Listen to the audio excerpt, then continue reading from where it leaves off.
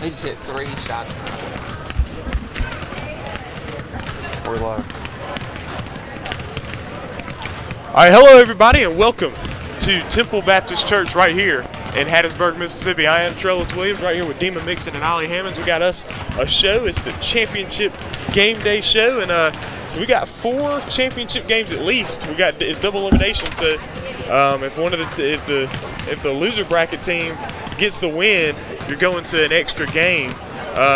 So let's start off with this first game where we're going to be having coming up here shortly. It's the Laurel Ladyhawks and the Meridian Flyers, the 1 and the 2 seeds. The Ladyhawks have not lost at all in conference this year. They've only lost 1 game all year overall. So I'm going to start with you, Ollie. What are you thinking going into that game? Laurel's got the upper hand because they have not lost yet in this tournament. Yeah, I think Laurel's dominant season, you have to put them as the favorites, right? Double elimination tournament, any team that comes in a championship day with no losses and has to win just 1 basketball game, they're always the favorite. But Laurel is the heavy favorite in this basketball game. Meridian's got to come with their A game, their best games of the season to beat Laurel in this tournament. But crazier things have happened. It's sports, right? Yeah. Anything can happen anytime. If I had to pick a favorite, it'd be Laurel. It's going to be a hard-fought game, but my favorite would be Laurel. For sure. What are you thinking? Yeah, I think that obviously Laurel last year won the title in 16U, so they're looking to defend their crown. So it's always good when you can go for a repeat. And obviously Meridian, they're a great basketball team. That's why they're the 2 seed. And they got to come, just like Ollie said, with their A game. They got to be ready to play, but not only be ready to play 1 game, they got to be ready to play 2. They got to be thinking, all right, how can we best control our effort in the first game to get into that second game. But when you play that first game, you don't care about the second game. You care about winning 1 game at a time. So right now the goal is to win 1, not 2. Yeah, so now that's the first game. That's going to be coming up right here shortly at 9 a.m. right here at Temple Baptist Church. Second game will be 16U boys, the number 1 seed, the PCA Paladins, taking on the number 2 seed, the Muddy River Counselors. PCA Paladins beat the Counselors yesterday, so the PCA's got the upper hand. The Counselors have to win 2 games. I'm going to start with you, Dima. So going into that game now, the defending champions, the Counselors, have their backs against the wall. They have to win 2. What are you thinking about that game as a whole? Well, I mean, we actually saw the game yesterday. Me and you did that game. And you saw that PCA, that one guy in the corner, Cover, he was hitting all of his shots. So I think Coach Willis definitely just needs to tell his team, hey, look, we're fine. We definitely can beat this team. But the way we're going to beat the team is covering that shallow corner. I mean, he was open almost every possession down the floor. So I feel like if the Counselors can at least take that away, if not like completely, even 30, 40, 50%, they're definitely going to be in the game to win. Now, can they do it twice is the question, because obviously they're going to have to do it twice. Yeah, for sure. What are you thinking about that one, Alec? Tournament time, the cliche of 1 game at a time is real. You have to stay in the present. You have to always be in the game that you're playing. You got to let yesterday take care of its own self and worry for its own self. So the Counselors have got to come in, clear-headed. You cannot think about yesterday's ball game. The one thing that is on the Counselors' side to me is that it's hard to stay present in the moment when you have to win 2 games in 18U if you're PCA. Yeah. Right. You got the 18U title. They're also playing for. So they've got their minds in that setting too. And I think that if Muddy River can beat them in that first game, they then most definitely have the upper hand in the second game, because PCA then has to switch gears from a loss, go play a hard Laurel team that's already beat them twice in a row, 3 times in a row if you count the Monroe tournament. And then they got to switch away from that into 16U. So Muddy River has got to win that first game. Obviously, but I think if they win that first game, they're halfway through with the second game. Do I think they can do it? Yes. I think PCA, so they're getting worn down. I mean, they've played 6-7 games this weekend. They played a lot. Yeah. I think Muddy River does have a bit of an upper hand, but you cannot not take PCA seriously. Yeah. They only have to win 1 game. Counselors have to win 2. But now, 18U girls surprised the Jackson Victors in the championship for 18U girls, and not surprised the Laurel Ladyhawks are in there. So they will be matched up here today. I think that game will start at 11:30. So, man, we're going to get back to you, Ollie, man. What are you thinking about that one? I think Jackson's feeling really good today because last year they lose to PCA in the championship game. Kind of a hard one to take, right? But this year they come back, they beat PCA, they're in the championship game. and they're against a good Laurel team. If you can beat this Laurel team twice, you are the best in the state. That's how good Laurel has been during the regular season. Of course, Laurel's got the mental edge, I guess you could say, because they just have been beating everybody.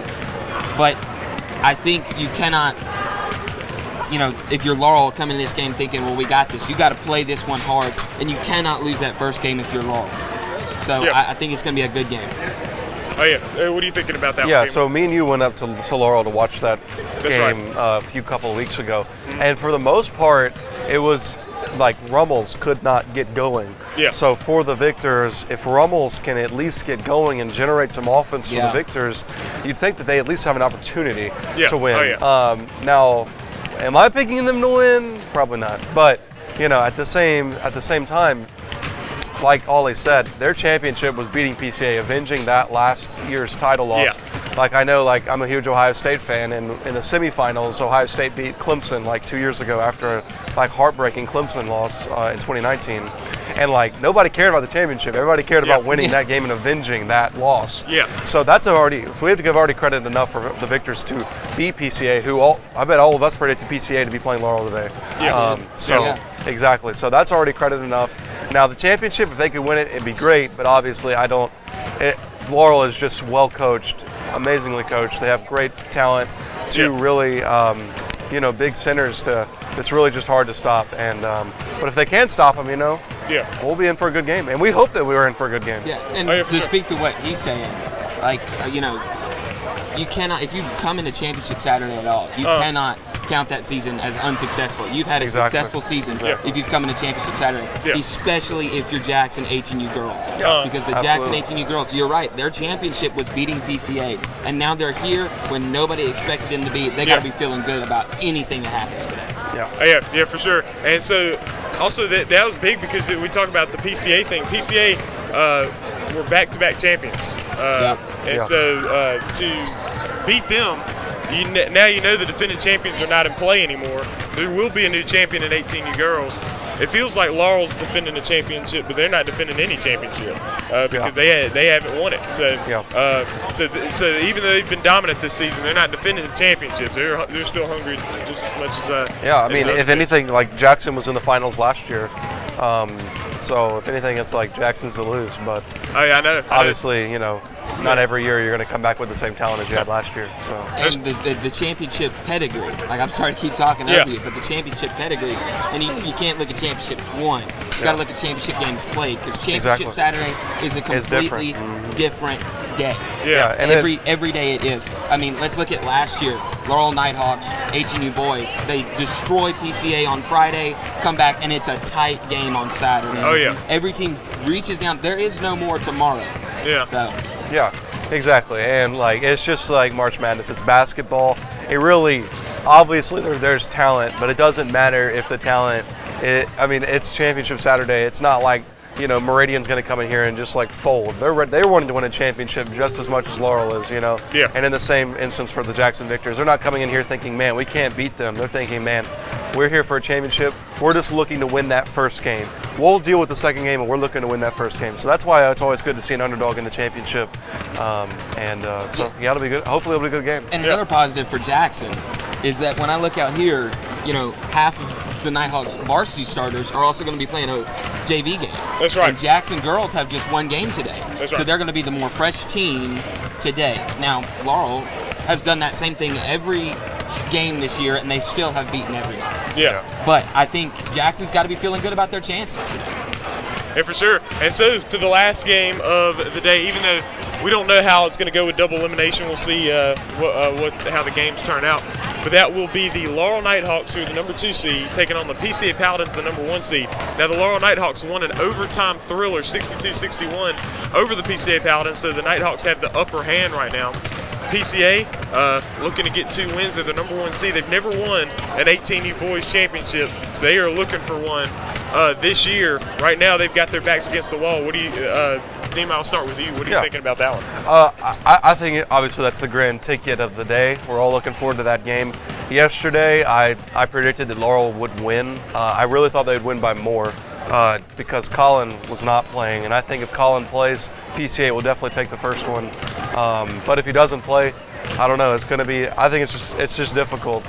Laurel has so much talent, and I mean, there was points in that game I thought it was getting away from them, and they just kept fighting, and they came up with a W. I mean, I think they were trailing by like 10 or 12 in the middle of the third quarter, Yeah. And it seemed like PCA's to lose, but also you got to think about it this way. I mean, PCA, it seems every year they get to this moment and they don't get there, and they lose that game to Laurel yesterday, and now their back's against the wall. A lot of people predicting Laurel to win the first game. I think that PCA is going to win this first game, and we're going to have a winner-take-all championship. Just because I think that PCA has they got to at some point in this streak. Yeah. And now that second game, I think that's going to be a heck of a game. But I think this first game is going to be PCA's. But then also to take a note, this is going to be after a 16U game. Who Boggs is going to play in the 16U game, and if Erickson is able to play, he'll play in maybe play in the 16U game as well. So that is something to take into account, which goes hand in hand. Maybe that's actually better because they're going to be better warmed up, but maybe it's not because 18U is completely different than 16U. And who's not warming up or who's not playing in the first game? Silas Ensign, Kai Welch, Jacob, that's right. Caleb Jenkins, and So it's going to be a great game. I'm really looking forward to it. But I do think the PCA probably going to take the first one. What are you thinking, Alan? I think, looking at PCA's team, 3 of their 5 varsity starters start on 16U. Yeah.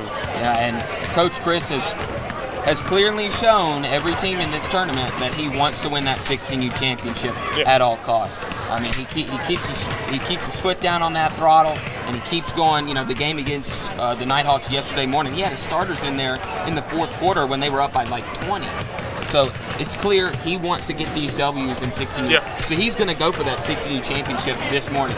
And that will mean that half of their starters for varsity will be already either tired or warmed up, like Demas said. But here's the other thing to think about. This isn't the only day that's been in the tournament. We've had 2 days previously where all those guys have played. In JV, they've already played 3 basketball games. And in varsity, they've already played how many? Like 3, 4? Yeah. So when you put it all together, they played 7 basketball games in one weekend. Yeah. They're human. They're going to be tired. I don't care what shape you're in. Yeah. If you played 7 basketball games and had to sleep in a hotel room like some of these people have, it's going to be tough to come back and beat a Knighthawks team. Now, can they? Yes. But I'll tell you what, this Knighthawks group, I played on this with the same core group since their 10th grade year. They are a group that does not quit. Yeah. That game was a clear showing of that. Down by double digits in the third quarter, and they come back and beat that one by 1 in overtime. Just grit it out. That is what that Knighthawks group is good at. They're good at gritting basketball games out. Yeah. So I think it's going to be a good game. I think Laurel most definitely has the upper hand. They have the mental edge and the physical edge. They've only played 2 basketball games this weekend.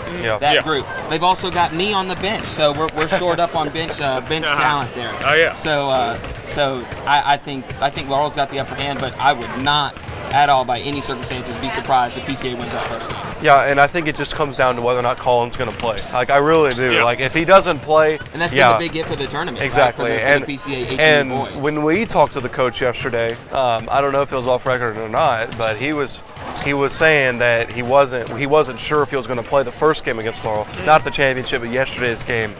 And my thing was like, well, why wouldn't you play him in that game? Because I think if he would have played yesterday, they definitely would have won. Just because he would have had. Yeah. I mean, he would have been a better controller of the ball, and Seth Connor was doing everything he could. I think if he plays, PCA wins the first game. Now, the second game, I don't know. We can talk about that when it comes. But if he doesn't play, yes, definitely Laurel should win that game. But also, they should have won it by more yesterday, in my opinion. So.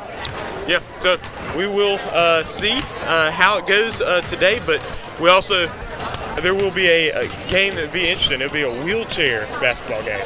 Oh, really? Coming up, and that'll be after all the first championship games. I'm sure. I just really feel like we're going to have some games after that too, with the double elimination. I think for sure. That too. We're going to do game picks or. Oh yeah. We'll do game picks. Okay. If I had to pick, start with the first game. Yeah, we'll start with the 16U girls game right here. Laurel Lady Hawks and the Meridian Flyers. I got to go with Laurel, man. I cannot bet. It's like betting against Bill Belichick and Tom Brady. You know what I mean? In the Super Bowl. Yeah. That's what it's like. So I got to go with the Nighthawk girls and 16U girls. Hey, you know, I bet against them every single time. You know, lost a lot of money on that. So yeah, no, yeah, go ahead. Is that why you're doing this? Yeah, that's why I'm doing this. I'm trying to build the. Yeah. All right, go ahead. Yeah, I haven't actually seen Meridian play this year, but I have seen Laurel play, and they're a heck of a team, well coached. Definitely going to take them in this first game. So. Yeah, I could definitely see. Now I'm gonna have to. I think I'm gonna have to go outside of the fray here. I'm thinking the Meridian Flyers are going to knock off the Lady Hawks in the first game. I don't know about the second game, but we'll have to see because the Meridian Flyers have their 16U girls team. Emily Sherman's going to play in the game, I'm pretty sure. And so that's their top player on 18U, number 2 player in the conference. They're going to be able to focus on 16U. The Laurel Lady Hawks have 2 games to focus on. Yeah, two same teams thing to with focus PCA. on. That's right. And the boys. I feel like the Flyers will edge out the first game, get the upset, and then Laurel will win the second game. Now, 16U boys though, we got Muddy River Counselors and the PCA Paladins. And what are you thinking about that one? First game, I think I'm going to take the Muddy River Counselors to win it. I do think they're going to be able to adjust to that corner, and I don't. We'll see. I mean, I guess I could repick to see who's going to come out for PCA, but I do think that Muddy River is going to come in. They're going to be hungry. They're going to want to defend their crown. They're going to win that first game, and we're going to have a winner-take-all in that game as well. So that would be 2 back-to-back winner-takes-all if you're right on the 16U girls. So that'd be cool. That would be cool. Yeah, I think as a sports fan, I want to see Muddy River win that game. I really do. I want to see that winner-take-all of the 1 and 2 seeds who have played great basketball this whole season. And, you know, I think I got to go with Muddy River, you know, because, I mean, I can't stress enough the amount that PCA is also thinking about an 18U game. So I think if PCA can stay present, if they can stay in that 16U game, they'll win that game. But that's a hard task to do when you've got an 18U championship that you could very possibly win that championship. For sure. PCA still they're, you know, so it's not like they're, well, we're in it, but I don't think we can win it. They can most definitely win that basketball game. Absolutely. So I'd have to go with Muddy River in the first game. But we'll see. You know, that's not. I could see PCA taking it in the first game. Man. Yeah. So now 18U girls. I'm just gonna have to go ahead and put this. I'm gonna pause real quickly and go back to the 16U. Oh yeah, go ahead. So when we won the 16U championship 2 or 3 years ago. 2020. Yeah. 2020. Okay. I don't remember. I'm bad at remembering. When we played Laurel that day, I think we played Laurel. Yeah. The 3 people who we had on 16U basically started varsity as well, which was me, Harrison, and Isaac. Yeah.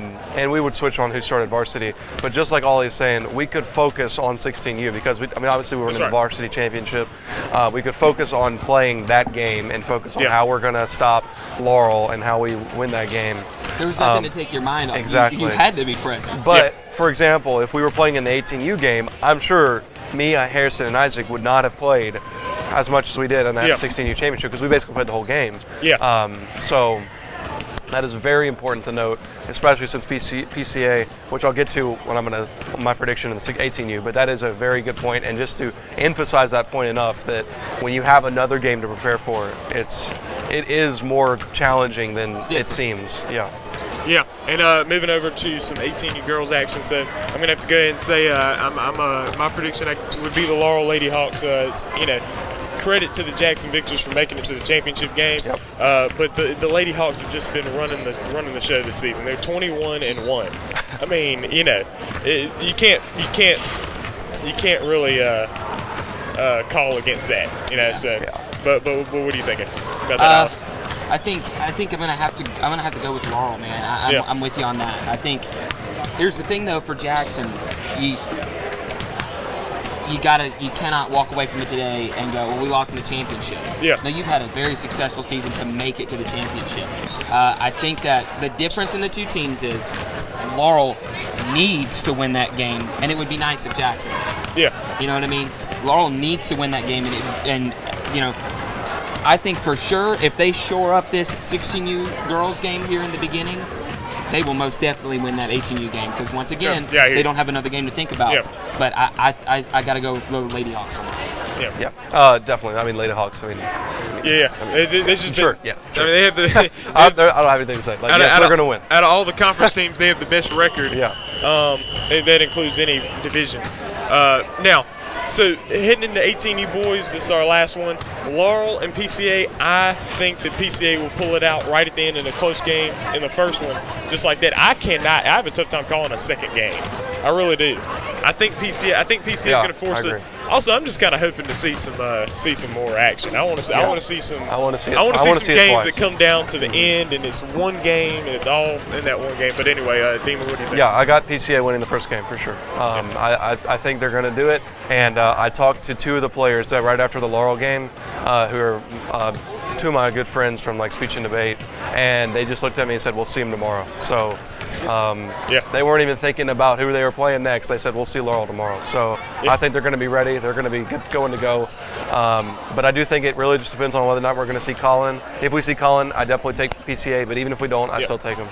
Hey, listen, you can recuse yourself. If you notice, I didn't give an opinion on the Muddy River PCA. Just to be sure if Coach Cliff's watching, I'm going to go with Laurel. Oh, yeah, for sure. All right, well, I think that'll wrap up our championship game day show. I appreciate it. I do want to say one more thing. Okay, you say one more thing for sure. Because I know we got a little bit of time. Oh, yeah. Just think about it this way. It is very possible that you could have a 16U championship for the Laurel Knighthawks, an 18U girls championship for the Knighthawks, an 18U boys championship.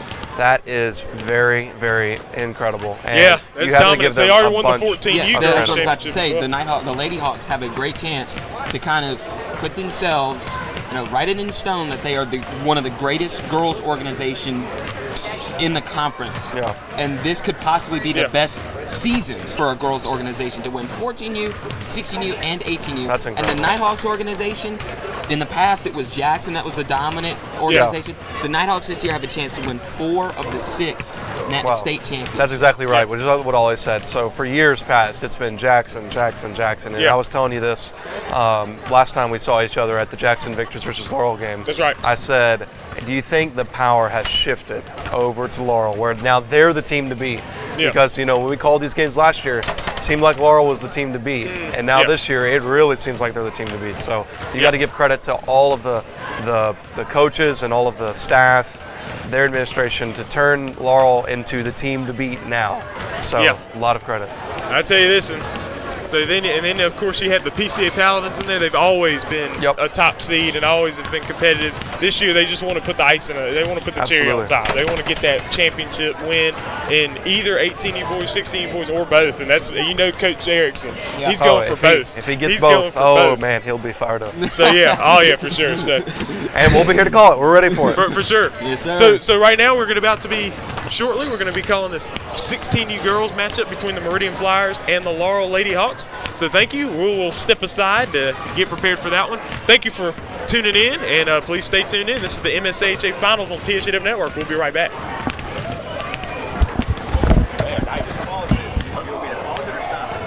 Oh, yeah, no, you could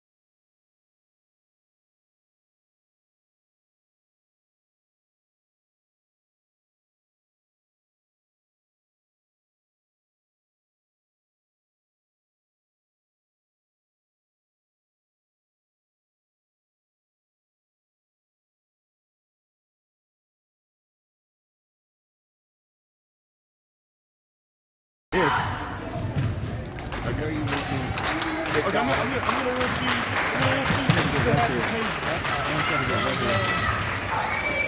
Yeah, you sit in that chair. Oh, hold on. You want me to move this over? No, oh, no. No, don't move that. Perfect. See, I'll just get right here.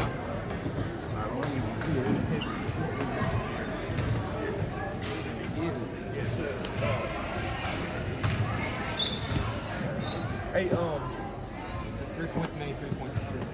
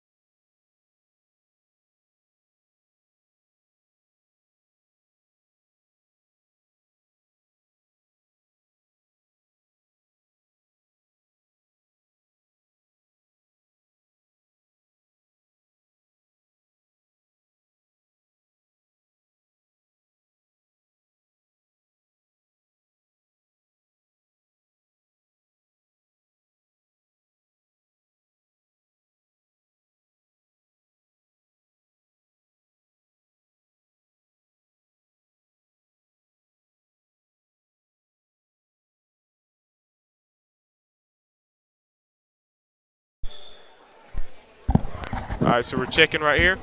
All right, that sound good here. Hey, how you sound, man? Okay, I don't think you're doing too well over there, man. All right, talk. Oh, you're not on. You're not on. That's all right.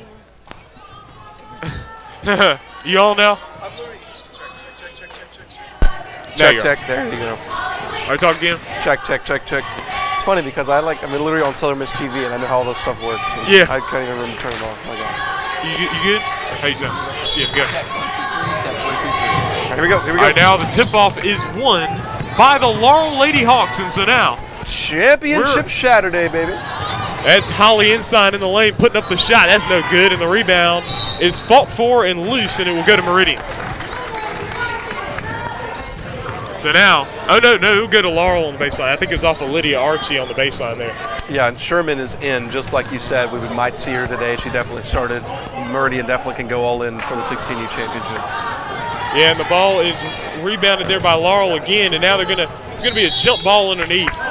And that's just something that Laurel's been able to dominate on all season long, just rebounding, offensive rebounding. They do it in the 16U and 18U. Yeah, and you can already see the differential on the benches. I mean, Meridian's going to have to play a pretty hotly contested game, and they're going to have to be really conditioned for it. Sherman with the steal, but it was loose again. Oh, she steps into the backcourt. That's not what you want to do if you're Meridian in that situation. 0-0 still. And we're just about 24 seconds into this one. Ali, I don't know if you're hooked up over there, so we're going to have to figure that out at the timeout break. I think so. We got Demon Mix and Ali Hammonds on the call here. We're trying to figure out our technology situation. Growing the network, baby. Yeah, but I think we're streaming, and that's the part that I always have problems with. So it's good. Good so far. Lillian Cranford over Taylor, the drive from Bond. Lillian Bond. Taylor the shot. Got it to go.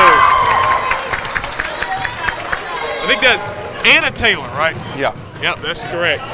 And now it's Sarah Sherman bringing this ball up the floor here. Getting it over to her sister Emily. They're both daughters of the coach, Coach Scott Sherman of the Flyers. He's also the executive director of the MSAHA. Ball's tipped out of bounds by Bond. So Meridian will have it. And right now, so far, it looks like Laurel is a little bit intimidating to him right now.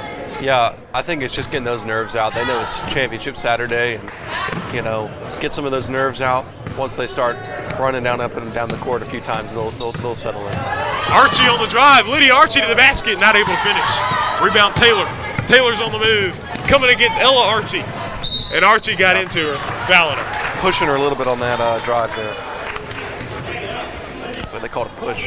Could be wrong.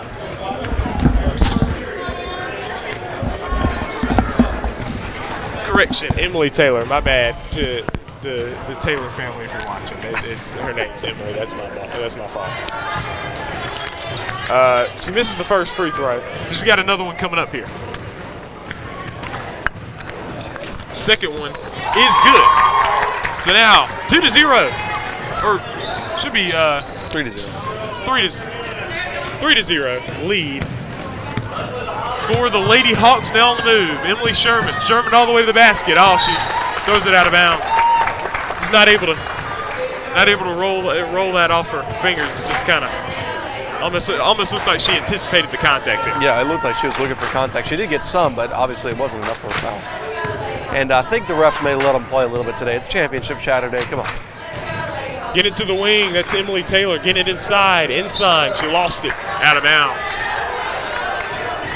See, Meridian's actually playing some pretty good defense here. I mean, Laurel hasn't exploded on them. It's just they want to get some points here.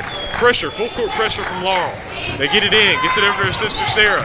She's going to lose it, but it's off of Bond, out of bounds. So it's staying with Meridian. No, it's going to Laurel. That's what I thought I had seen there. I didn't know what they had called that. And of course, as we've mentioned earlier, next up will be 16U boys action. It will be the Muddy River Councils and the PCA Paladins. That'll be up next. We got a lot of action for you today. Taylor to the corner, Bond on the drive, the floater in the lane, no good off the rim. Ball's tipped to the outside, goes out of bounds. And it will stay with Laurel. Looks like Meridian's just trying to not let them inside, so they can keep that up. Bond getting it outside to Cranford. She gets it over to Taylor. Nice job by Sherman. Get it outside to Bond. Bond dropping it off to Cranford. Jumper. No good long. Taylor tries to save it in, but it goes out of bounds.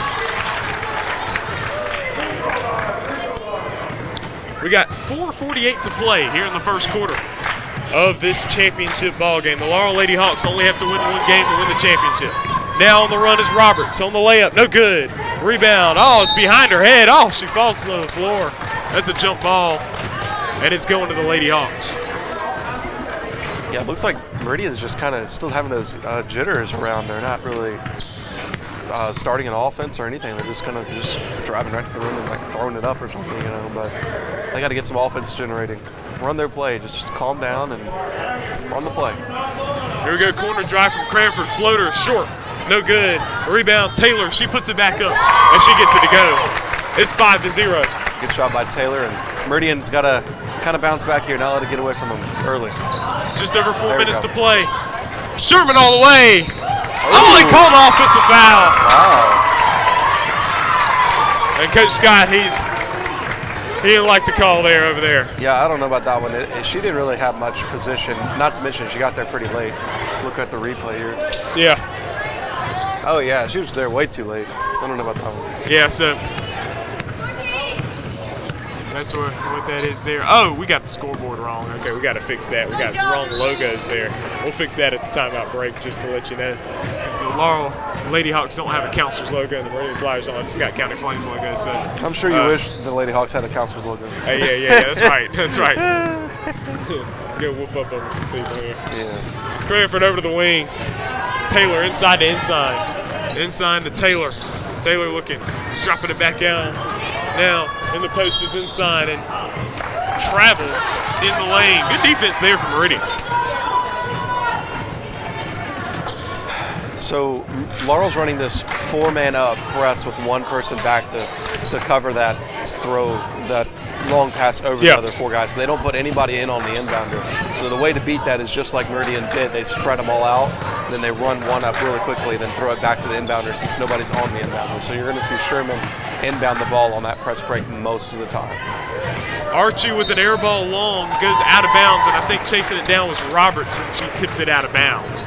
So this is 5-0 still, and the Meridian Flyers still looking for their first bucket. Just under 3.5 minutes to go here in the first quarter. We're just about halfway through. Getting it over to Taylor. Taylor's finding Cranford. Cranford to Bond. Ensign was wide open. They didn't see her. And now in the corner. And it goes out of bounds, and it will stay with Laurel.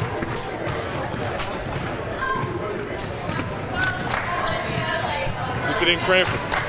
Cranford dealing with the defense over to Bond. Bond up top. Nice and pass. Inside to Ensign again. At the basket. Puts it up. No good. And the rebound is by Meridian. You call over the back? And the foul, the foul is going to be against the Lady Hawks there. So putting it in on the baseline as Emily Sherman gets it into Archie. Archie back to Sherman, dealing with the defense here. And the Flyers still looking for their first basket. They down 5-0. Archie on the move, got it blocked away. And the Laurel's just got a height advantage, and they've had that in the girls all season long. Down to Ensign, the shot at the basket, gets it to go. Holly Ensign again. Yeah, and it's kind of strange as Meridian calls timeout here. Sherman is Meridian's biggest, tallest player, and she's playing up top, so they're putting shorter people on the inbound there. Yeah, it's just she's definitely a heavy ball handler. Yeah. So they definitely need her to handle the ball. But we'll step aside real quick, and we'll be right back with more action. Actually, we're going to test some audio here. You want to work on the label? Yeah. Test that. Talk to Amy, test it out to see if you can hear it. All right, can you hear me? Oh, you need to turn it up for sure. You can turn it up. I'm not going to mess up. What? It depends on what input it's. He's 4, right? He's supposed to be, Yeah, just.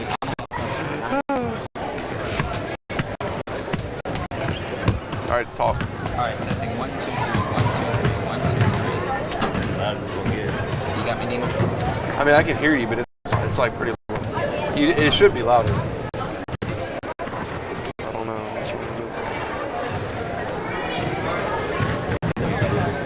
How about now? Yeah, that's good. All right, good enough? I can hear him for sure, better than I So you did. might need to be a little bit closer. All right, goes out here. No, now I can't hear you. You might be too close. How about now? No.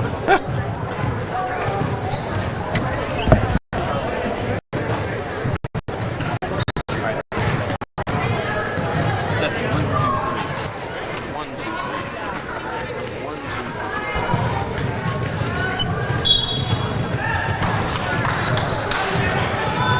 3. Meridian's going to inbound it. So it was stolen by Ensign. Going to throw it back over to the top. All right. Here we go. So now back in action here. I think we got the scoreboard fixed when it came to when it came to logos here, so we apologize for that. Well, I apologize for that, it's my fault. But Bond puts it up and she's fouled. That foul is Barrett. Or is it Everett? Everett. Fouls on Everett. Feeding it inside to the basket. No good. She's going to put it back up and in. Holly inside. 9-0 now. And now the Lady Hawks are getting away from them. Emily Sherman up top. Just under 2 minutes to go here in the first quarter. Off the screen there from Roberts, and now Sarah Sherman dealing with it. Getting it to her sister Emily. Emily Sherman on the drive. Jumper no good. Rebound on the other side. Oh, trying to get it in to Sherman, but it's through her hands. And Laurel has it again. Just over a minute and a half to go here in first quarter action. Cranford up top. Gets it over to Taylor. Now it's Bond. Bond up top. Ball's tipped to stolen away by Emily Sherman. Sherman on the move. Crossover to the basket. Off the bank. No! She gets her own rebound. Puts it back up. And in! And the Flyers are on the board. And Ollie, we're going to test your mic here by asking, what are you seeing so far, man? Laurel's getting more shots on goal. I think Hattiesburg, not Hattiesburg, the Flyers are just kind of flustered a little bit intimidated. Laurel, though, their field goal percentage is not that good right now, so they got to clean that up too. So now, going to get it in. I think getting it in the inside here. Inside is going to take the jumper. It's short. And the rebound pulled down by Sherman. Here's Sarah Sherman with it, getting it over to her sister now. Oh, she traveled with it. Hand it up.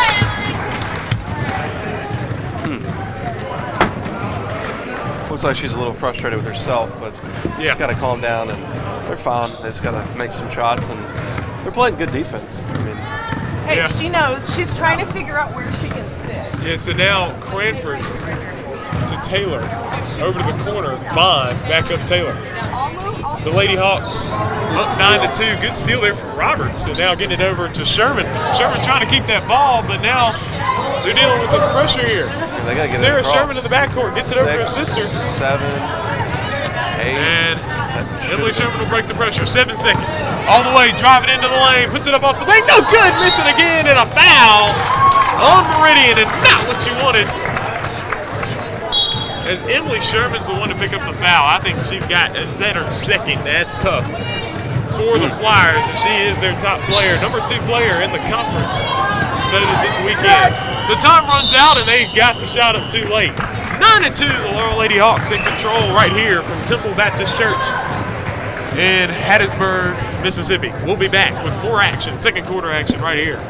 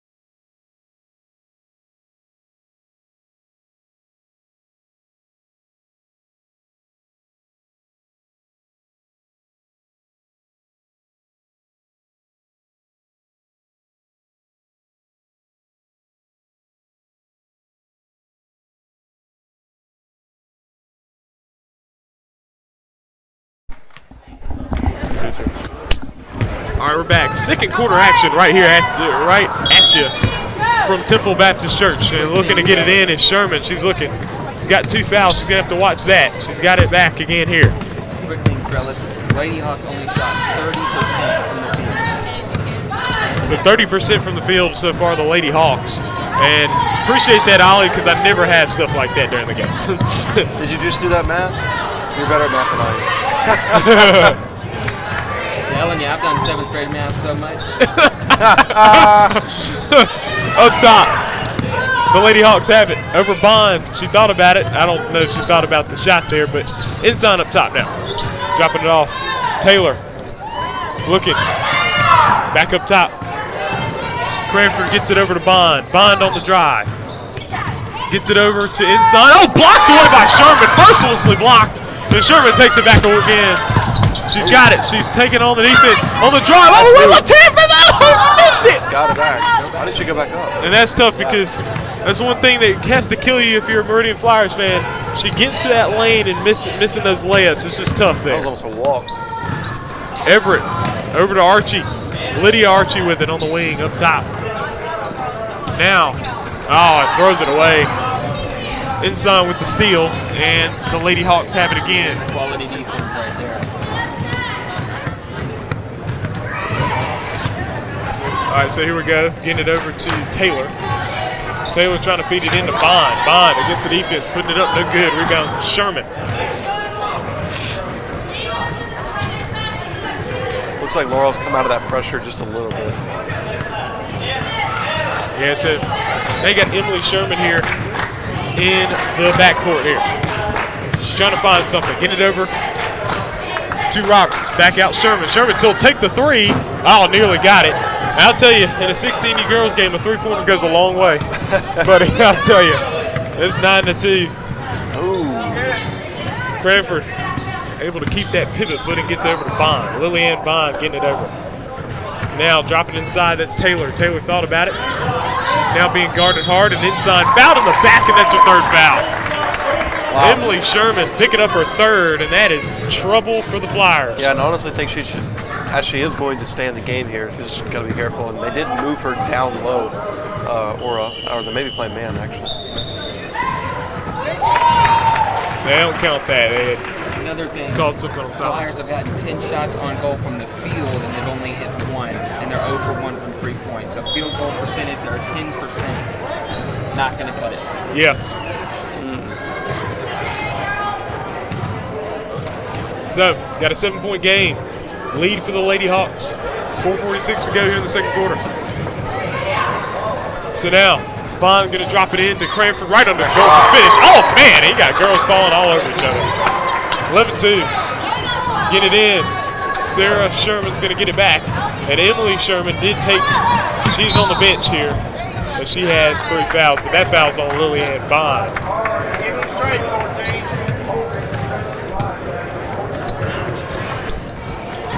Try to get it in bounds here. They do get it in. Lydia Archie hitting Sherman. Sherman looking for something. She throws it over. Stolen away by Taylor. Emily Taylor going against Lydia Archie. And she will miss. Good defense there from Archie. Everett trying to get it out of there. Cranford's all up in there. And now it's a jump ball. And so good job by Lillian Cranford getting her hands in there and forcing the jump ball. Emily Taylor is the Lady Hawks' highest scorer with 5 points. So that is the person you consider. So yeah, ball goes out of bounds here.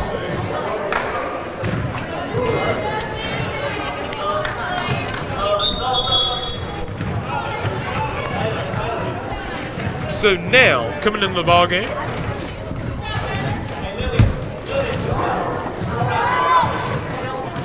is Emily Beach. So Emily Beach, that was off her hands, but passes a little bit out of her range there. Ella Archie going to come in for Roberts.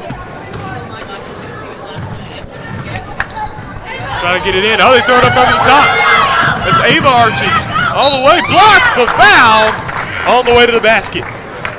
Yeah, she was all the way under the basket when she shot it, so I don't really know why she fouled. But Yeah, so 4:06 to play here in second quarter action. 11-2, Laurel in the lead.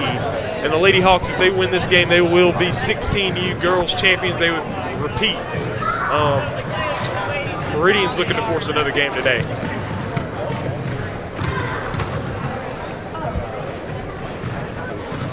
Bertha is no good.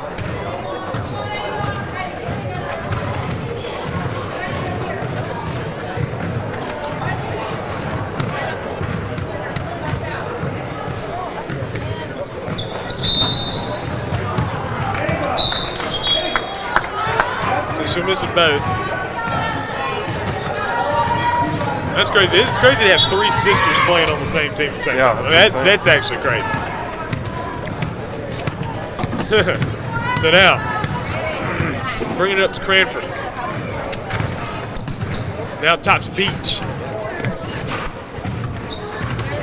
Cranford feeding it inside and inside against Sherman, and Sherman will get the rebound there off the miss from inside. And then now, Lydia Archie dealing with the defense here. Coming around looking. Back to the basket there. Outside Sherman. Got 3.5 minutes. Oh, stolen away by Ensign. Ensign all the way. She's all by herself, but she's going to miss it. Cranford the rebound. Now the ball's tipped. Ball's loose a little bit. Ensign's going to probably try to go up with it. She will and will not finish. And she'll get her own rebound again. So I think Laurel's going to set something up, and then Sherman reaches in and fouls.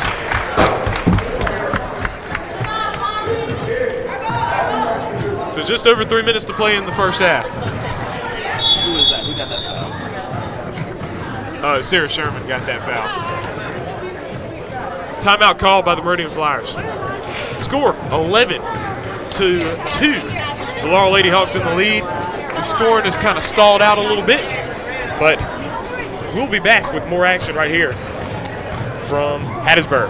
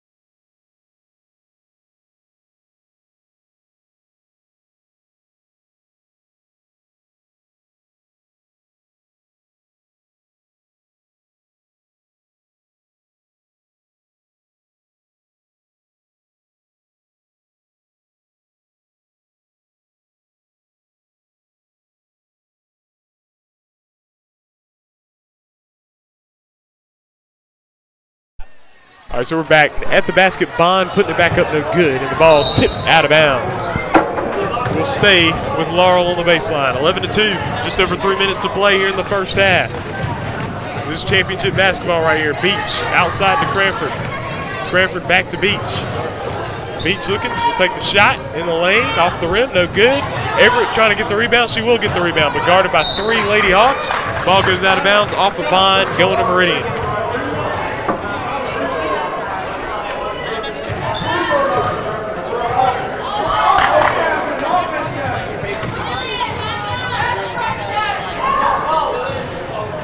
L. Archie going to get the ball in. Gets the ball back.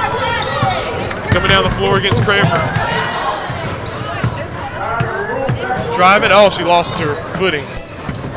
And stolen away by Cranford. Bond now with it. Bond going up all the way for the finish. So a Lillian Bond getting the bucket there. 13-2 now. They open up a double-digit lead. First 2 points of the game. So now, down the floor is Everett. Dealing with the defense there. Ball's tipped by Beach. Now it's Ella Archie again with it. Hey, keep your eyes up. Keep your head up. Here's Archie. Drive over. Now Roberts with it. Roberts looked to feed the post, but she's going to pass it to the outside. So now feeding it inside to Everett. Everett fouled in the inside, so a good post feed there from Archie. They needed that one, for sure. Good pass there from Archie. Yep. 2:01 to play in this first half. We got a 13-2 game. First free throw is off the rim, no good. Emily Sherman's going to make a return to the game for the Meridian Flyers. Coming in for Jackson.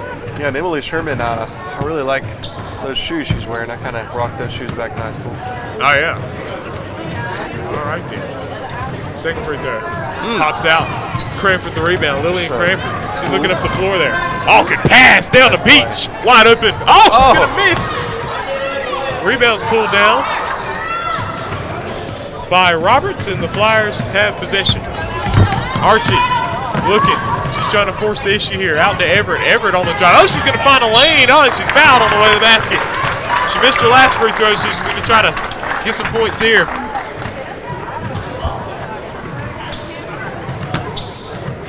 Emily Sherman's got to play a little timid this rest of the first half. He's got 3 fouls. And Everett, no good on the first. Checking back in is Holly Ensign, coming in for Nora Pitts. One more shot coming up for Everett. That free throw is no good. Rebound inside. That's tough if you're Meridian. If you're Coach Scott over there, you're probably thinking, man, he can't leave points on the board like that. Absolutely. I mean, some of these layups, some of these free throws, you could have a 2-point game right now. They've got 6 points left at the free throw line. Yeah. So now it's going to be a foul on the baseline there. That foul is going to be on Everett.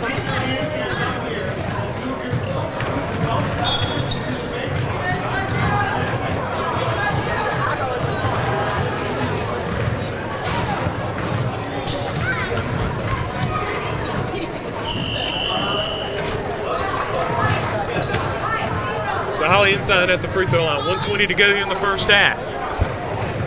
And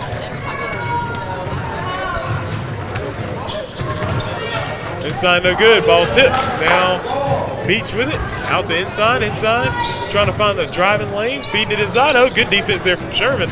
Oh, man, and Sherman's going to come up with it. Oh, she lost it out of bounds. Just hate to see that shooting themselves in the foot. Yeah. Turnovers, and you're trying to upset a 1 seed. You just can't do that. Up top is Santos. Ball's tipped. She gets it back. Kick outside. Now the drive here from Taylor to the basket. No good. Bond with the rebound, but I don't know. I think they said she stepped out of bounds, so it'll be with Meridian here. Okay. 57 seconds to play in the first half. Sherman looking to get it in. Oh, she's going to throw that down. Good pass down to Archie. Archie now with it. You want to score on this. Everett, oh, blocked. Now, oh, man, if you're Meridian, oh, my goodness. Just not finishing on this end. Yeah, have they scored a point in the second quarter? They have not. It was 9-2 after the first quarter. It's only been 4-0 here in the second quarter. Now we're down with 40 seconds to play here in the first half. Bond driving in, trying to get through the defense here. Inside, back to the basket.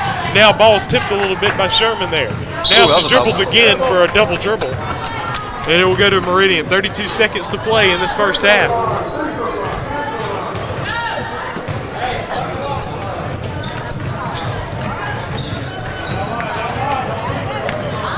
Emily Sherman with it. Driving. Now back to the basket. She's moving. Nice bounce pass over to Archie. Ella Archie, the jumper, no good. Rebound inside. So now with 10 seconds to play in the first half. Beach on the drive to Ensign at the basket. Not there. Ensign again, no good. And now underneath the goal is Bond and Sarah Sherman. Oh, jump ball. And I'll say Laurel hasn't really been converting either. No. And, I mean, that's testament to how good the Meridian defense is, but Laurel's not really generating any offense either. Trying to get it in. They're going to have to get a shot up. Emily Sherman coming around. She's going to take it. Oh, is that going to go in? Oh! Oh, man! My God! 13-5! Oh, man! What a shot! Is that the way to get one of 2 field goals that you had in the game? I don't know. She should just start shooting from there. That's generating more offense. Yeah. Maybe you should just keep on firing them up from there. 13-5 is halftime What score. A shot. So that will bring us to the halftime, and so it looked good when she released it too. I know. I was thinking, I'm like, that's money when it left her hand. All right, so that's halftime. So we'll come back to talk about the action so far and talk about the next game coming up just in a little bit, and we'll step aside.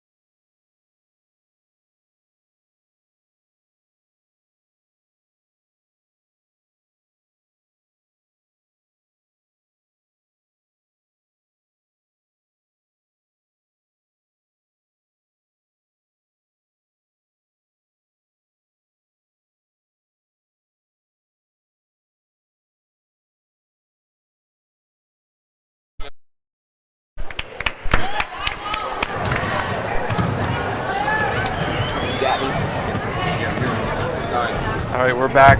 Our host has left us. He'll be back in a second. For now, it's just me and Ollie.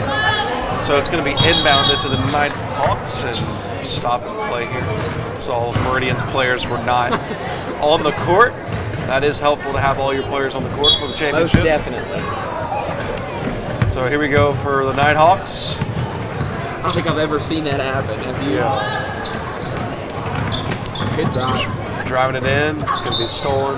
It's going to go to Meridian. And Ollie, you have the names, so I'm just going to go with you on the names. I'm just going to kind of like say what happens.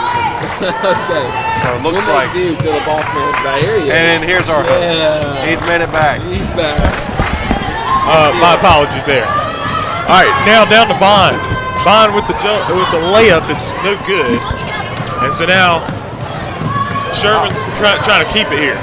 So we're finally back to action and a long halftime there. I think they were cleaning up some 25-minute halftime there. They're cleaning up some kind of spill or back something. court.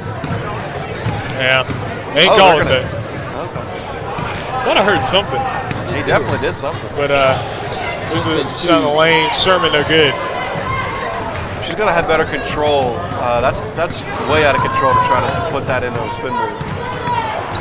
So now they're down on the post. Only shot 14% in the first half. That's who the Lady Hawks need to get going if they want to command this game. Yeah. So now you got a drive here from Taylor. Taylor loses the ball, but it's gonna be a jump ball, and it's going to Meridian.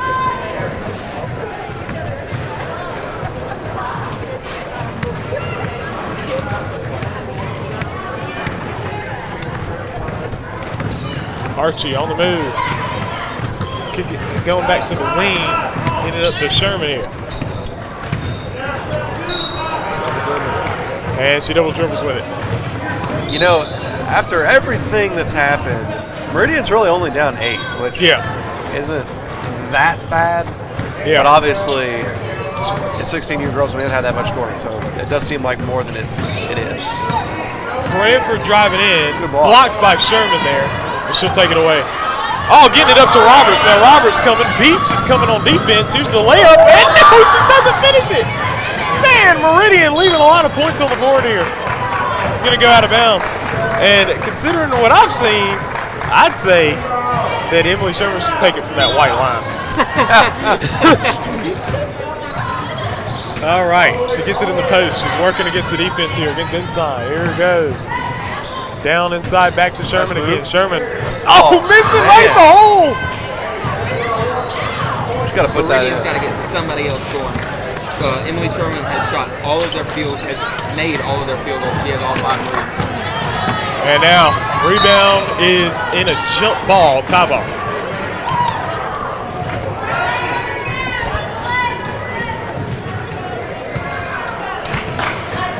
Try to get it in on the baseline. Bond looking to get it in here.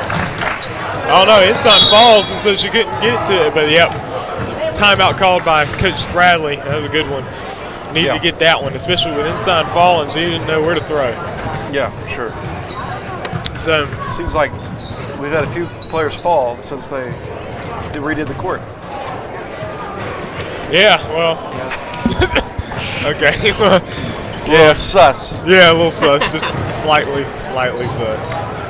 13-5 is the score. Lead for Laurel over Meridian. And next up we got 16U boys, Muddy River Counselors, and the PCA Paladins. That's a number 1, number 2 seed. Counselors need to win 2 there. And then follow that up by 18U girls game between the Laurel Lady Hawks and the Jackson Victors. The Victors will be looking to win 2 games there. And then 18U boys, Laurel Knighthawks, and the PCA Paladins. And the Paladins will be the ones with their backs against the wall. So we got some games today, and we possibly could have a whole lot of games. So we'll see how it goes. Getting it in is Bond into Beach. Beach working against the defense there outside. Now Bond on the drive, dropping it off. And now it's off the hands of inside, out of bounds. Oh, they're going to say Laurel's ball. Oh.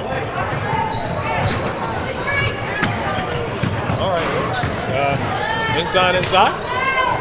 Going against the defense. She's looking to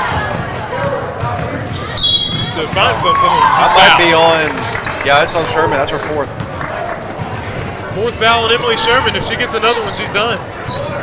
That's going to cost a lot. So now, here we go. That's Emily Sherman with the ball here. Because Emily Sherman now has to play timid, and her defense is also a big key for Meridian as well in this basketball game. Yeah. Not just her offense. I think Sherman should pull it right there. Gets it over to Sarah Sherman, all the way blocked away by Ensign. She just takes it away. Yeah, Ensign's going to get MVP if Laurel hangs on to this lead. I'll tell you that right now. She's just been, feels like we're saying her name over and over again. Yeah.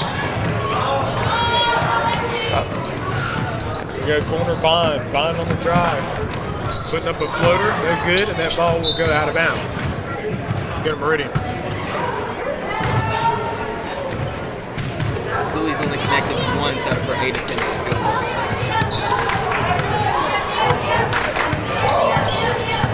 Here we go. Drive from Sherman all the way in. No, off the backboard. Just not finishing. Just over 3.5 minutes to play. There's a drive. Oh, no good. And Ensign's going to take the shot, and she misses again there. And Cranford will chase down the board. Get it to Bond. Bond on the move. Ball's tipped. Gotten back again. That was Cranford on the wing.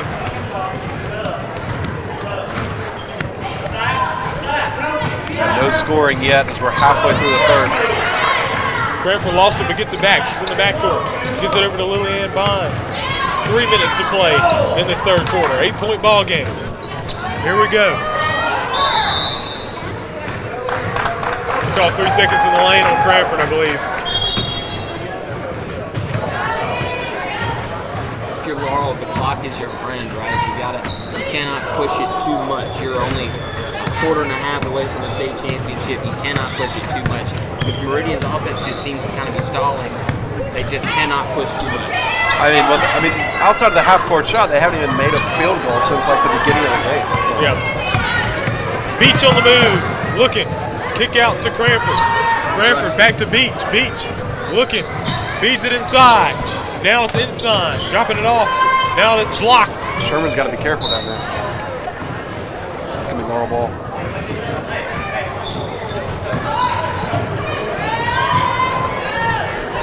2:25 to go in the third. Sherman going to throw the pass. Good What a pass pass. again.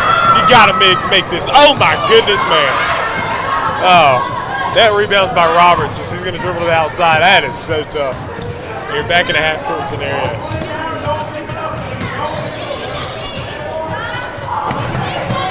Sherman dropping it off to her sister. Sarah Sherman on the floor, getting it back outside. Here's Emily Sherman, pull-up jumper. Oh, it's front round, no good. They called something here. I don't know what the call was. It sounded like a foul on Meridian. Oh, Lydia Archie apparently pushed in the back.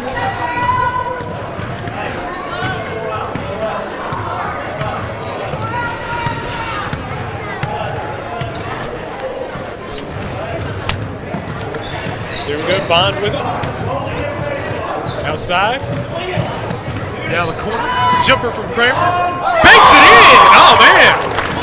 First points of the third quarter. Yeah, and we're a minute and a half left in the third quarter. Another good pass. You can't bet on it.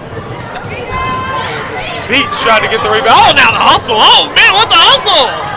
Lydia Archie doesn't have it. Now it's Sherman with it. Sherman moving against the defense. And that's going to be Holly Ensign with the steal. And now it's stolen away by Sarah Sherman. She'll get it to her sister.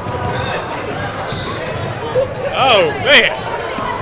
Back inside to Emily Sherman. Oh, she dives on it. Oh, man. The hustle, I will say, for Meridian has definitely been impressive. But, man, just make some layups. And you'll be really close, if not in the lead. That's a minute to go here in the third quarter. Beach now with it.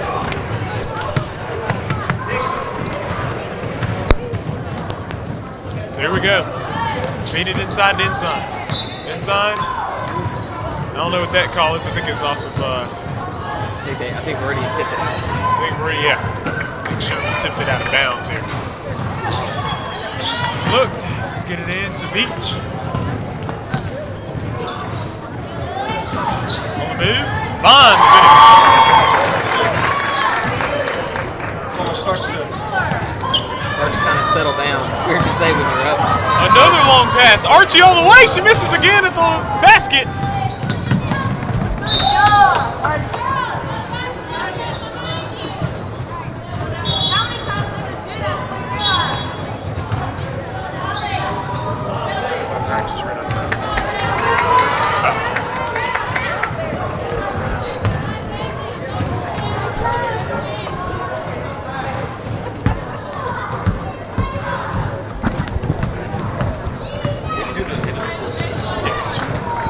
All right, so third quarter's coming in. We have lost Neiman Mixon. He's no longer with us on this napkin. We got to get a battery for his mic. 17-5 is the score now. Laurel leading by 12, which is a big deficit when you're scoring at this pace here.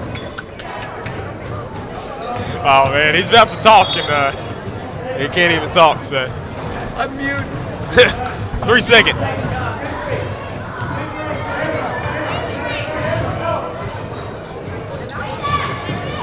Three from Sherman.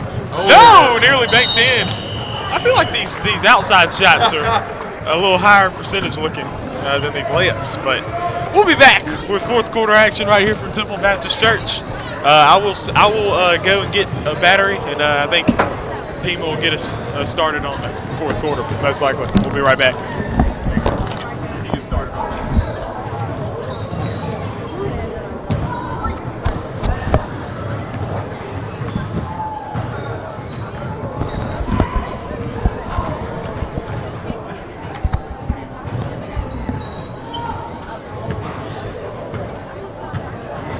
Eli, how you doing? There it is.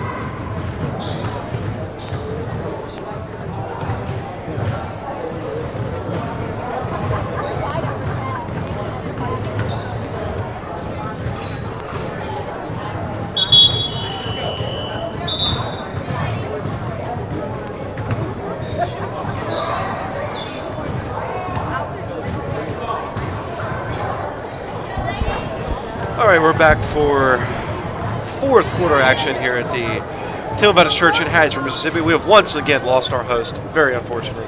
But you have me and Ollie back here. Say Ollie back here. So the Meridian Flyers looking to score more points than they have in this game to win this game, as our host has returned. So I'm going to give the headset back to him, and I will get mine working here. Give me my headset back, man. All right. Imposter on my. I had to get anyway. So we're just into fourth quarter action. 17-5 lead for Laurel. Ball's tipped and it is loose and it's a jump ball. Oh man, he's back. What? Well, welcome back, Dima. Thank you. Yeah, I appreciate it, guys. Yeah. Dima, did you have a good time? Oh yeah, I did. Thanks. Ball's loose. 6:40 to play in this game. Laurel looks like they're gonna win. If they do, they will be back-to-back champions for 16U girls. And Sherman comes up with it. She's trying to stand in the way of that. But just buckets have been hard to come by for Meridian.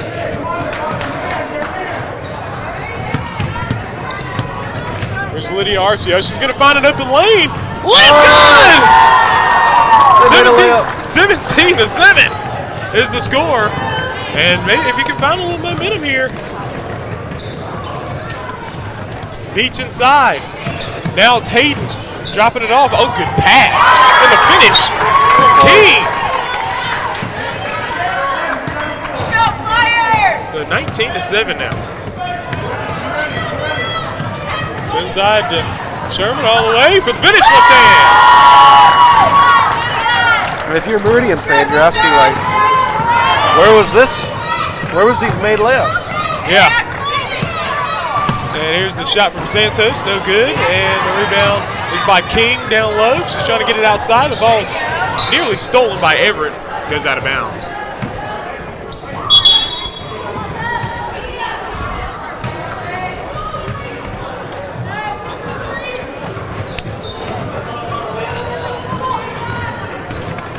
Here we go over the top, Hayden. Over to Beach. The Beach on the run. The shot no good, and the rebound by Sherman.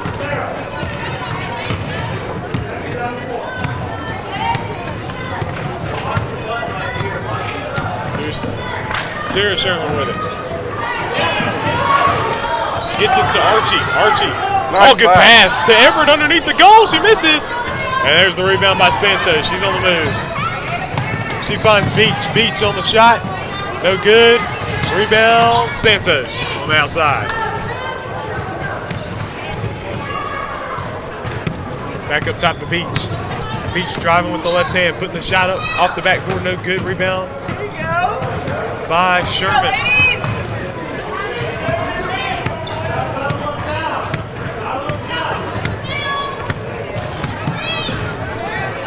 Here we go, Archie.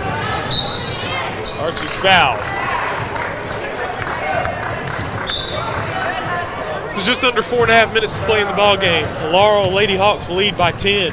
Coming back in is Roberts in for Everett. And all right, it's the hole. Sarah Sherman with the finish. 19-11 now. There we go. Defense is showing some pressure here from Meridian. Nice pass. Hayden travels in the lane. Oh, wow. That was almost a 5th foul. Starters come back in. So yeah, Lady Hawks see that there's a little bit of a threat here from the Flyers. Yeah, the Flyers have scored more in this quarter than they have in the whole game. Up to that Emily point. Sherman, good pass to Roberts. You just have to make it at the hole. No. Oh, knocked her out of there. But outside Archie to Sherman. Sherman on the drive all the way in and puts it in. You can. Oh, he's not calling the sign though. Oh, you're going to count it in the foul. Uh-oh. So she made it, and now it's a 6-point ball game. If she makes it. Yeah, if she makes it, it's going to be a 5-point. Yeah. Crazy. She makes it. I'm thinking about a half-court shot on the way there. That is 10 points for Emily Sherman and 14 for the team. 19-14 is the score. We got 3:45 to play. Over to the wing, down the corner is Bond, and it was tipped out of bounds off of Meridian. And Meridian has a ton of time here. I mean, they really do. Yeah, they do. I mean, they've got enough time to get the win. And right now, they're already scoring at a higher pace than they were before. Trying to get it in is Bond. Bond dropping it off to Taylor. Now they're going to call a foul there.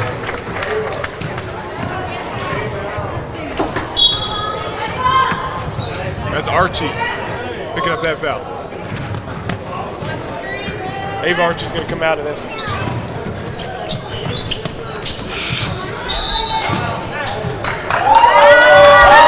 Oh, 5-second violation on the baseline. On Laurel. Shoot it, Sherman. right there. Shoot it. Sherman with it back to the basket. Oh, that's, okay. Outside Archie. Sarah Sherman on the drive. That might be a wall. Maybe not. Bounce pass over She to may Roberts. pull it. I think she should shoot that. I would say so too, because I think she could get it off there, especially now. But you might be able to get a layup, so you might want to find that. Sherman back to the basket, turnaround shot. Ooh, that was a misses foul. and a foul in the back. Lydia Archie with the foul there. But you know, Emily Sherman still has 4 fouls, so she's got to be careful on this other end. Yeah, for sure. And it's a 5-point game, a very winnable game here. for the Meridian Flyers. Laurel Lady Hawks trying to hold on and win the 16U girls title right here. Cranford over Taylor. Taylor driving against Archie. Good defense from Lydia Archie. Outside. Now the drive. Trying to feed it inside to Ensign. Ensign turns around. No good. Emily Sherman the rebound. And look, it's a smart play by Holly Ensign to post her up like that because she knows that that's 4 fouls on Sherman. Yeah. She can't be fouling that situation. But So again, good finesse by Sherman to not foul. That's an easy situation to foul. yeah. Sherman on the With a drive. tall player She's got like to take Holly it. Ensign. Oh, pass over to Archie. Ella Archie outside to. Oh, good move there from Sarah Sherman. I wonder why she didn't drive it. She found herself really good drive. Dealing with the defense there. She's losing it, and that's going to be a foul. A foul there. Bond. I don't know how many. I think that's only her second. It's her third on Lillian Bond. Now, getting it back. That's Emily Sherman with it. 5-point ball She game. wouldn't shoot that. Definitely not pick up your dribble either. Yeah. Emily Sherman with it now. Over to her sister Sarah. She's got it. She's trying to keep it. Hold on to it. Gets it to Emily. She's got it over here. She'll take the shot.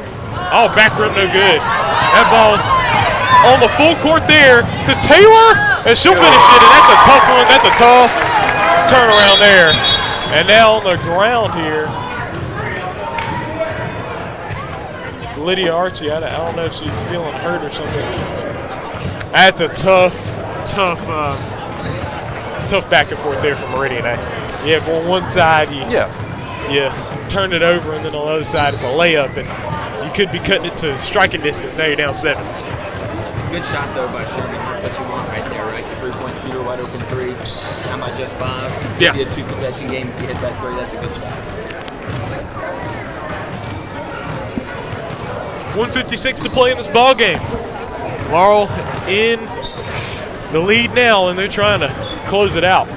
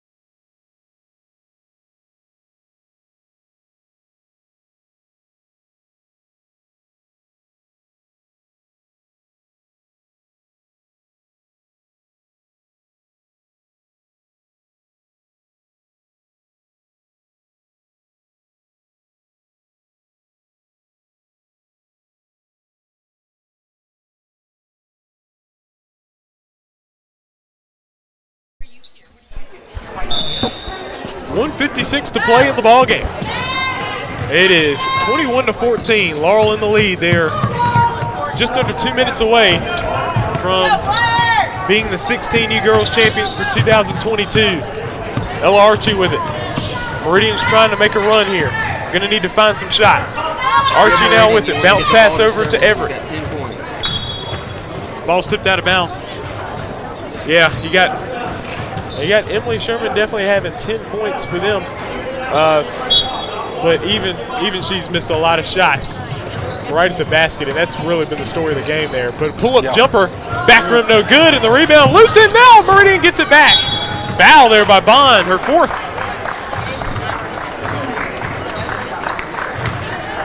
Her 2nd? Okay. I'm wrong. It's her 2nd foul. Good thing I'm not the bookkeeper. Oh, no, and Sherman goes down with the ankle. Oh, man. I think she looks like she's just going to take it and toughen it out. I'm not going to. I need to go see Jake.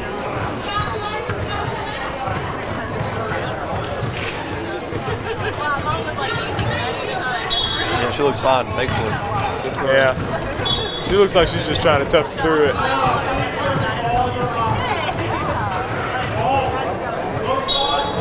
So a minute 27. She's got in this game, man. minute 27 left in the season. He doesn't care if that ankle's sideways or not. Yeah. Yeah. Ouch. Gonna get it in. Oh, man. Turn it over on the corner. And that, I don't know. That might do it. The subs are coming in from the Knighthawks to round out this starting group throughout the championship. Yeah.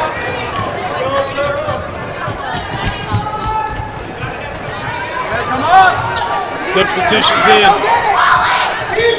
Just under a minute and a half. Laurel's got it.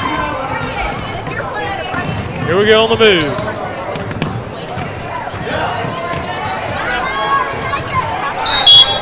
And, you have to say how this season went. The Laurel Lady Hawks definitely deserve to win the championship. Being, I believe their final record is going to be 18-1. Wow. Which is, something else. They won every conference game, went 10-0 in conference. That's the team that you would expect to end up winning the championship. And this game was close. I mean, 21-14 is the score. Yeah. Sherman's going to take the three. I don't know why they weren't shooting these earlier. I'm going to have to say, a minute to go, and Sarah Sherman just hit the three. Now, Coach Bradley's probably questioning his substitutions here as Laurel is going to lose it. Emily Sherman taking it full court now. Oh, she makes the pass over Roberts. Kick outside. Sherman, she'll take another three.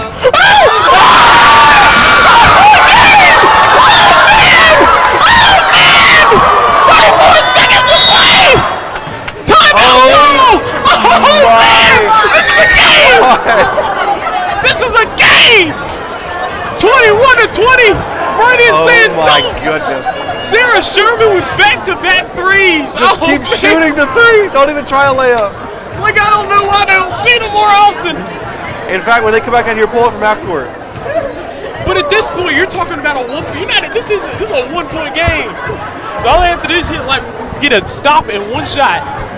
And that's the danger of Laurel pulling out all their starters only up 7. I mean, obviously Meridian wasn't scoring. But 2 shots just like that, and we got a game and we got a chance at another one. Yeah, I'm going to be straight up. Nobody expected back-to-back three-pointers there. Yeah, for sure. That is one thing. In 31 seconds, that is surely enough time to get a stop a quick and foul. a bucket. So the Flyers trying to force another ball game. If my books are right, that's Sarah Sherman's first 2 made shots of the game. Yeah. Back-to-back threes. Man, we got a game. All right, here we go. The starters are back in for the Knighthawks. Cranford dealing with the defense here. Got a foul her. Cranford coming around. Oh, Vernon! Sherman can't foul, though. She's got 4. She's got 4. Got a foul. Yeah, so Bond now dealing with the defense there. There you go. Oh, listen to this backcourt! This backcourt! Oh, my goodness, foul! Oh! Well, I think what happened, she pushed her into the backcourt. Huh? So she pushed her into the backcourt. So that makes sense. The ball didn't go over. Yeah. Oh, my goodness. Oh, man. Ouch. That's a tiny girl to be the one to get tackled. I'll tell you. Oh man, she looks like she didn't sign up for that. No. Well, this is good. Meridian's going to have 13 seconds to get it up the floor in a shot. I don't know what shot it's going to be at this point, but they will have an opportunity. And you can't rush it. Yeah. 13 seconds of basketball is an eternity. Yeah, that's plenty of the time. ball past half court, or maybe, you know what?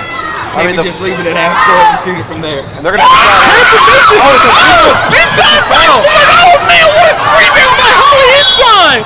Oh man, that's a huge rebound by Holly inside. Oh man. We go right back to the free throw line, but it's still a 1-on-1. 8 seconds to play. And I would say right now, Emily Sherman gets the rebound. You have to try to take it forward. Oh, Cranford hits it. That's a huge free throw. That's a big free throw right there. Even though the points that Meridian's scoring are on 3-pointers, which is odd, but it is how it is. So if she misses this one, and And the worst situation, I think, would be Emily Sherman from behind half court for the Lady Hawks. I think that's what they need to make sure they don't get. Yeah. What they probably need to do is just let a layup happen. Yeah. And then let them Dan, shoot a layup, and then that would be a better percentage chance of missing. You were talking about earlier in the game, Holly's not really impacting the game points-wise, but defensively and just in that rebound. Yep, for sure. That's how she's been affecting the basketball game. Absolutely. 22-20, the Laurel Lady Hawks trying to hold on and win the 16U Girls Championship. But the Meridian Flyers are giving them a game, and I'm sure this is probably the toughest game of the season for the Lady Hawks. I mean, you win almost all your games, except for one. 2-point game is going to probably be a little bit more on the rare side here. Yeah, and this is a big free throw here, obviously. Yeah, if she makes this free throw, I would say that Laurel's feeling at least safe to not lose right here. That was good. She makes it. Clutch free throws from Lillian Bamford. Now Meridian has to hit a three. She's trying to get it in. Oh, it's all low. That was not a good one to do there. And now Laurel steals it. And time's going to run out. Oh, man, Bond has it. And then time goes out. And the Laurel Lady Hawks are the 16U girls MSAHA champions. Oh, wow. Back to back. They won it last year and they win it this year. What a game, though. Came down to the finish, 23-20. It's a shame the Meridian didn't even get a shot at the chance, but they played a heck of a game and give them all the credit. She didn't have anybody open, and so she tried to throw it off the Ensign's foot. Yeah. But it just didn't work out. It went between her legs, and the Ensign was able to get it. So, but wow, good ball game. We got a close one for the first one. And 23-20, the Laurel Lady Hawks win. Thank you for joining us. We'll step aside as we'll be getting ready for the 16U boys ball game coming up shortly.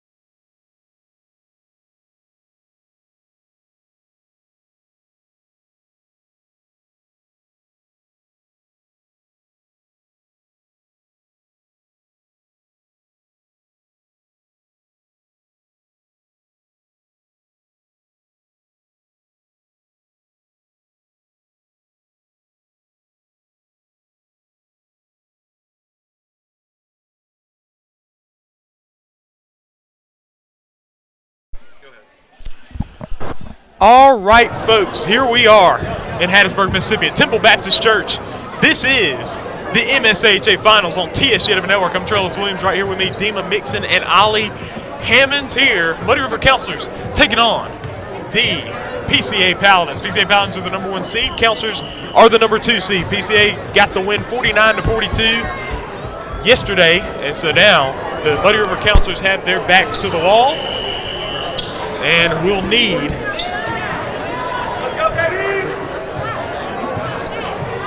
to win this ball game. So, starting for the Muddy River Counselors, you got Samika Williams, Caleb Sanders, Luke Sanders, William Leach, and Caleb Drain. You got Caden Commands, Tate Boggs, Hayes Peace, Drew Boggs, and Timothy Singletary. Wow, so Drew Boggs is going to start the JV game. Yeah. Very interesting. So now the tip is won by Comminge, and the PCA Paladins had it. So yeah, last game, the Counselors started off leading 14-5, and then the game ended up, the PCA Paladins took a 10-point lead at halftime, won by 7. So now we're starting this game off here. Caleb Sanders through the lane, and he's going to be fouled on his way to the basket. Good drive. I don't know who that foul's on there. I think they called it on 0, but I could be wrong. That would be Comminge. Caleb Sanders missing the first free throw. We're already noticing this game has a higher pace to it. Oh, yeah, for sure.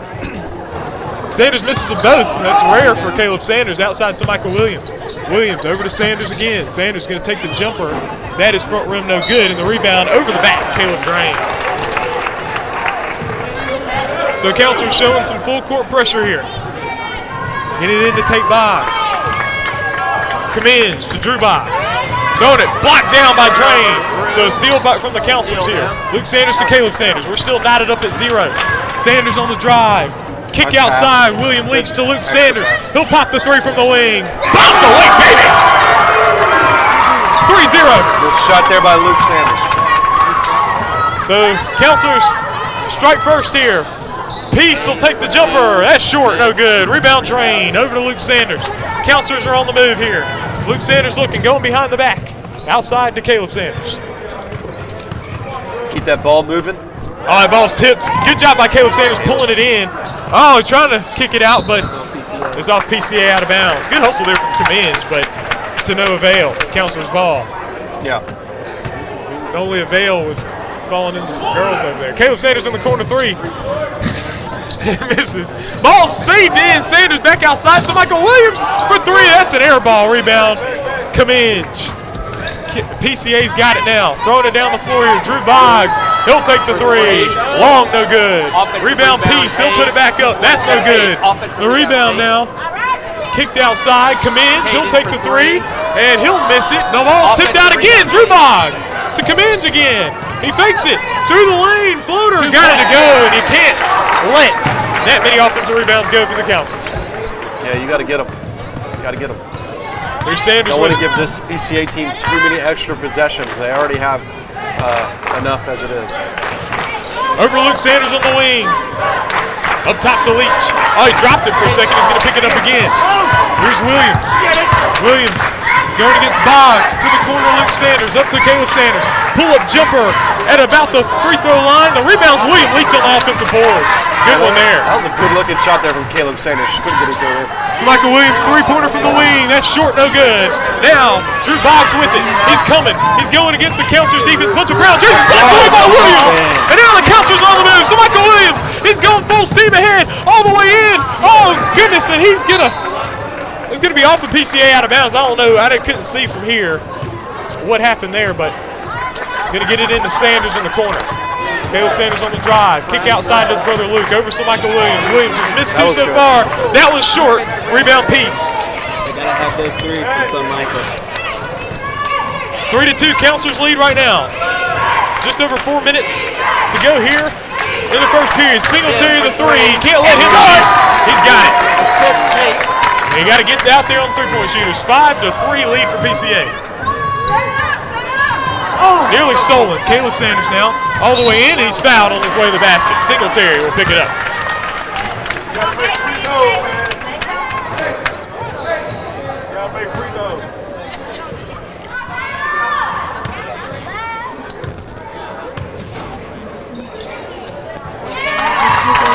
Sanders hits the first.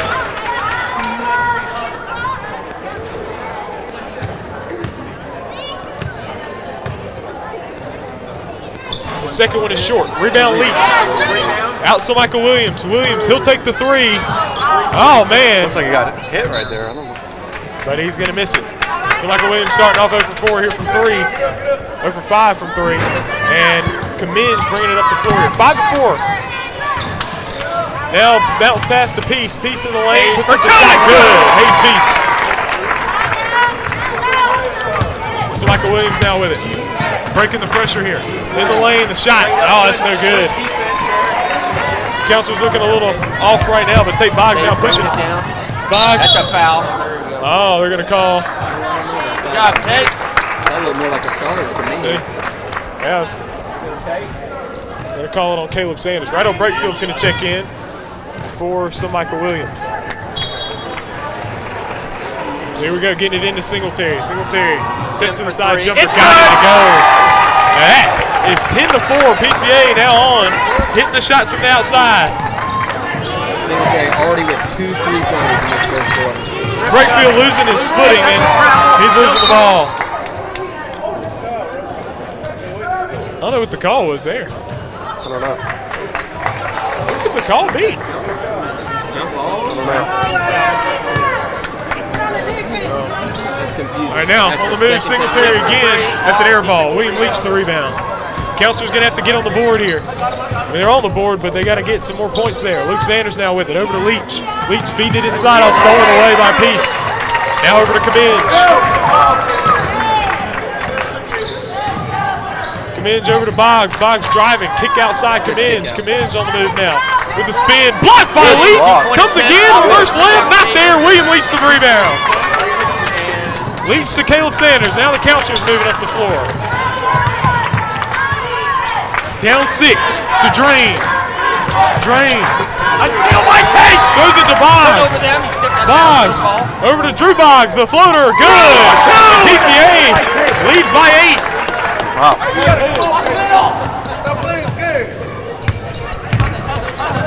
Luke Sanders behind the back. Over Caleb Sanders. Sanders dealing with the defense now. Gets it over to Breakfield. Breakfield on the drive inside, and he's fouled. Righto, Breakfield will have 2 shots here. Got to hit your free throws for the Counselors. So far, 1 for 4.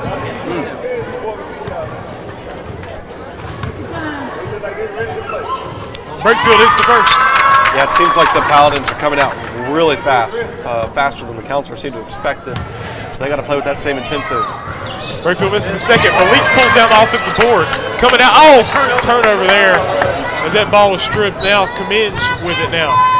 Over to the wing, Boggs. Through for 3. I don't know what's going on with the 3. Not guarding any 3-point shooting. Down 10 now, the Counselors. Sanders all the way in, taking the contact, but missing at the hole. Straight up, a foul. Cummins picking up the foul.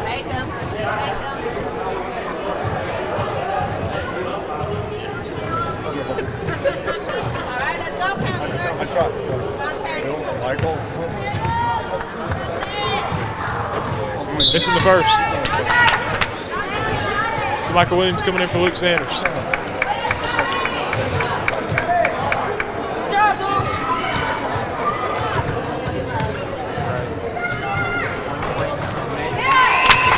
Sanders hits the second. 9-point lead for the Paladins. And he throws it away, so now the Counselors will have the ball. So they're going to need to find some momentum here. Down 9. PCA's up 9 with 1:48 to go in the first quarter. Here's Breakfield. Over to Williams. Into Breakfield on the way to the basket, putting it up, no good. Gets his own board, puts it back up again, and gets the roll. Right on Breakfield. Lead's cut to 7 now. Here we go. Cummins down the floor. Stolen one by Leach. And now Sanders, and he's fouled by Cummins. Second foul on Caden Cummins. The thing about these 2 teams that's interesting to watch is that they're so similar, but the presses are the exact same. Yeah. 3 guys up, 2 guys posted at half court. And it's interesting to see, you always, in practice, you practice against your own press, right? So these two teams should be professionals at breaking their own press, right? Yeah, for sure.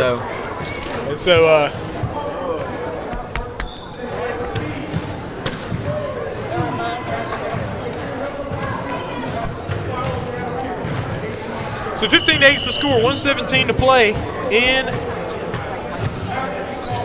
the first quarter. And so we got a high-scoring start for PCA particularly. They lead by 7. Now the Counselors started off leading by 7 last game. We'll start off leading by 9 in the first game. Lead evaporated quickly. PCA was up by 10 at halftime. And with teams that can score this fast, 7-point lead in a 16U boys game is not like a 7-point lead in a 16U girls game. Yeah, and I was going to say, this is basically the score it was in the middle of the third quarter in that last game. Oh, man, and Caleb Sanders. Oh, man, how did he save that? Wow. That's something else. Getting it to Breakfield. Breakfield over to Leach to Michael Williams. Back up to Leach again. Leach coming around. Now he travels. A couple new people on the court for PCA, Covert and Hank Peace into the contest. And Covert had 20 points in the game yesterday against the Counselors. So Paladins lead by 7. Trying to break the pressure, and he will not. Breakfield with the steal. Now down to Michael Williams at the basket. The finish, and it's a 5-point ball game. The pressure's getting at the Paladins here. And now Sanders comes in there, swipes it away. Oh, they call a foul! Oh, man! Oh. I don't know about that on Caleb Sanders. Oh, 2 on Caleb Sanders, not good there. Throws it up over the top. Now with it on the drive, Covert. Man.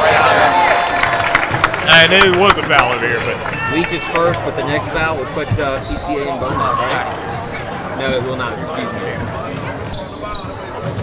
So Covert can shoot really well. So that guy you want at the free throw line for the Counselors, and that's money. Yeah. The 16-10 is the score now. Luke Sanders coming in for Caleb Sanders, who has 2 fouls.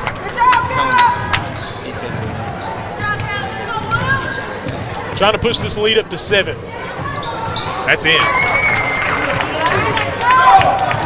So now Williams breaking the pressure there. On the drive, turn around. Oh, he passed it into Drain. Drain puts it up and misses. Off balance. And now they're losing it. Hank Peace now on the back, throwing it out to Drew Boggs. And now Boggs is on the move. Looking, hitting his brother there. Boggs all the way in and off the bank. No good. He gets his own rebound. Outside Covert. Covert step to the side, jumper. Difficult shot. Misses. And good defense there from the Counselor. So Michael Williams down the move. Williams all the way to the basket. Getting it to go. Lead cut to 5. Nice play by Sub-Michael there. Sub-Michael got that one. Good finish to the goal. So Tate Boggs now getting it back to his brother Drew. Throwing it up over the top. That's Hayes Peace. Peace on the move. Down to Hank Peace at the basket for the finish. So good pass there. Good pass. Inside pass. There's a timeout here. All right at the end of the first quarter. Met the buzzer.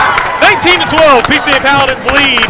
But this game's moving right now. We'll be back with second quarter action. I don't know why.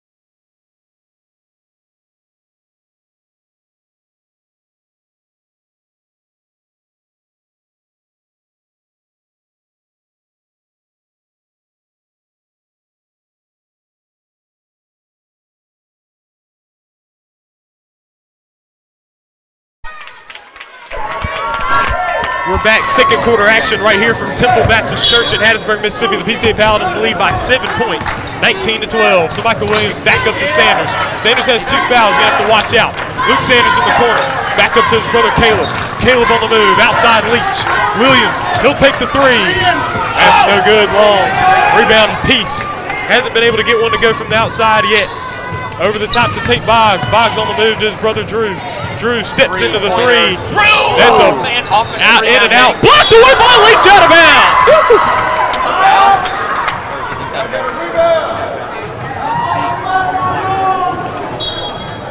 So now getting it into Peace. Peace up to Tate Boggs. Here's Covert with it. He's thinking about it. He's trying to drive over to Drew Boggs. Boggs now looking. He's throwing it over, getting it to his brother Tate. Tate should be looking to drive. He's going to retreat it over the corner. Covert. Three on the way. Got it! And Leach is there. It's just a good shot there from Covert. Yeah, that's just a great shot. Over to Michael Williams. Williams kick outside to William Leach. Leach will take the three. That's long. Rebounded, and it's over the back call. Michael Williams. 10-point game now.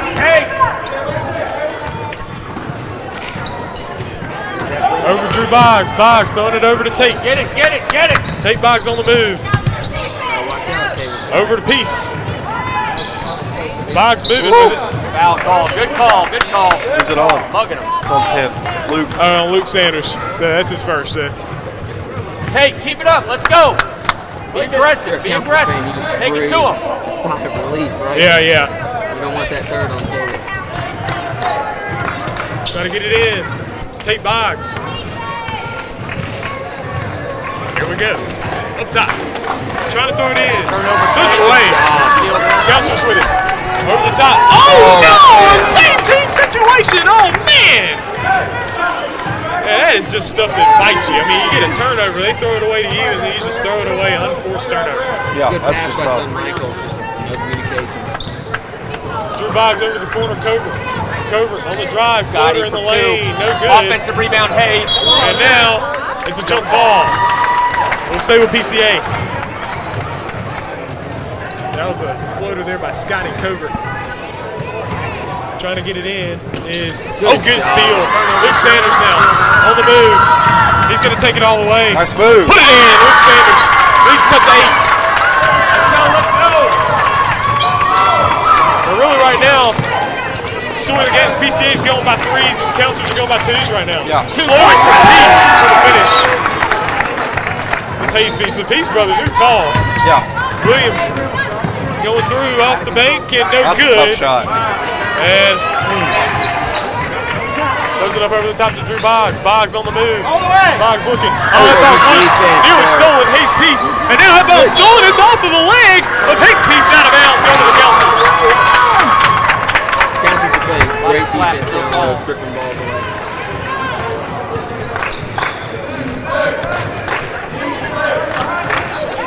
Williams able to get out of there. Oh, the pass is stolen. Oh, man, and just tough turnovers and tough times. Boggs, full steam ahead. Kick outside his brother. in the corner. Three. Long, no good. Trade the rebound. Going to throw it out to Michael Williams. Williams on the move. Williams all the way, and he's fouled on his way to the basket. Yeah, that was a good play actually by Covert. He was going to force him to go right.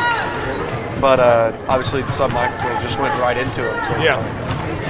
Yeah, Counselors are on the attack, just not converting. PCA Paladins executing well, shooting well from 3. So Michael Williams back rim, and he will miss the free throw. Free throw shooting has been bad so far for the Counselors. They've kind of struggled with free throw shooting all year long. Williams on the second is good. And so now the lead's cut to 9. Counselors call time. 4:26 to play in the second quarter. We'll be back with more action right here from Temple Baptist Church. It's a 9-point game.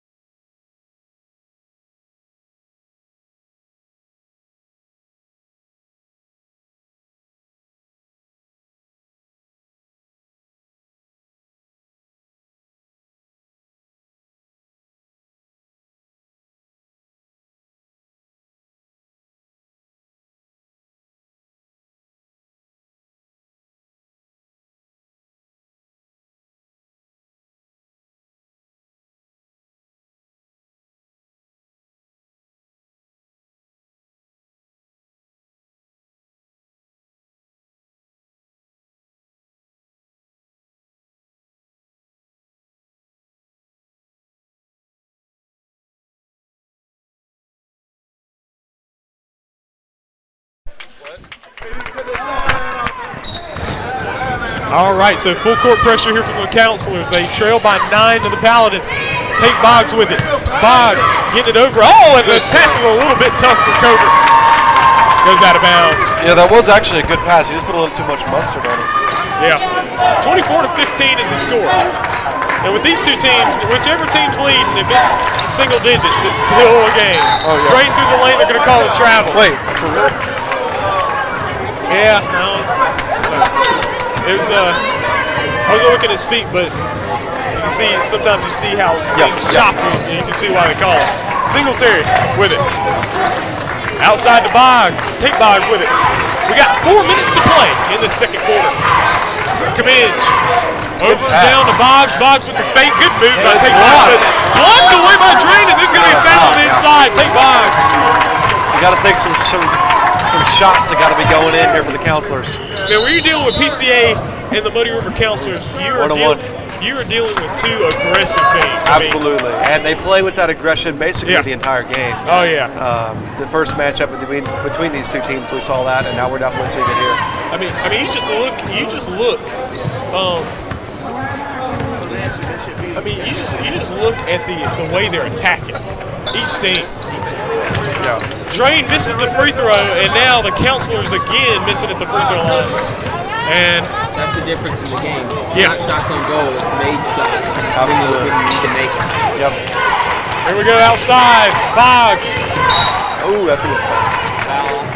Caleb Sanders. They call a foul on Caleb Sanders. That's his third, and that's rough for the Counselors. He's going to have to sit down for the rest of the half, I'm pretty sure. And that is tough for the Counselors. Yeah. So now, on the baseline, no! Man. It's good! No, they don't count it. They're not counting it because it's a 1-1. Oh, we'll take the 1-1. If you're the Counselors, you take the 1-1 there. Over the wide open 3-pointer that he hit. But then again, Luke Sanders was not looking at the play. Yeah. And so it was,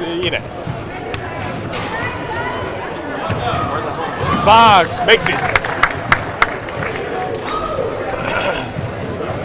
10-point game now.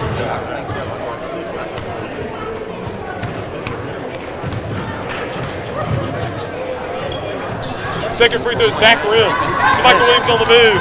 Getting it up to Brakefield. Brakefield on the move. Good move for the finish. Right on Brakefield. That's an 8-point ball game. Go, Tate. Go. And now, Boggs on the move here. Boggs on the attack, dropping it down to Peace. Peace on the move. Oh, the ball stripped, and they call the foul inside. Going up for the shot. That was a good move by Hank Peace in there. Luke Sanders picking up his second. Yeah, Coburn was wide open in the corner. Sub. It will be Hank Peace at the free throw line. Drew Boggs going to check in, coming in for his brother Tate. I think this is the first time Tate Boggs is taking a seat. And just like we were talking about earlier in the show, these PCA Paladins guys, they're going all in on the 16 year. They're making sure. Yeah, I mean, Drew Boggs hasn't even left the game yet. And he's gonna start this 18 year. There's no rest going on here. Yeah. Peace giving it over to Cover. Cover with the fake on the drive, the floater. Front rim no good. Peace on the rebound. Kicked outside. Cominge the three. And that's back rim no good. And the rebound pulled down by Michael Williams. Williams on the move now. He comes through. He's coming against the defense all the way. Oh, man! They can count it on goal! Michael Williams leading through! What a finish. And what a drop. 2:57 to play in the first half. So Michael Williams with the finish, and he's got 5 points, and he hits the free throw to make that 6. So now PCA's on the move. Drew Boggs coming around to Cover. Back to Boggs again. Boggs over the top to Cover. Cover with the fake, going against Leach. Throwing it out. Turnover! Counselor's ball with 6-point game. If you're the Counselors, you're just trying to get this closer. Yeah, for sure. PCA, you want double-digit lead here at halftime if you can. Williams to cut it to 3. Oh, it pops out! And Cominge with the rebound. Now down the floor. Leach with the steal! Good steal by Brakefield Leach. comes up with it. What a move! Brakefield looking, kick to Drain. Drain drops it. He's going to pick it up, and And you got to catch the ball in that situation. Yeah. Peace. Over to Cummins. And now Cummins against the defense. They call timeout. PCA does. And man. This is getting interesting. It's 26-20. The PCA Paladins have the lead. And we're coming to the end of the first half here shortly. Thank you for joining us. We'll be right back. Dude, my allergies just like came out of nowhere.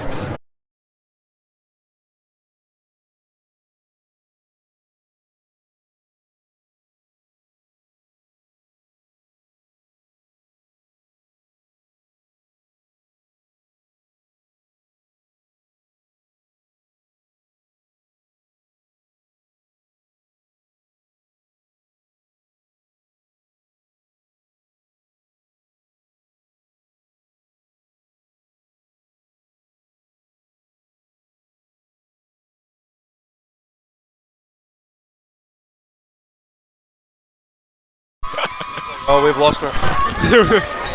Here's the drive here from Cummins. He's dealing with the defense. Tough defense here from the counselors. Over to the corner, Covert. Covert on the drive, floater in the lane, and they're going to call a foul here. And I think that's on William Leach, his second.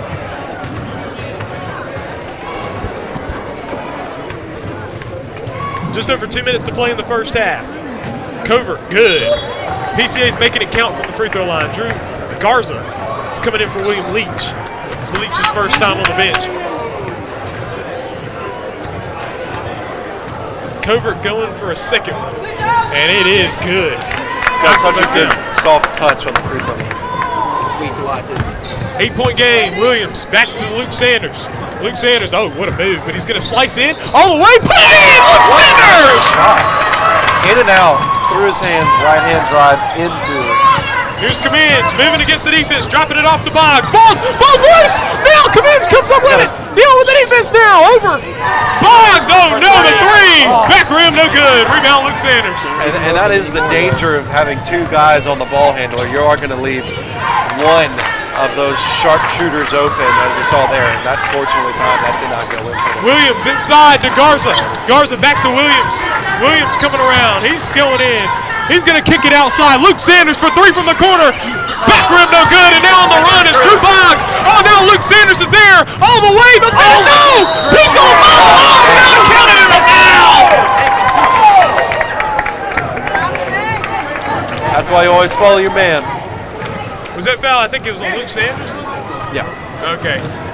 His second. And now Viverka going to come into the ball game for Luke Sanders. Ain't piece on that play, doing exactly what you want to do as a big man, right? Trail that play, get that rebound, or maybe even a kick back. Yeah. Good job by him. Peace. Rolls that one all the way around and in. I think that did a full. Paladins hitting the free throws, up 9. Back to Viverka. Viverka to Breakfield. Back up to Michael Williams. Williams is looking for something. Out to Breakfield. Breakfield looking. Pass to Viverka. Viverka up top to Michael Williams. Williams into the lane. Pull up jumper. Got it! Williams now with 10. He's in double figures. Getting it over to Boggs. Hasn't been able to hit from the outside, but he's able to score. Boggs for three, no good, and Williams the rebound. Now 7-point game. Williams full steam ahead, coming around all the way. Oh, nearly got it to go, but he's fouled. Yeah, he would have liked to see that one go in. That's Cummins' third foul in the half. So Michael Williams has 2 shots at the free throw line. And what's he from the free throw line so far? So far from the free throw line, he's 1 for 3. 1 for 3 from the line so far, but he hits that one. 2 for 4. So he's got 11 points for the counselors. He leads the way.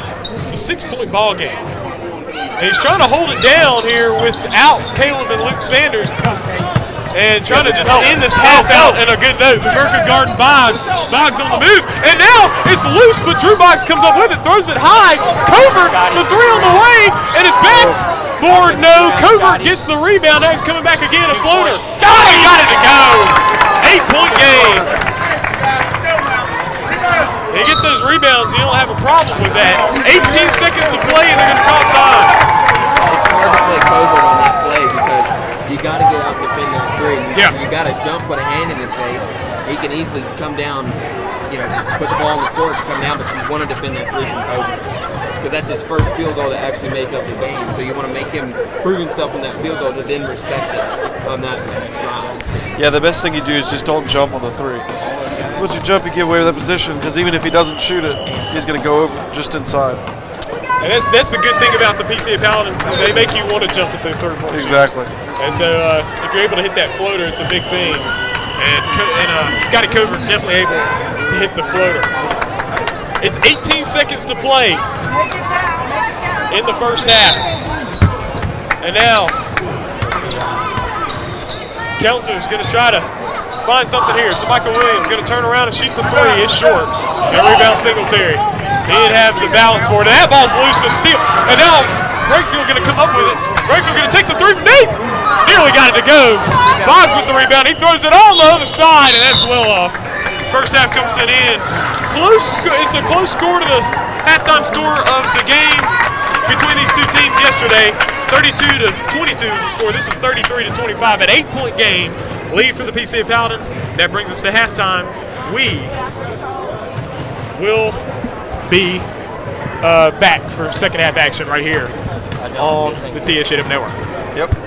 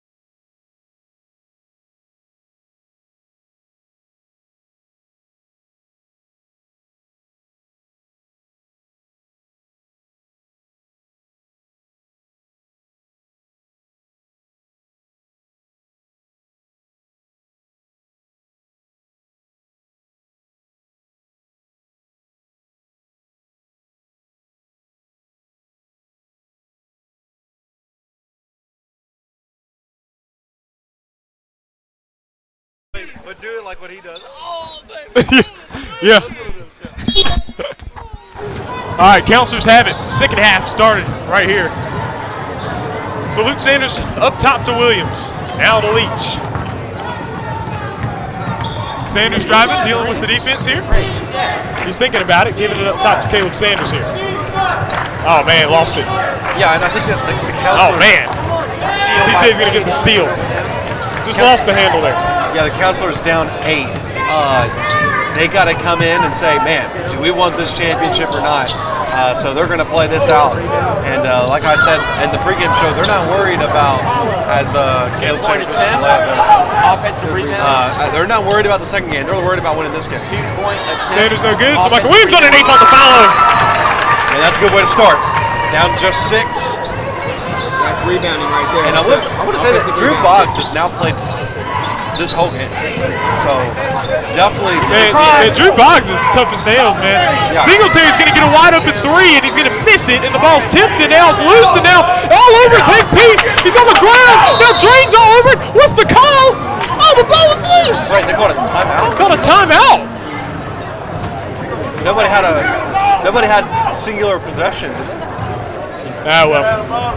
Timeout's called, and so.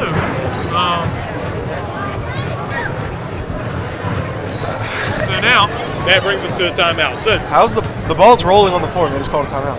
yeah. How's that impossible? Yes. Interesting call there. It's kind of sus.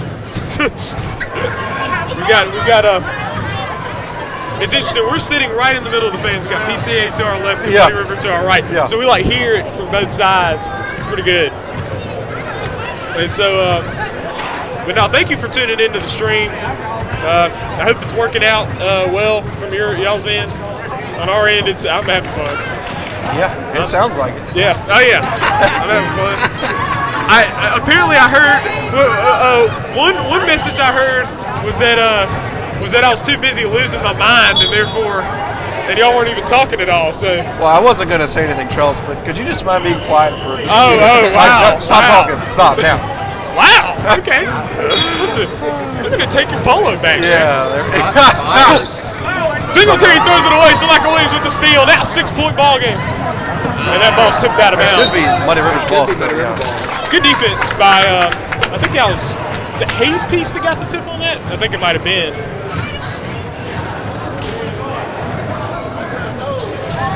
Get it into Caleb Sanders, and he's fouled. That's his 4th. That's a big deal right there. Is that his 4th foul? That's Kaminji's 4th foul right there. 4th foul on Caden Kaminji, comes and that is Boggs. rough for the Paladins. Comes Boggs. Hey, you still got Tate Boggs over there. It's okay. Tate Boggs. You have to stop for Tate Boggs. Yeah, I know. Lord. It's not too bad. Caleb Sanders, pull up, jump in the lane. Doesn't get it to go. Good shot. That could have cut it to 4. Yeah, that's a good-looking shot. He just hasn't been able to hit it. Singletary over to Boggs. This is Tate Boggs here with it. There we go. He's looking over to Drew. Drew Boggs up top. He's looking over to the wing. Singletary. Singletary feeding it in. Peace, turnaround jumper, back rim, no good. Rebound loose. And now, it's coming up with this Drew Boggs on the floater. That's no good. And the ball's loose again. And now the counselors will come up with it. Caleb Sanders now with it. And Peace had his brother wide open. You shouldn't see him. Leach will fire the 3. Long. Caleb Sanders on the follow. Get the roll. Caleb Sanders, 4-point game. Muddy River still in this pressure. Okay, come on, go. 33-29. Now Singletary on the drive. Dropping it off. That ball's loose. And now Boggs comes up with it. Oh, Drew Boggs, the 3. Got it. That's a big one.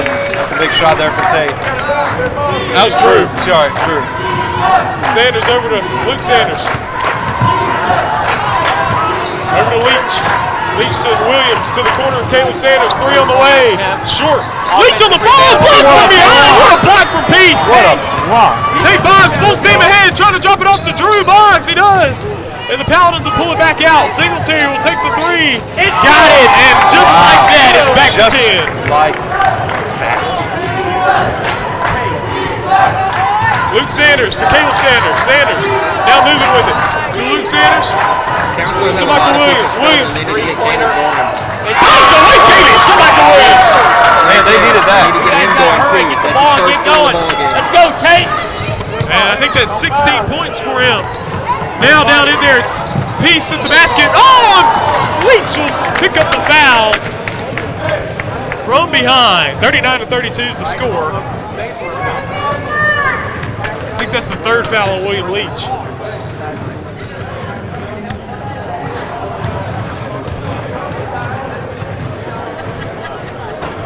No good. Gotta have those. Go, Hayes.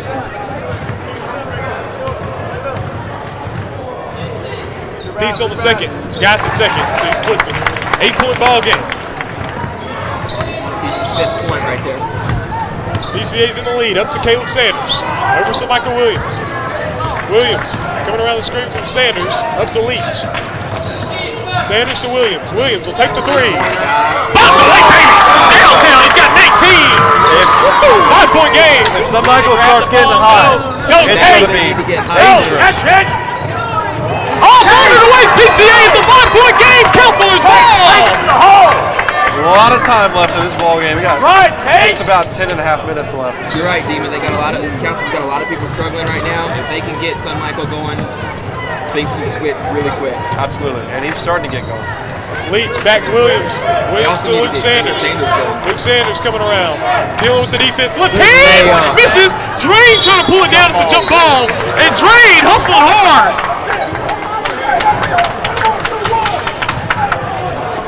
It's a good layup, a good hustle there by the Counselors. Yeah, but it's going to go to PCA there. As they have the Here's that play. arrow. Let's see how they handle this.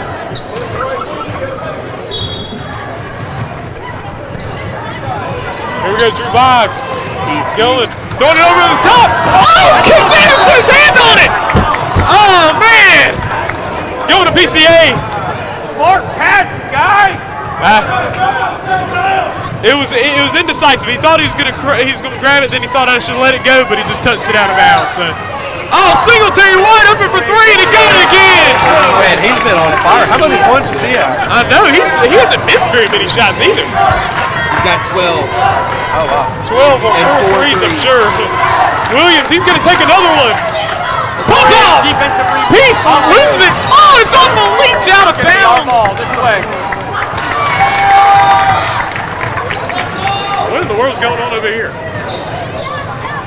couple unfortunate bounces there for the Counselors. I was talking about this hug over here. I'm like, what's this? This is a little sus here. Here's a drop from Singletary over to Drew Boggs. Now, Peace with it. Stolen away from Michael Williams. Williams busted up the sideline. All the way. Oh, this is short. Oh, the ball's loose on the baseline. And now, Peace to on. PCA comes up with an 8-point ball game. All the way. Boggs all the way. Misses. Straight. Oh, they call the foul on Luke Sanders. I think that's his. I don't care who down there. You gotta grab it. I think that's. Better than your teammate. Grab it. I think that's the third. Who they call it? I think they called it on Caleb Sanders. Are you serious? Caleb Sanders? He wasn't even near the play. Oh, it's on Luke Sanders. Luke, my bad. Sorry. Yeah. These brothers. Screw me up. Covered in the corner. 8-point ball game. Outside, off the legs of Singletary, but back over Boggs. Boggs takes a three. He hits it! Oh, man, he didn't shoot him that much, and he hit that one. Yeah. And now, 11-point game. Largest of the game. Pull up. Michael Williams got it to go. He's got 21. Go, Take Jay. Boggs. Take it over. Going against Luke Sanders. All the way. Losing it. Ball. Ball. Singletary now with it. Deal with the pressure. Covert over Drew Boggs. Boggs looking over to Singletary. He got to get in his grill. He missed it. You gotta have Drew. You gotta yank it down there. Inside to Oh, Hayes. he got Covert. Jumper no good. Rebound. So Michael Williams is coming around. What's the call? Timeout. Oh, wow. 9-point ball game. Counselors have it, and they call time. 1.5 minutes to go in the third quarter. Yeah, the Counselors just seem like they're always one just tiny run away from getting right back in it, and then as soon as they get, 4 or 5 points behind, PCA hits 2 threes, and it's like, oh man, it's tough. Yeah. PCA is a very good shooting team. PCA, very similar records. PCA Paladins are 16-3 on the season. And the Muddy River Counselors are 13-2. So, very good records from both the teams on the season. And so now, a minute and a half to go in the third. And we'll be right back.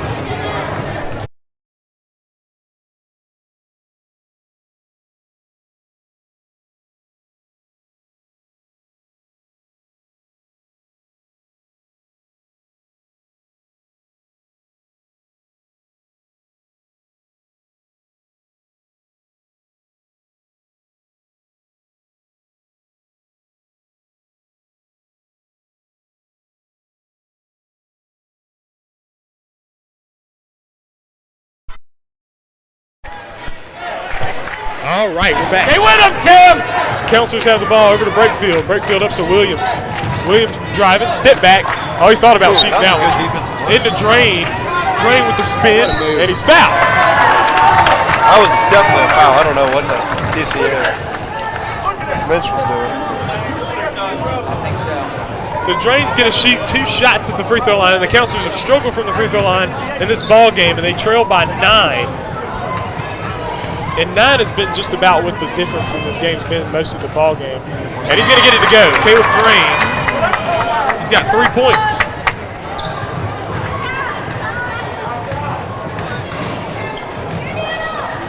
Second one's good as well. Making them count. Caleb Drain leads cut to 7. Now in the backcourt, PCA dealing with the pressure. Get it down to Drew Boggs. Boggs down the floor to Singletary. Back up Boggs to Tate Boggs. Boggs, ball's tipped a little bit now over to the corner, now 3. That's an air ball. Caleb Sanders on the board. Sanders splitting the defense. He's coming up the floor here. You need a good shot. Don't force it. Sanders over to Leach to Rydell Brakefield. Brakefield back to Michael Williams. They're playing a boxing one on somebody. Brakefield, the 3. Long. Caleb Sanders, the rebound. Good rebound there from Caleb Sanders. Averages 9 a game for the Counselors. Williams back to the basket. Through the lane. Through it. Oh, it's up. It's no. And coming away with his PC. Oh, he looks like he traveled with it. Foul. Oh, Drain picking up the foul. And that is his first. And this is the point. Go. That's it. PCA on the drive. Tate Boggs all the way. He's fouled. Who's that on?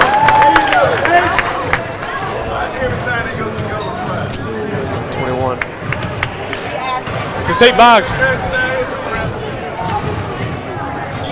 has 2 shots coming up.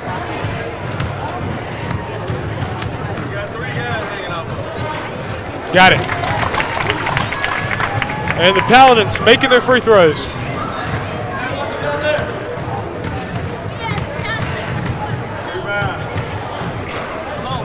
Second one good as well. They lead by 9.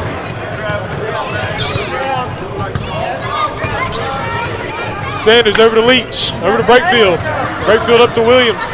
Williams thought about it, but oh, good pass to Sanders, the 3. That's back rim. Rebound. Brakefield saves it in, and Sanders will come up with it. Oh, that's a foul. Drew Boggs picking up the foul there. Like a loose ball, but foul was just In the right of Brakefield, up to Caleb Sanders. Sanders coming on the drive. out of control. In the lane, and they're going to call a Oh foul. my goodness, travel. The foul. Who's the foul against? I think it was against Drew Boggs, right? Was it on Drew Boggs? I didn't see they called it on. But I didn't see. 9 seconds to play in the third quarter. Counselors trying to eat into the lead, and they've done it many times, but just gets pushed back out. Sanders hits the first. Yeah, and PCA has led this entire game, I'm pretty sure. I don't think that the Counselors led at all.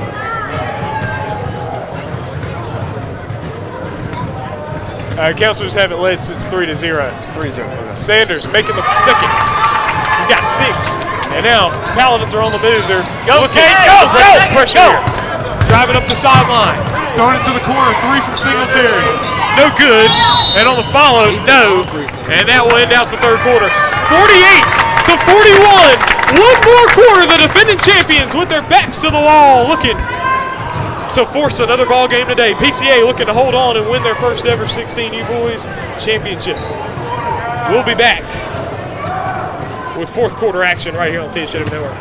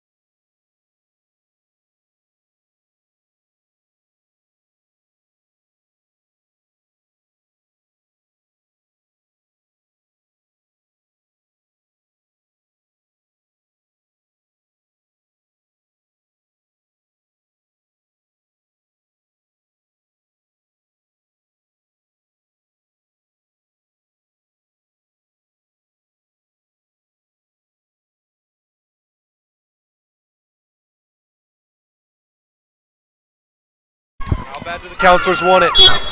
Fourth quarter action, 7-point ball game. It is doable for the Counselors, but it must be done. You got to get Caleb Sanders going behind the 3-point arc. If you do that, they got a great chance of winning. Leach thought about it, decides against it. Caleb Sanders to the corner. He's looking. Sanders dropping it off to Drain. Drain at the basket, putting it up. Oh, missing at the hole. They got to put those in. If you're the Counselors, Cummins over to the corner. Singletary the 3. Got it. Man, they're on fire this game. I'll tell you that right now. Singletary with his 5th one. Timeout, Counselors. 10-point ball game. And now they made a little bit of a change of the defense there. And I think Coach Will is going to try to talk to him about it here. 10-point game, 51-41. Yeah, PCA just about 6.5 minutes from their first 16U title in definitely a couple of seasons. Ever. Oh, ever. Okay, Ever. There you go. Never won. Counselors are defending champs, so for PCA there'd be no sweeter way to get it than to beat the defending champs. Yeah. So you got Counselors feeling the pressure here. Finish this one off. 6.5 minutes to go. And so remember, next up we got 18U girls action, the Jackson Victors and the Laurel Lady Hawks. Victors have to win twice to win the championship. Lady Hawks, all they have to do is win one. And being 21-1, winning a game doesn't seem like a major feat. Talking about that last play, though, Singletary, they've left him open way too much up behind the 3-point arc. And for PCA, that's what you want. You got to find Singletary, right? But at this point, I mean, after I think he shot 7 times, and he's hit 5 of them, you got to get out of him. Right? Yeah. You cannot leave him out there by himself. If you need to, just come down, play your zone defense, but have somebody on him at all times on that 3-point. Yeah. 5 for 7 is a really good 3-point percentage there. So now, get it over to Hughes, over to Michael Williams. Williams, he's going to find the shot on the way, short, and that one's going to go out of bounds. So yeah, I feel like they don't want to rush those shots. Michael Williams never really has found that rhythm behind the 3-point arc. He's made a few, but he never really has had that, just like 3 in a row or something. Yeah, good steal from Drain, puts it up and misses. Caleb Sanders on the follow, he misses 2. Drain gets the rebound, he puts it up, he misses as well, and the Counselors just can't put anything in. And now Boggs, full steam ahead all the way. Got the ball. I'll be right back. And you have possessions like that, you're not going to be able to do it. Williams on the move to the corner. Hughes. Hughes looking, trying to throw it out. Dribbling. Back up to Williams. Oh my goodness. Quality defense. I don't know what the call is. PCA. I guess they called out of bounds on PCA because I saw both teams holding their hands up like they were arguing the call. Over Caleb Sanders now. Just in the quality defense by PCA. Down the drain, wide open underneath the goal. Gets it to go. Good pass. So 10-point game now. Full court pressure from the Counselors is being shown. Drain. Oh, blocked down by Breakfield. He gets the steal. Breakfield. Break the 3. Travel call. Front rim no good. He lost it. Foul. Breakfield now. He'll take another 3. No, back rim. Offensive rebound. Throws it out. Stolen away by Boggs. Turnover now. Counselors just can't convert on these steals. All the way. No. Williams pulls down the board. Now, down the floor now. Williams against the defense. Drops it to Caleb Sanders. No! Oh, man! Go, Caden. It's been like that for the Counselors in this game. Just not able to put things in. Gets it over to Boggs. Over Singletary for 3. Air ball long. Sanders with it. That's rare, man, right there. Yeah, Sanders. Take it all the way. Oh, good one. Sanders with the finish. 8-point game. 4.5 minutes to play. Full court pressure. Oh, where's the... Okay. All right. He's got 8. Boggs now. Down the floor. Down the piece. Stolen. Drain. Counselors with it. Down 8. Williams to Breakfield. Breakfield up to Sanders. Over to Drain here. Drain back to the basket. Turnaround shot. No. Oh, come on. Okay, the foul. There's a foul. He's done. Cummins. Who's that? Cummins is gone, folks. 5 for him.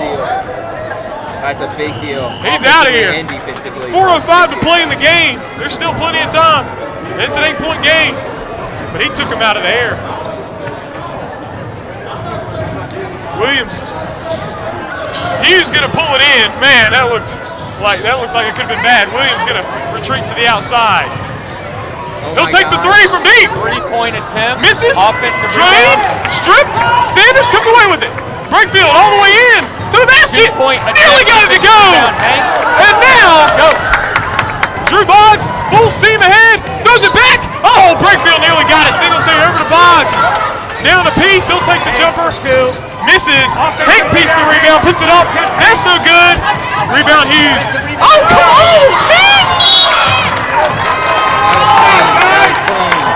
That was a clean steal right there. Oh my goodness, man! I don't know, Trellis. It looked pretty clean from here. To me. Did that one look clean to you? It looked clean to me. Okay, I probably needed another set of eyes there. He went for the ball. Okay. That's the separating. Oh yeah, no, I knew he went for the ball. He got mostly ball. So. Yeah. Boggs gonna try to get it in. It's a little high. Turnaround shot from Pease. Got it in. Woo! Counselors need some outside shots here. They trail by 10. Over to Breakfield. Breakfield driving in. Good pass out to Luke Sanders. 3 on the way. And 3-point attempt out of bounds. Just been off. I didn't think that was out of bounds though. It just hit the.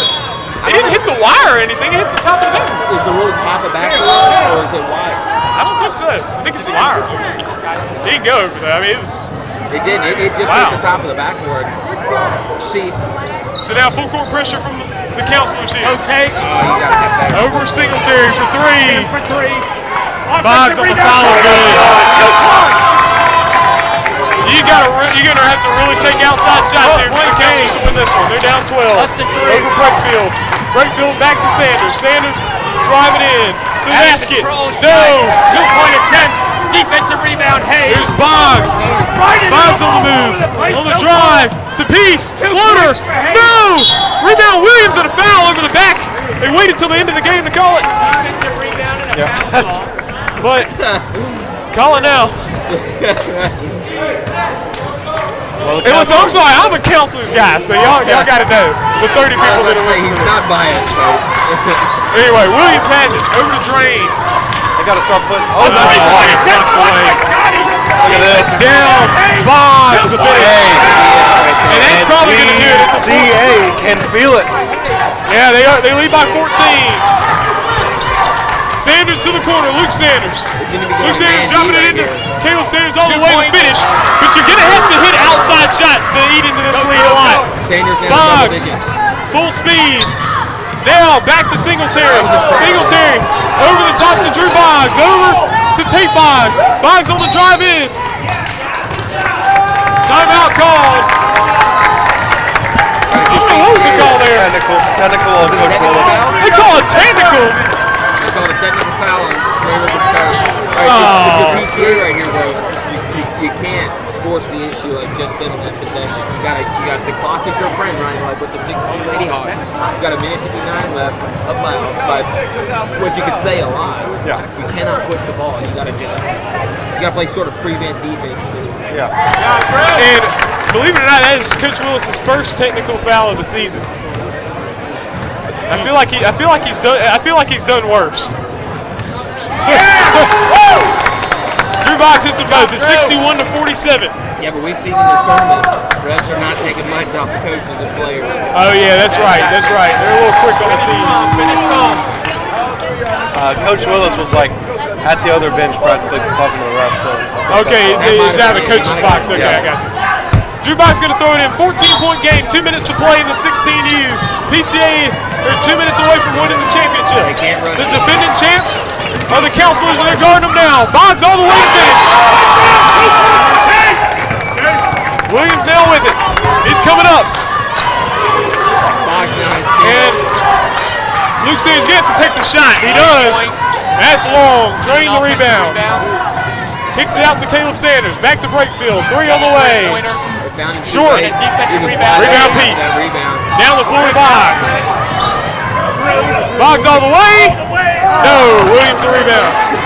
PCA can feel it. They're 80 seconds from the title. All the way, and he's fouled to the basket. Scotty. So Michael Williams will have 2 free throws. And PCA Paladins are going to win this one. They lead by 16 points. What a game, 1:18 to go, yep. What a game. And what a season by both teams, right? I mean, we talked about it in the show. Come to Championship Saturday at all, it's a successful season, but the way that these two teams have, just dominating. So 22 points now for Sir Michael Williams. Did a good job guarding them in the last few minutes when the counselors were down 7. Williams hits them both, and now PCA's got it. They're in the backcourt here. Boggs dealing with the defense. Over to Singletary. Now Singletary getting guarded. Down to Peace. We don't need it, Singletary up top to Boggs. We don't need it. Burn the clock. Over the top, Drew Short Boggs. passes. And they're gonna try to hold this ball here. Looking. Yeah. And I think the reason why PCA is usually on the attack here at the end is because with the counselors, if you hold the ball, you're probably going to turn it over. Yeah. And so, they do have quick and being on the attack, PCA's done well on the attack this game. So I can see why they would want to do that. 14-point lead for PCA with 56 seconds to play.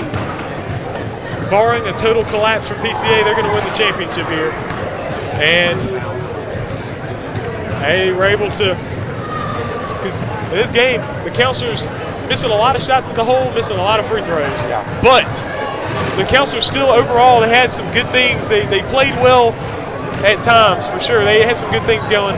They played better than the game yesterday they played against PCA. Yeah. Yesterday it was just flat all the way around. Still just a tough one to swallow, though. Yeah. Some Michael Williams never really got on fire like he usually does. Caleb Sanders is not as big of a factor as he usually is. He's still a factor. Oh, yeah. But not as big as he usually is. So it's kind of a tough day for Muddy River. You know. Yeah. Sometimes you just got to take your lumps, right? Just grit through it, and they've done a good job gritting through this one.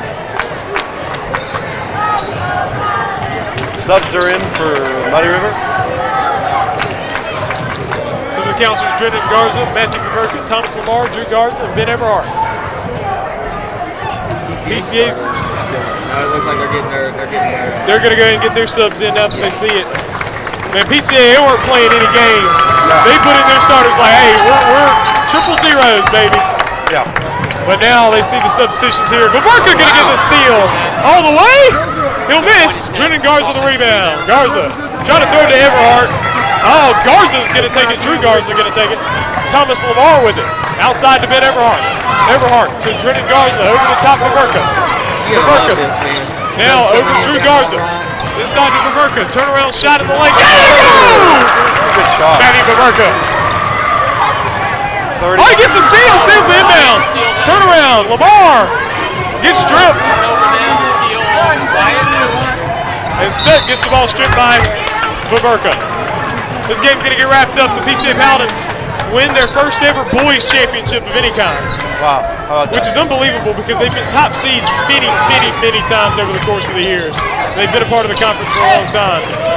But this is a time for the PCA Paladins to celebrate. They will win a championship this year.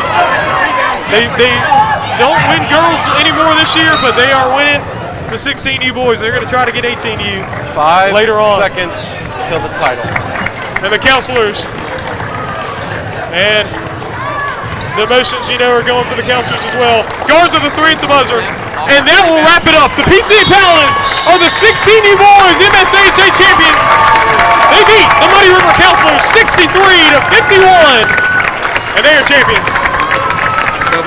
And the counselors, if they're able to return their players, they will return every single player to 16U except for William Leach and Christian Kaiser, who didn't come into the game this game. What a good game. And so counselors are actually going to be back in that same 16U squad. So, but the PCA Paladins get the win. Tough one for the counselors to swallow. They were definitely eyeing the 16U champion, but they'll have to be content with 14U this year. But like I said, bright future ahead, man. Yeah. It's the same group. Play Laurel.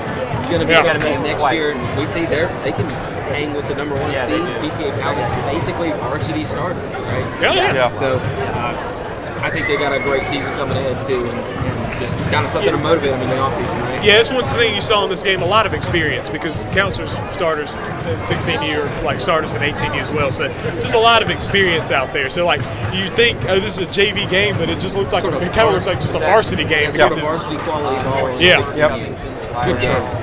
Yeah. Good game, and congratulations to PCA. PCA Paladins 16U champions. So we'll step aside. We got 18U girls coming up next, and so thank you for joining us. We will be back for more action right here on the TSJW Network.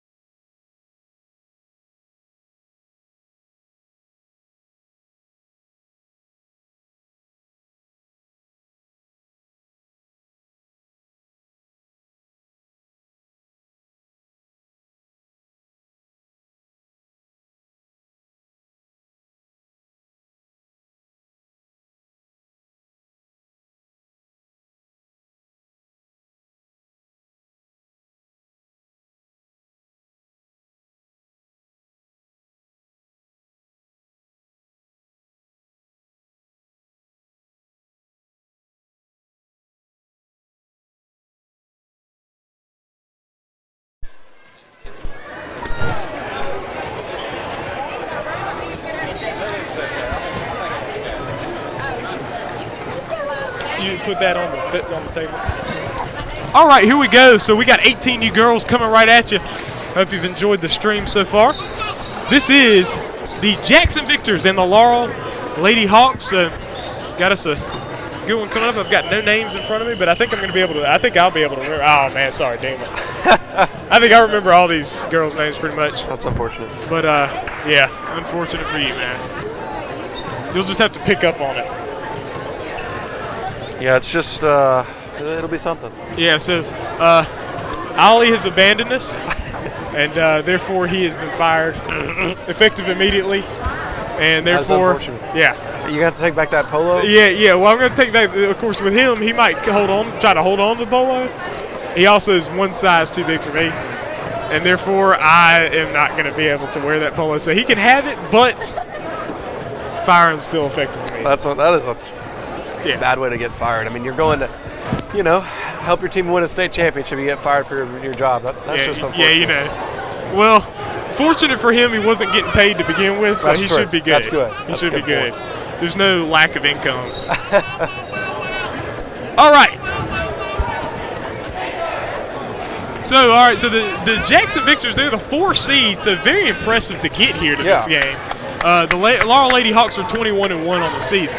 They have just been very dominant the whole time. And so starting for the Laurel Lady Hawks, we got Rachel Robertson, Mariah Pierce, Sadie Williams, Trista Sims, Olivia Spradley. For the Victors, you got, I think it's Addie Davis, Michaela Rummels, Avery Rummels, Ashton Bird, and Callie Newton. So Ashton Bird and Rachel Robertson are going to go for the tip here. And so here we go. Robertson, Bird for the tip. It's tipped and it's controlled, and we are underway. The Lady Victors with the basketball. Oh. Here's Rummels over to her sister, Avery. Now Michaela's going to take the 3 from the wing. Oh, nearly got it to go. Rebound, Pierce. Yeah, that's one she normally will hit, so that's good that she got that shot look right there. It's a good first possession there from the Lady Victors. Oh, good feed in the post. Pierce on the follow, we're good. First team all-conference, Mariah Pierce, and she starts off with a bucket there. That's just size right there. That's not anything other than size. Yeah, steal there. Olivia Spradley coming up with it, and she's fouled by Rummels. Michaela Rummels picking up her first personal foul to begin this ball game. 7:22 to go in the first.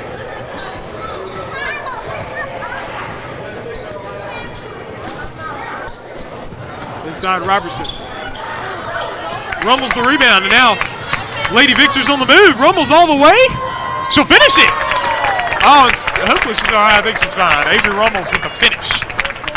So she gets on the board. It's 2-2. That was a nice little coast-to-coast action there. Williams getting it down to Sims. Jumper, got it. Good shot. Trista Sims getting on the board for the Lady Hawks. And now it's going to be a timeout called by Coach Shea Moody of the Lady Victors. The Laurel has a 4-2 lead right now. And so far it's not looking, it's kind of looking, kind of even on both sides. I mean, Victors have had some good possessions. Yeah. So can they keep that same momentum? I don't know. We'll see. We'll have to see.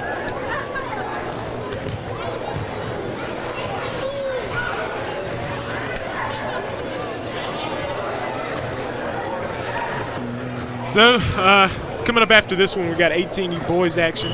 PCA Paladins taking on the Laurel Knighthawks. Yeah, that's the grand ticket of the day right there. Oh, yeah, that is. That'll be a good one. Overtime game yesterday, 62-61. Laurel took the win, so PCA's got their backs to the walls, but they've gotten the 16U out of the way, and so now they're focusing on 18U. Yeah. So.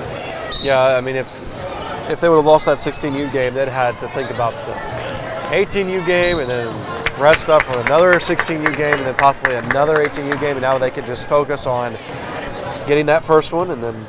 But we got this one right now, so we'll do that one. Mariah Pierce picking up the foul there against Rummels, and so now Rummels throwing it through the hands of her sister, doesn't catch it, out of bounds.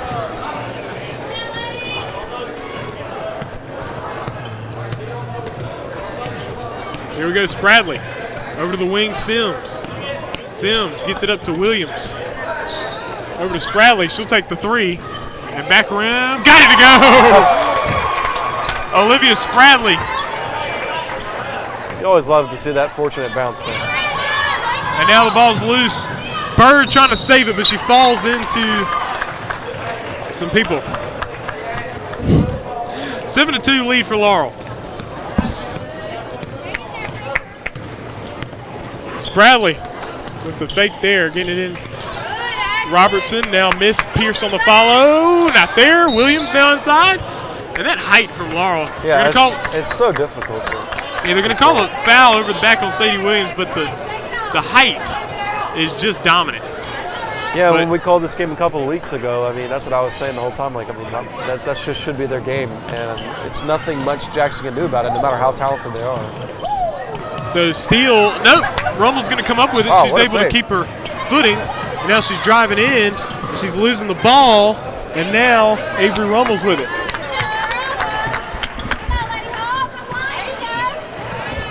Over Davis, she'll take the 3. No. Rebound loose. Avery Rummels has it up top. Michaela Rummels the 3 off. Rebounded at Sims.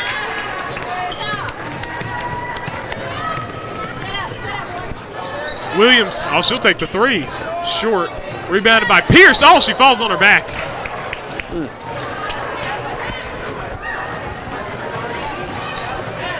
Honestly, didn't really think that was a foul. It didn't really look like shoved or anything. I don't know.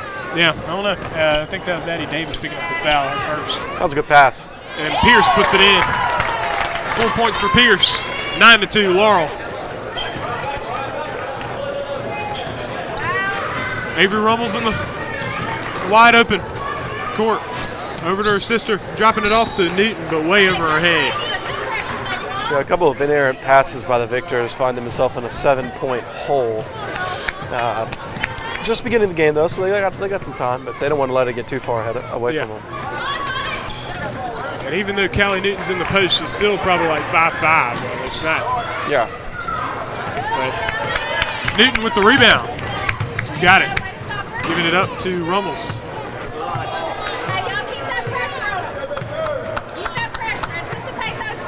Get it over. Davis feeding it in to Newton. Newton thought about it. I didn't think she moved her hip. I didn't think she did either, but regardless, she did apparently. 4.5 minutes to go here in the first quarter. Over Williams. Williams looking to drive, feeding it inside to Robertson, right at the hole. No good. Pierce over the back. That's her second over the back call too.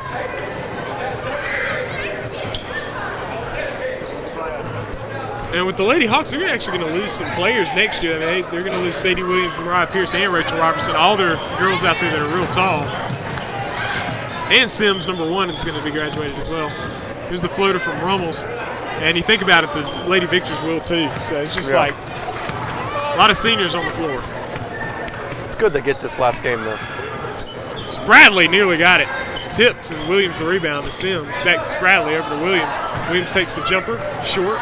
The rebound's loose, the ball's tipped, and now Rummels comes up with it. Spradley's on her back all the way. Rummels misses and rebounds. Spradley on the rebound. Able to spin away and keep the ball. Pass to Pierce, tipped over Sims. Back over to Williams. Williams will take the shot. That's back rim, no good, and rebound by Newton.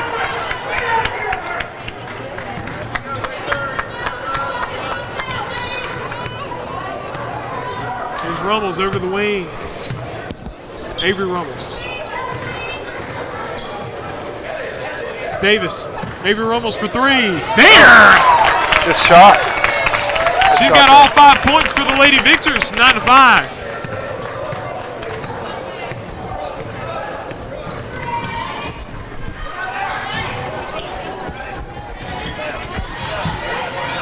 So here we go. Underneath is Pierce. She'll put it in. Shot. 6 points for Mariah Pierce. Good pass. 3-on-1.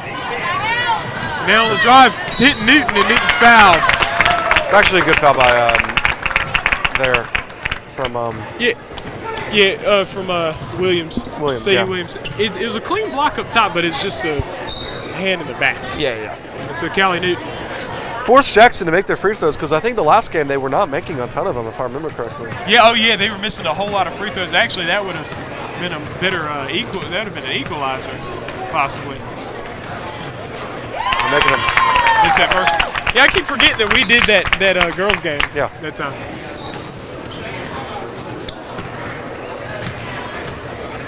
$11 to 6.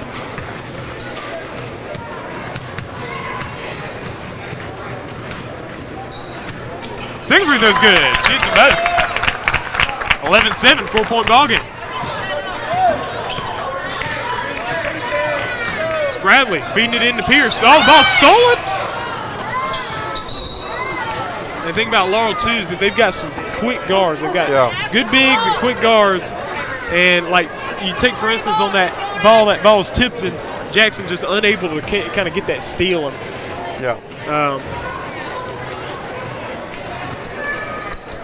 Starbuck looking to get it in. She just entered the game for Williams. 3 from Bradley. Got it to go. Bradley, though. That's her second three-pointer. She's got 6 points. Throws it over the top to Rummels. And it out to Michaela Rummels on the drive. Avery Rummels again. Long. Davis pulls down the board. Good rebound. Ooh. Oh, she got it tipped. Good hands there. Yeah, really good hands. By Bradley, forcing the turnover. Well, she's looking up the floor here. She's going to stop and take the two-pointer jumper. Back rim, no good. Rebound Sims. And good hand there from Newton. Now Rummels using some speed down the floor, but Bradley gets her hand on it.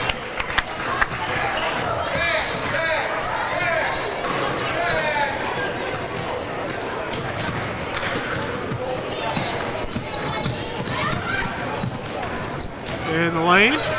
Pierce the rebound. So it's Bradley bringing it up the floor. Sims. Bradley the three. No, off the rim. Ooh, that was a foul. And a foul inside. Well, Pierce, I mean, head to the line. Considering the competition here for the Victors, they haven't beaten this team this season, but like they're playing pretty good. They're only down 7. Yeah. No, they're playing solid. They got a solid group. Pierce misses the first. Thing is that Lady Hawks just say really this is a very good year for them. Oh yeah. Got some older players. They've got 2 girls that are over 6 foot, and then one that's like 5'11". That's just going to make a big difference in a girls' game. Yeah, for sure. Victors aren't that tall. 3 from Rummels, no good. Bird with the hustle. Oh, good hustle from Ashton Bird. Now it's Michaela Rummels. She thought about it. She showed it. She's faking the drive. The floater got it to go. Michaela Rummels getting on the board for the Victors. Now the lead's cut to 5. Sims inside to Robertson, right underneath. That was a good pass. Stolen away by Davis. 50 seconds left in the first quarter. Got a Rummels. 3-pointer possible. Oh, throws it high. Out of reach.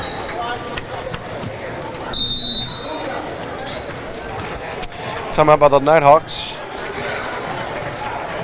Yep, so that'll bring us to a break, and we'll step aside, and we'll be right back.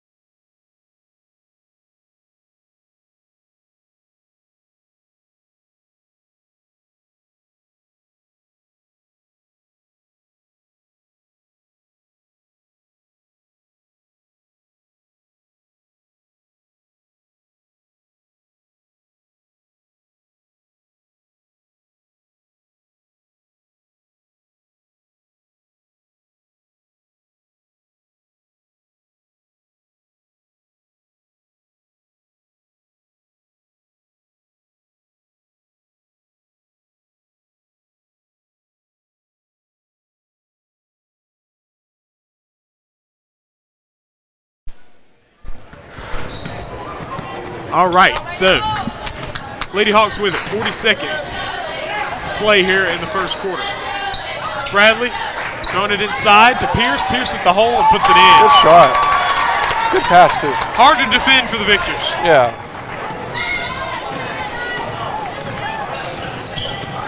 There's Avery Rummels with it. Over to Davis. Davis to Bird. Ball was tipped. It was stolen by Spradley, and it is stolen by Starbuck. She's fouled.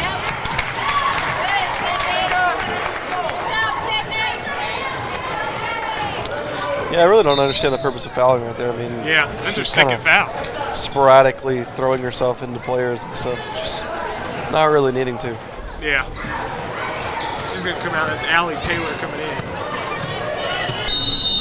Oh, she waited a little long. Oh, I was actually on the line. Yeah. So that'll end out the first quarter. 16-9 the score. Lead for Laurel. We'll be right back with second quarter action right here from Temple Baptist.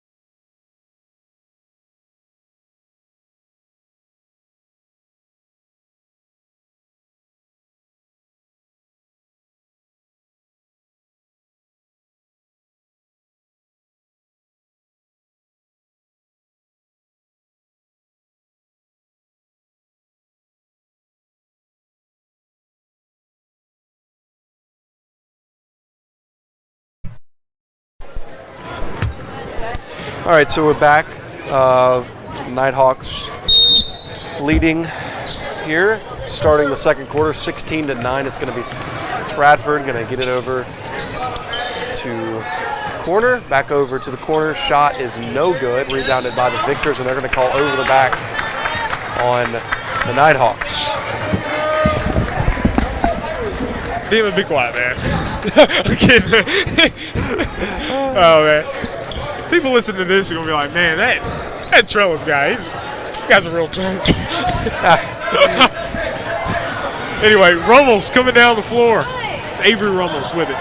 She's got 5 points already here for the Victors. Taylor going to feed it into Bird. There you go. Bird going to use some size, get into the basket, but she's going to miss. Starbuck the rebound. Yeah, she wasn't really looking at the goal when she shot it, and that's normally helpful. Yeah. Starbuck outside to Sims. Over Spradley. Into Pierce.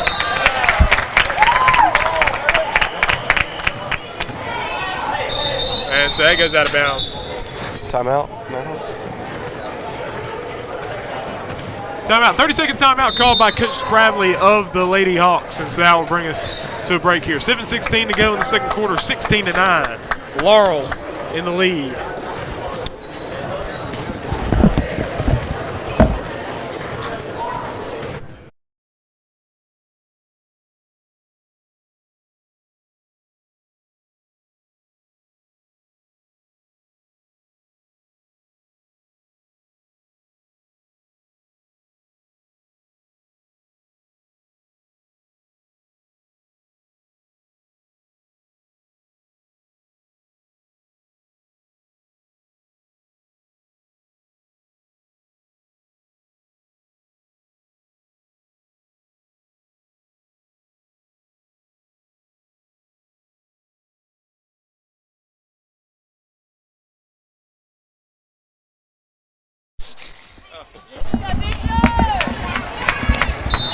All right, so now just over 7 minutes to go here in the first half.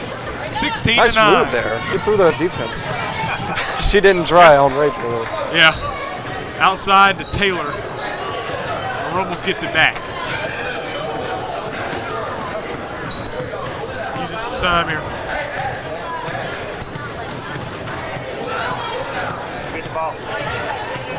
Oh, goodness. What? Dude, come on. Listen, this is not TSJW Network viewer friendly. Yeah. I'm sorry. Close your eyes. Close your eyes and look away. This is not. What is he doing? Wait, what are we doing here? You're down 7. Like, what's going on? I don't. If you're up 7, I would understand. Oh, don't bring that private school basketball up in here, man. You know what I mean? Pull the old Columbia Academy. You know, I want to boo. I want to boo right now. I would do. Listen, it's because Michaela Rummels has all the fouls and stuff. Dude, seriously. Well, I feel like the I'm stepping aside. Well, I think the Knighthawks are like seem. That's what she wants, Olivia. There's no reason to get her in I don't know. It just feels like the Knighthawks don't even have to move, so I don't understand the purpose. We can sit here for 6 minutes.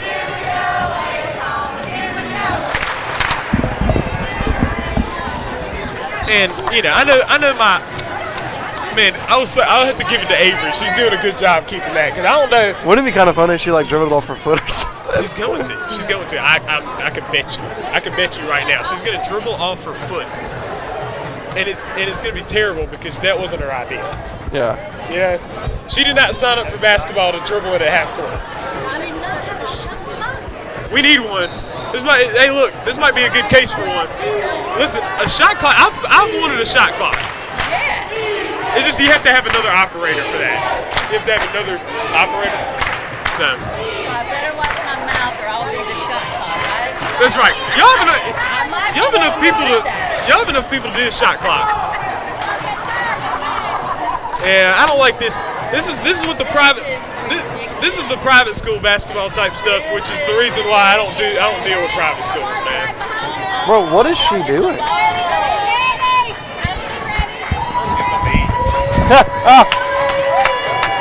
Trellis just said, I'm going to go get something to eat. So he'll be back, I guess. He might be back by the time this is done.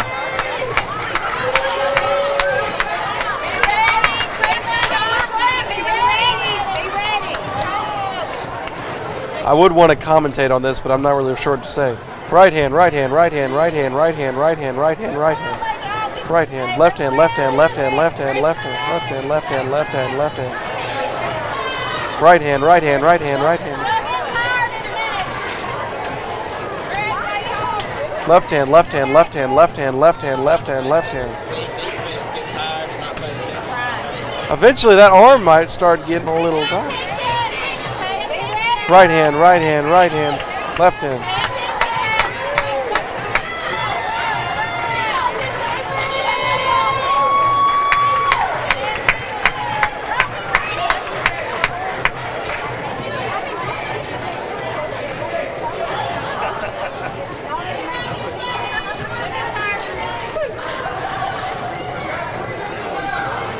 I really don't understand the purpose of this.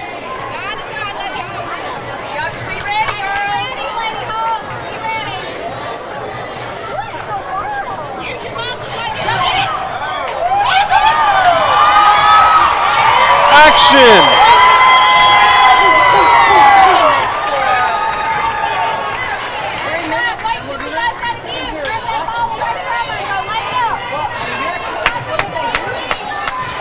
She's now dribbled out about 4 minutes.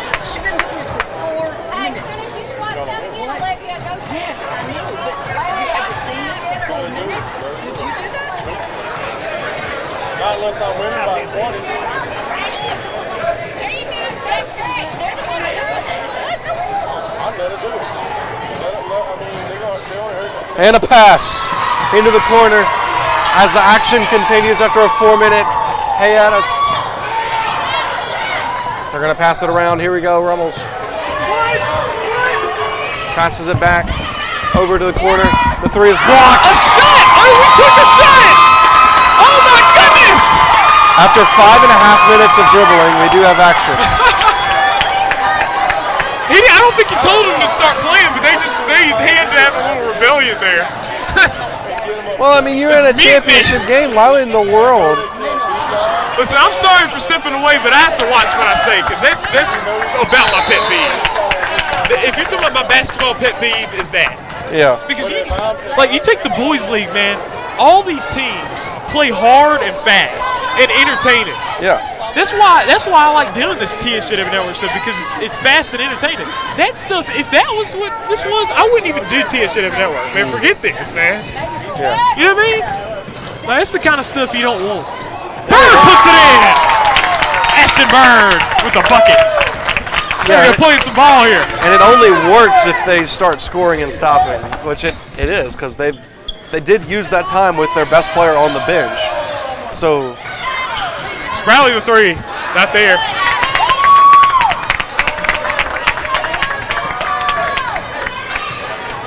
Oh, he's going to tell her to do it again. At least we got 1 minute and 20 left this time. Oh, man. Come get her, come get Well, her. look, if they're passing, it's all good. Double dribbling.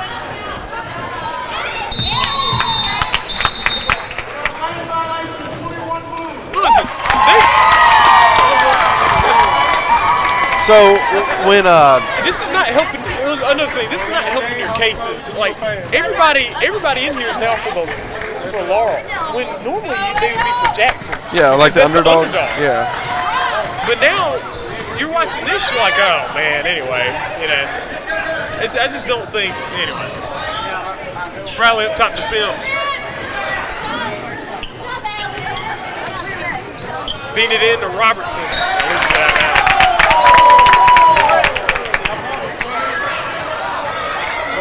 They're going to call that off of Jackson? Yeah. Wow. Another thing too is that with the Victors, they've got a team that's a likable team, and they play hard. They've got some good players and stuff. But you know, off of Williams, out of bounds.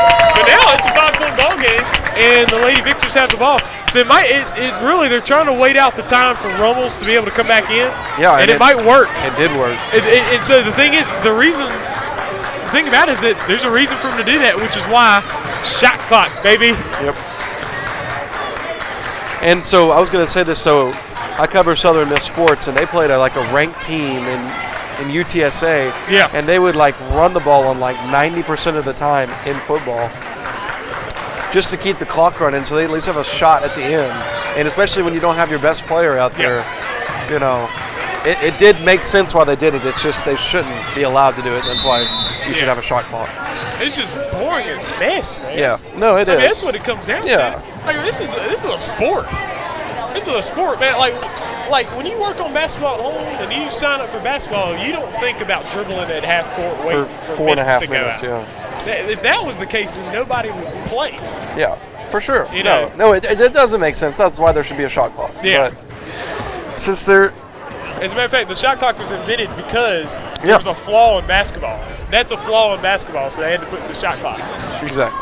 And in my opinion, I don't think there are all that many flaws in basketball. Basketball's a pretty good sport, a pretty pure sport too. Absolutely. But that kind of thing right there, they had to do the rules with the backcourt. That was back in the 20s, though, a long time ago. But backcourt, people would just sit in the backcourt, just hold it. Yeah. And so then they had to start doing the 10 seconds there, and but what's weird is that made it really boring because with Laurel, they could have put pressure on and taken the ball from them, but why? No reason. I feel like they would have been better for Laurel because you would have thought that they would have actually been successful because the Victors don't have their best. The reason they did it is because they don't have the person who can handle the ball the best on the floor. So 7 seconds to play, and I think what the Lady Victors are going to try to do is get Michaela Rummels a shot to end it out. Yeah, I would assume so. And so Ava Rummels gets it to Davis. Davis coming around, and now she's looking. The time's going to run out, and that's it. The end of the first half, 16-11. The Laurel Lady Hawks in the lead. It was a high-scoring first quarter, and then the second quarter was just boring. Yeah, it was 5.5 minutes of dribbling, 2.5 minutes of action. Yeah, but it might work here for the Victors. Yeah, only down 5. 16-11. We'll be back with second half action. Hey, one good thing about this.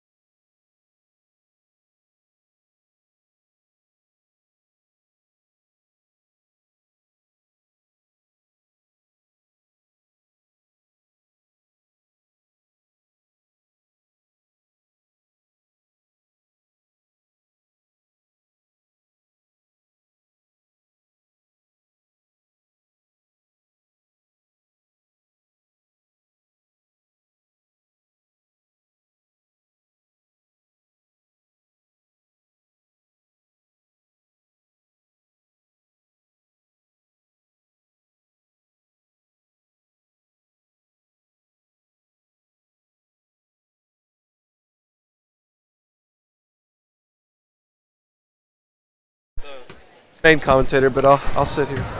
All right. We're back. So 16-11 is the score now. Feeding inside to Bird. Bird loses it. Robertson takes it away. I'm kind of looking forward to some more dribbling. Anyway. Starbuck with it now. She'll take the jumper and got it to go. Good looking shot. Sydney Starbuck. With the look at this shot right here. Oh, yeah. Over Rummels. Feeding it inside Newton. Outside. Rummels on the drive. Michaela Rummels all the way through. She loses the ball. Spradley takes it away. It's just hard to dribble into those, to that size in Laurel. Outside to Starbuck. To Spradley. Inside Robertson. Robertson turnaround. Good post move, but she misses the shot.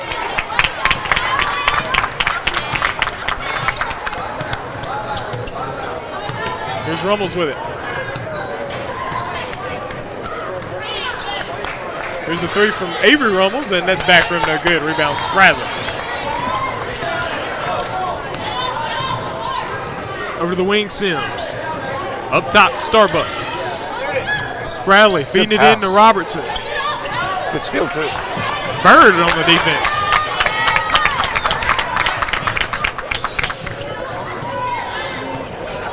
Just under 6.5 minutes to go in this third quarter. Davis. Michaela Rummels with it.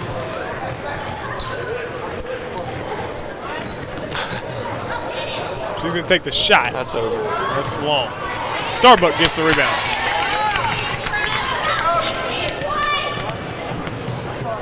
And over to Sims. Sims on the move. Ooh, that was a wall. Travel. Sadie Williams going to check into the ball game for Rachel Robertson. Just the dominance that Laurel has had this season. It's just hard not to just grant them the championship. You know? Yeah. But obviously, still a 7-point game. Yeah. I got offensive foul there on Avery Rummels. Interesting. I don't like that call at all. Yeah. Didn't know about that one, but Sproutley's going to bring it up the floor here. Over to Sims. Up top, Starbuck. Spradley, ball tipped.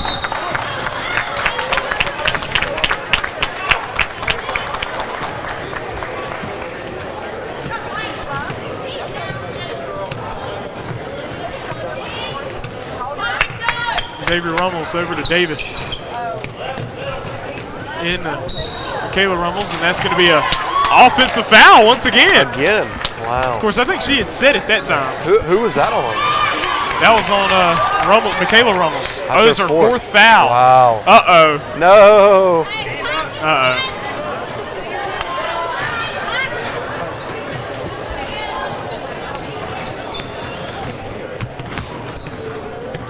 Just over 5 minutes. Over to Sims. Over to Spradley.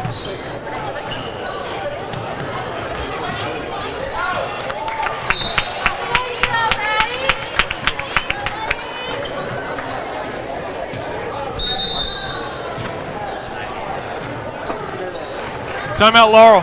5:04 to go in this second quarter. We'll be back with more action.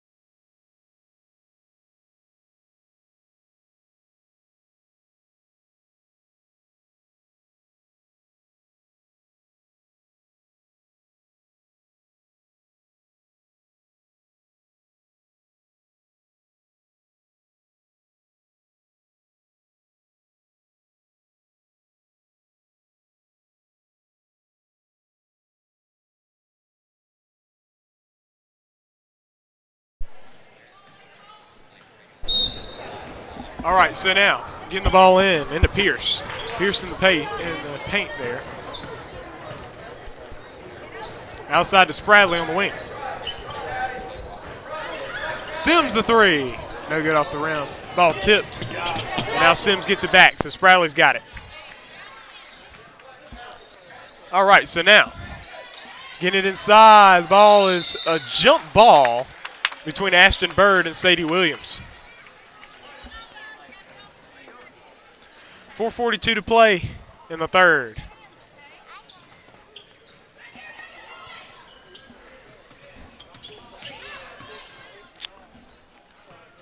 Spradley up top. Starbuck feeding it in. That's Pierce. Starbuck the jumper, no good. Rebound, Williams, no good. Followed Pierce, good. Mariah Pierce, 10 points. It's a good shot there.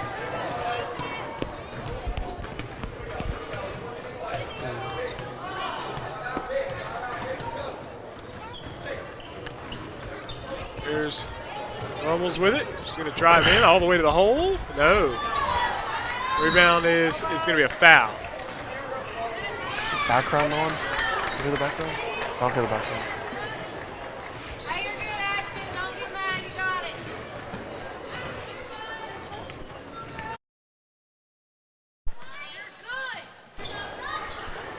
There you go. All right, so now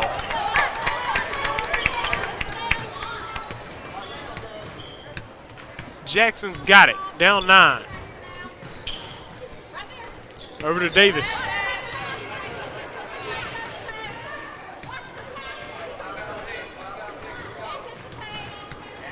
And bounce pass over to Newton. Newton throws it to Avery Rummels, to Michaela. Michaela Rummels on the drive all the way in. It's saved in by Bird. Ball's loose. It's going to be out of bounds off of Michaela Rummels. Yeah, Michaela's got to be careful there. That was pretty close to another foul. I think this is... Hold on a second, we're going to try to get this audio right. Here, you listen to it. I don't think it's right. I see what the problem is.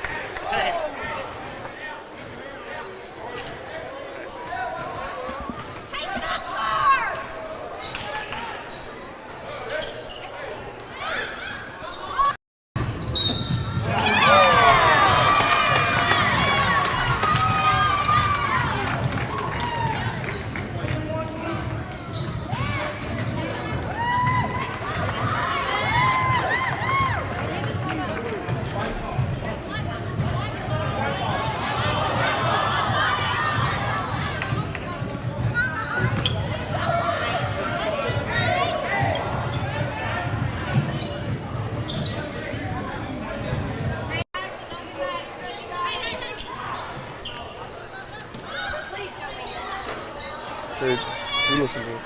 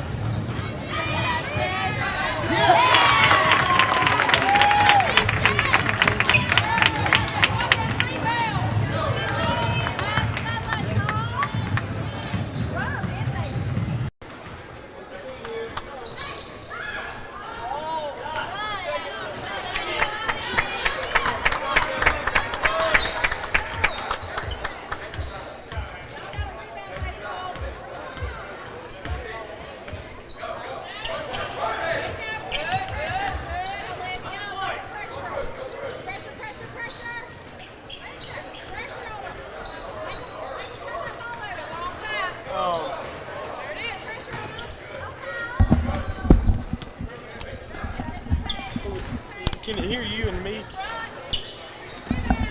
Test. Yeah, I can hear me. Okay. We'll just have to get him to work with it. Yeah. He's better with it anyway.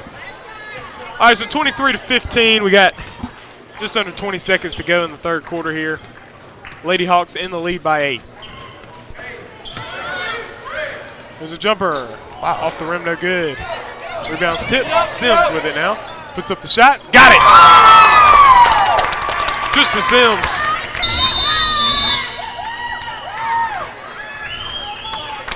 And that'll end out the third quarter. 25-15. The Laurel Lady Hawks lead by 10, and they're 8 minutes away from claiming their first ever 18U Girls Championship. First ever. Wow. Yeah, so that'd be something else here for the Laurel Lady Hawks. So we'll be right back for fourth quarter action. You think they could look at it's doing the pair in 1, 2, 3, 4? You know what?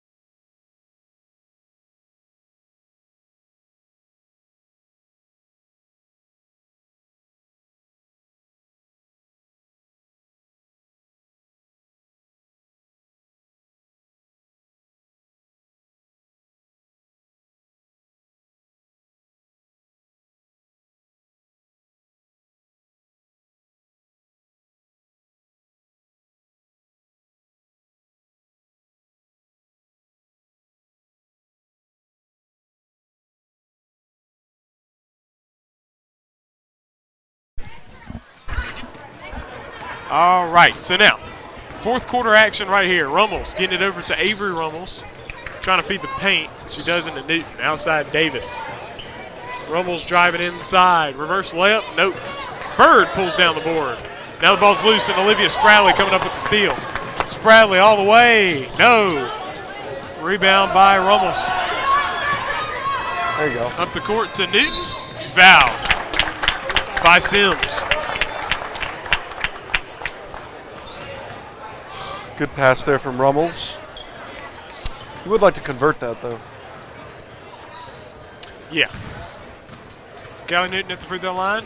Lady Victors down 10.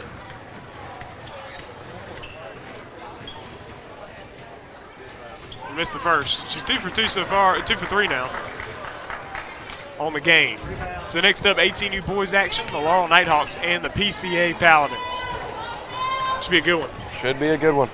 Went into overtime 62-61. Laurel won yesterday. And you saw that game. Yeah.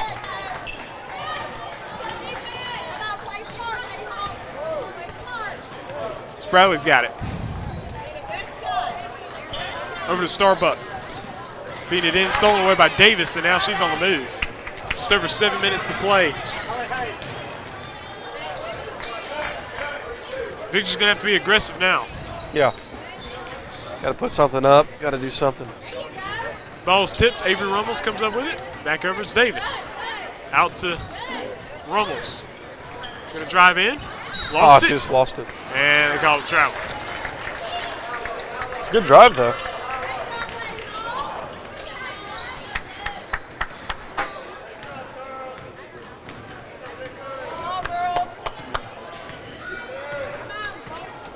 Here's Spradley with it. Over the wing, Starbuck.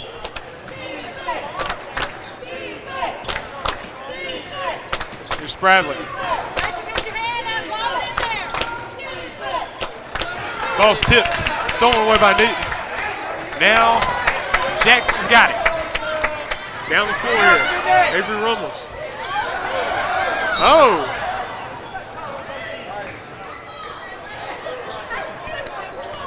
Goes out of bounds. We'll stay with Jackson here. Yeah, they got to get something going here, obviously, to at least there's something. Oh, Newton. Callie Newton finding the goal there. He's got 4. Only down 8. Still very much possible. Would like a few threes or something. Spradley on the drive, the floater in the lane. She misses. Robertson the rebound, the putback. That's no good. And now the hustle. Robertson again over Spradley. Over to Sims to Starbuck. Starbuck will take the jumper. No good long. Pierce the rebound. Put back good. I mean, I don't really know what Jackson is supposed to do. I mean, that's just so hard to stop. Rummels inside Newton. Ball's tipped. She gets it back out. Davis to Rummels. Rummels with the fake. She's driving in all the way. Oh, draw some contact. There's no call there. Whoa. That's not what you want to see. Ooh. And she wants to come out of the game. Went straight to the bench. Looks like her legs are okay though. She's kind of walking normal. Yeah, I don't know. They called a timeout. So 27-17, 10-point game, 5:20 to go. We'll be back.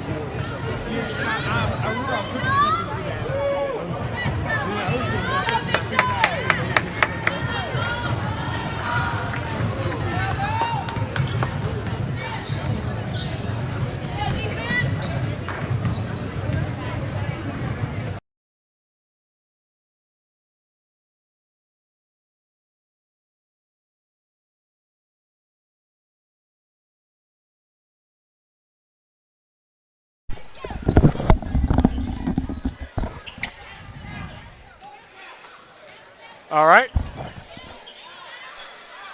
So here we go. Rebound there by Starbuck. All right, so now coming up the floor, Olivia Spradley. 29-17 is the lead for the Lady Hawks.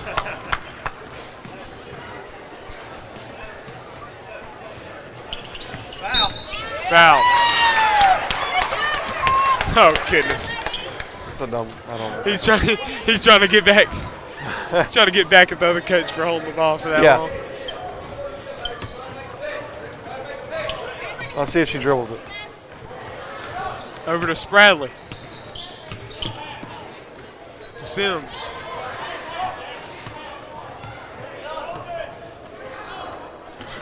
Sadie Williams lost the ball a little bit, and she travels.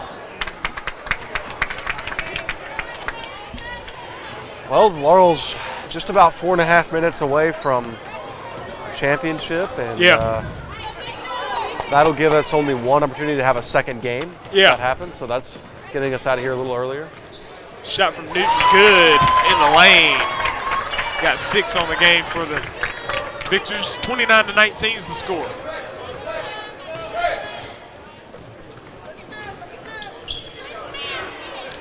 Here we go, Sims up top.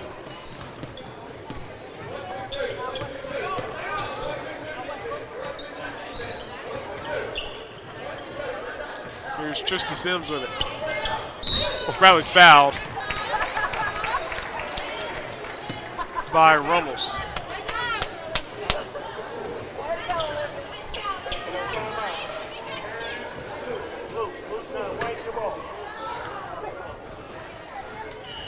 Timeout, Jackson. So the Victors get time. 29-19, 3:36 to play in the ball game. And if Laurel holds on, they will be the champions with 18 girls. Very low-scoring game. 29-19. Yeah, well, I guess 6 minutes was dribbled out. But. Yeah.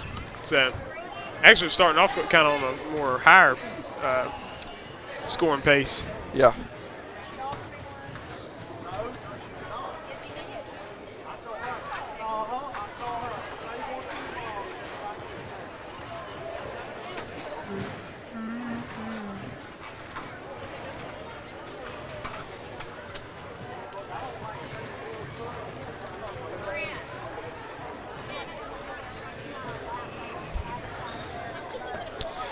Well, the ticket game's coming up. Is that? PCA and Laurel. Yeah, that'll be a good one. 18U Boys Championship. The Laurel Knighthawks are the defending champions, and this is where they're going for. They're going for the back-to-back here. They've got a load of seniors. This is Coach Cliff's last season coaching, so very, very big for the Knighthawks to win this one. PCA, they won the 16U. They're looking to win the 18U as well, but they're returning like all their players except for one. Yep. So really, I would say the more onus on winning this is on Laurel. Yep. Pressure's on them. Because if Laurel doesn't win, they're going to have a tough time next year getting the team back ready to take that. But Spradley getting the Starbuck jumper. Got him to go, rattles in. Sydney Starbuck. 6 points.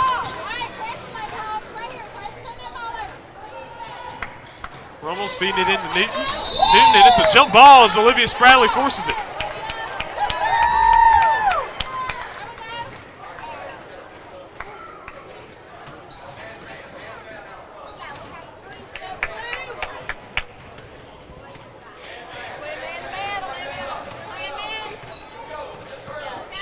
Spradley back to the basket, getting it over to Sims.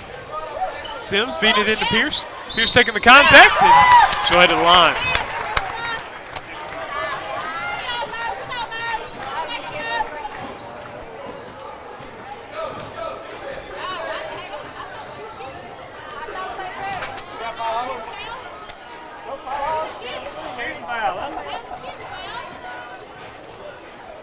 Yeah, 1-1.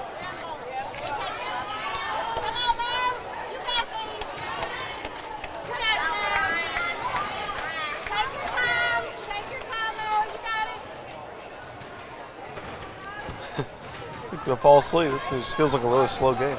Yeah. Pierce will miss the free throw. Rebounded by Williams. Spradley gets it up to Sims. Sims trying to chase the ball out of bounds. It goes out. Going to Jackson here.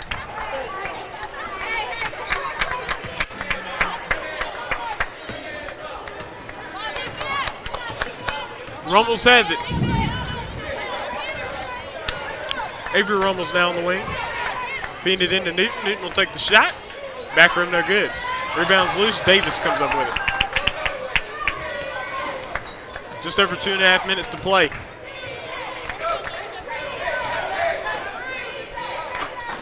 Bird loses it. Starbuck gets it. Jump ball.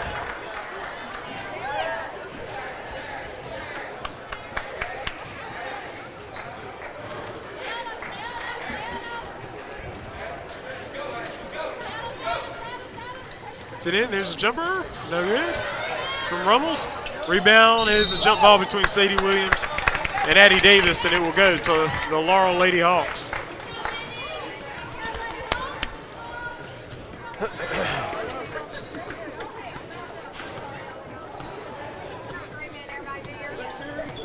It's Bradley.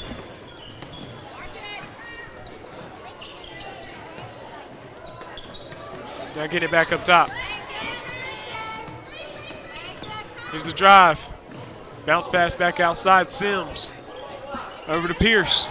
Pierce back to the basket. Turnaround shot. Oh, man, that's a good play. That's a great move. Great center play. 14 points for Mariah Pierce. Timeout. And I'll tell you what, the Lady Hawks are feeling it now. They lead by 14. That might do it. Under 2 minutes to play, and they are thinking that they're going to win this one. That's going to be a 14U championship, a 16U championship, and an 18U championship. And girls. All for the girls. That is dominance for the girls division from the Laurel Lady Hawks.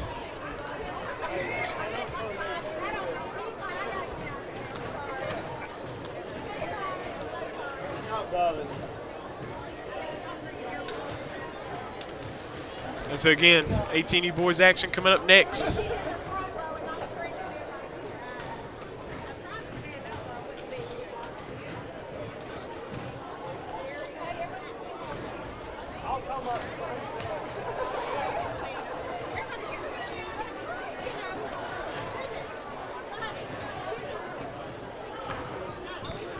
A lot of hugs and stuff over there at the Jackson bench. I Yeah. think they know that this one was Laurel's, and congratulations to the Knighthawks as they can play the last minute and 50 seconds, but there's no quit in Kayla Rummels, so she'll come back out here with 4 fouls. Yeah. I don't know, it just seems like 2 minutes just still seems like a good bit of time to at least make some kind of run, but Yeah, it seems like the way that Jackson's been scoring, it's just not like it. Yeah. Well, we also saw that in the Meridian, so. Yeah. There's Michaela Rummels. Over to Burge, Sophie Burge. I think this is her first time in the game. Taylor gets it back over to Rummels. Feeding inside to Newton. I will say sometimes I don't quite understand what the plan is. Like you're down 12, you're down 14 with a minute and a half to go, and you're like feeding the high post and passing it around. When you have you can shoot it from there. Yeah. Floater in the lane, bank shot, no good. Almost got that spin right there.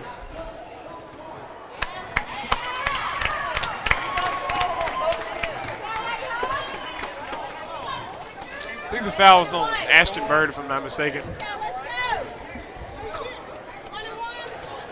1-1.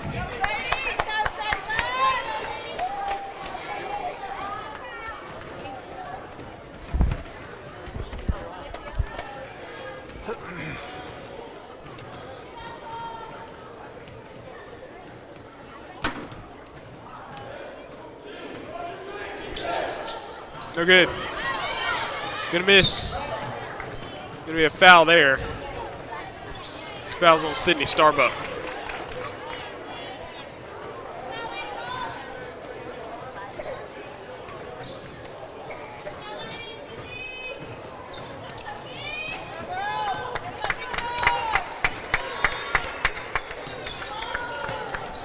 Over Burge. Taylor. Drive from Rummels. Yeah, she threw it up off the backboard. Gets her own rebound though. She's going to take it all the way and draw the foul. Sorry. Kayla Rummels, shoot 2. 1:02 to play.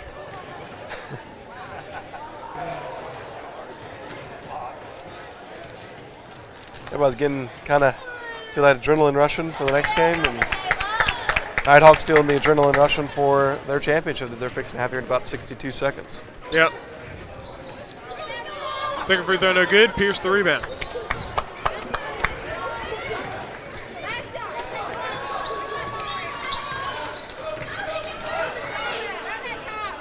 So now Williams and a foul, not a foul, a timeout called by Coach Spradlin. So 33-20 is the score, 52 seconds to play in the game. May want to get his seniors in here, I don't know. Yeah, We'll see. probably so. And what a season. What a season. From the Lady Hawks. Absolutely. They're going to move to 22-1. Crazy. It's quite the season there. And I have to give the Lady Victors some credit for getting to the championship game, being the 4th seed. Yeah, absolutely. They had to they had to get past Meridian and PCA. And they get there.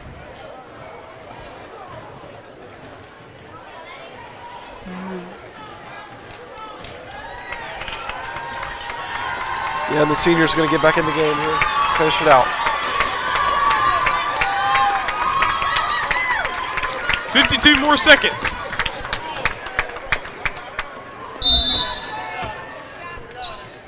Get it into Sims. Take the shot and you'll miss it. Houston the rebound. That's Hope Houston.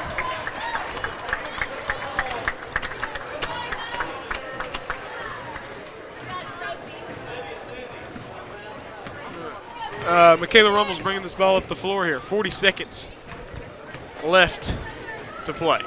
I guess this will not be the time to dribble it out. No. Burge with it. Newton says, you know what? It's cheated. Ball goes out of bounds. And that's the last 20 seconds coming up right here. Trista Sims coming down the floor to Sadie Williams. Williams driving baseline all the way. Puts it in! Sadie Williams. The senior there you go. Gets the bucket there. And Laurel. And 5 seconds left. And the Laurel Lady Hawks, folks, are going to be 18U girls champions of the MSAHA for the first time in their history. They win the championship 35-20 over the Jackson Victors. That's quite a season that the Laurel Lady Hawks have had, and wrap it up nicely in an MSAHA title. Yep. Right here at Temple Baptist Church. And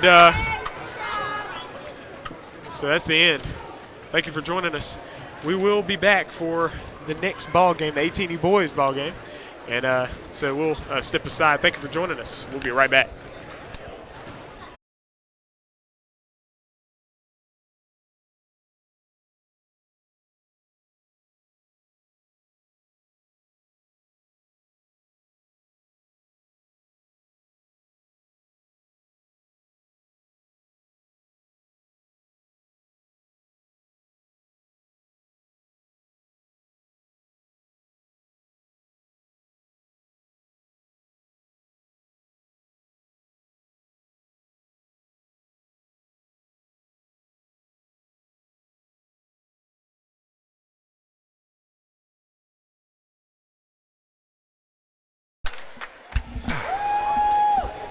Welcome to Temple Baptist Church right here in Hattiesburg, Mississippi. The Laurel Knighthawks and the PCA Paladins. Paladins have their backs against the wall. They got to win 2 of them. The Laurel Knighthawks, 1 more, and they are back-to-back MSAHA 18U champions. That's what they're looking to do today. Laurel Knighthawks starting off with Jacob Moree, Caleb Jenkins, Eli Carter, Silas Ensign. All 4 of them are seniors, and then junior Kai Welch. Starting for the PCA Paladins, got Seth Connor, the only senior for them, Gabe McDonald, Drew Boggs, Hank Peace, and Timothy Singletary. And the tip is won by the Paladins, and we are underway. And this is the game everybody's been waiting for. Rematch of yesterday's thrilling overtime win for the Laurel Knighthawks. And PCA looking to avenge last year's loss in the title game, because this is a rematch of exactly what happened last year. Yes, that's a jump ball there between Gabe McDonald and Caleb Jenkins. And so the ball will go with the Laurel Knighthawks on the baseline here.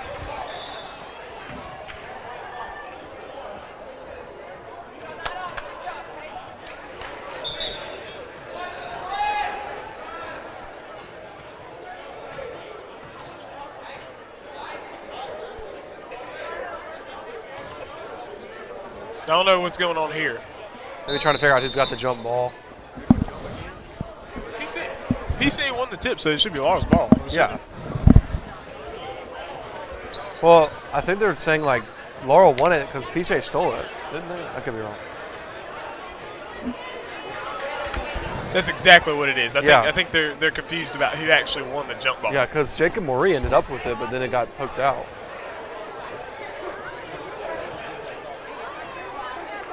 But still, it seems like you can make the decision a little quicker. Yeah, I I mean, mean, just be like, it's yeah. like, okay, he stole it, or he didn't. Of course, this game might be so close that this might make the difference in the whole game. Who knows? Maybe so. Who scores first?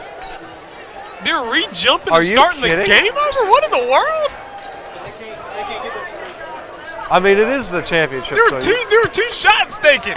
Oh my goodness. What? So they're starting it over. Just do a do-over. Welcome back to Temple Baptist Church. We're here at the 18U Church. Yeah.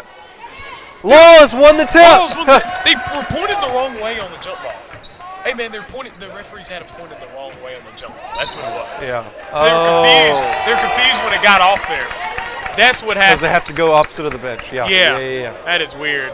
That's anyway, crazy. I don't know if that's off to the greatest start for the championship game referee call. That's not a good start. We'll have to give him a All right, here we break go. there. Seth Connor bringing the ball up the floor for the PCA Paladins. We're right into this game. First possession here for the Paladins. They were shooting on that end just a second. Here's McDonald with it. McDonald crossing over. Up top. Oh, stolen away by Carter. Eli Carter, a good defensive player for the Laurel Knighthawks, and he converts on the other end. Eli Carter gets it going for the Knighthawks, get the early 2-0 lead. Pretty good steal. He knew exactly where the pass was going, and he's going to get it. Here's Stevenson. Oh, that's Singletary there. Getting the bucket. Great shot. In the lane. These teams have met 3 times, or no, 4 times now.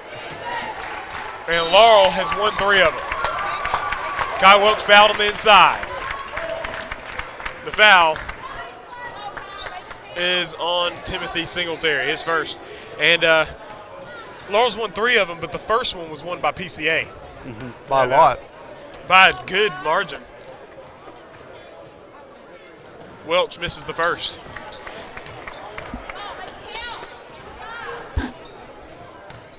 This is championship basketball right here on the TSJW network. And we're glad. Seems like the stream's been going well as Kai Welch hits his second free throw. 3-2, Laurel. Here's Singletary up top, Connor. Over to McDonald. McDonald with the fake between the legs now. On the move. Over Singletary. He'll take the 3. Back rim, no good. Rebound. Welch. You think most of the game that PCA is going to be a one and done? I don't know. Inside. Oh! Carter with the rebound. Now, Jenkins got it back, and they're going to call the foul on Drew Boggs. I can't see like right here, so. Yeah, it's hard to down see that there. corner there. Fouls on Drew Boggs.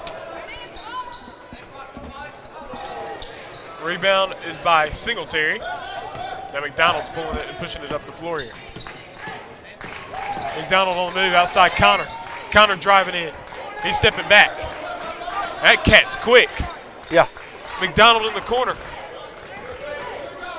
Up top to Drew Boggs. Now Singletary. Singletary the 3. No good. Rebound inside. Inside down the floor. Trying to feed it in. Stolen away by the Paladins, and now Seth Connor with it. Stepping back. On the move. McDonald in the corner.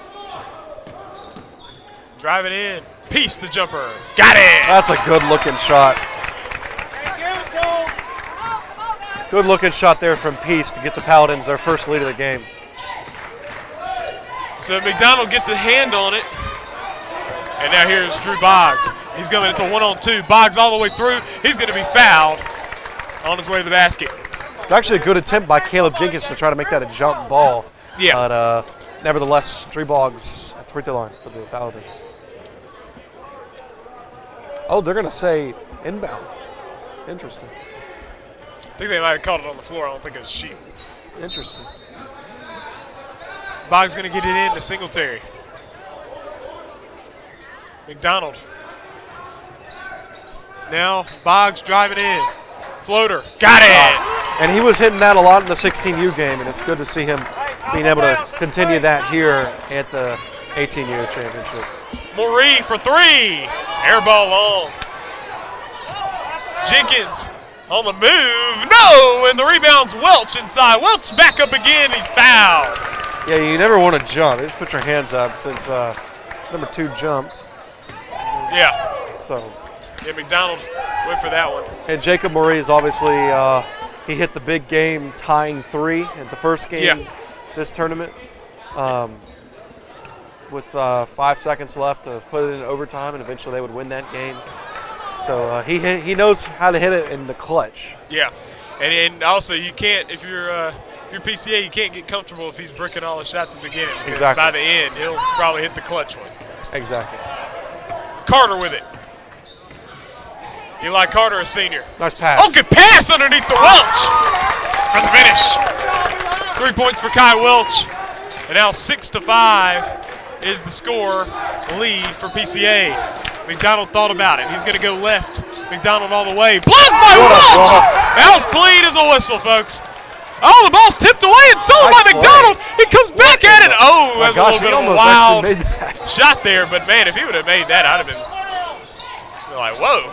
I mean, it did bounce back. It did. Sure. He actually got the English on it. Floater from Marie, missing. Piece the rebound. Very physical game. Very physical game. The Laurel Knighthawks are a very physical team. Yeah. That was one thing. The PCA Paladins were able to be pretty physical with the Muddy River Counselors and beat them with it. Yeah. They're not going to be able to be physical with the Laurel Knighthawks and beat them with it. Yeah. They're going to have to beat them with quickness and shooting. Yeah. Boggs the 3. Nope. Oh, that nearly went. Now McDonald has it. And how much do you think the Paladins miss Colin Erickson right now? I think they're definitely missing him. He's a hard driver for them as well. Exactly. Marie on the go in the bank end. Jacob Marie. Gotta be ready, gotta be fast. Here we go. McDonald. Up Connor. Singletary thought about it. Travels. What?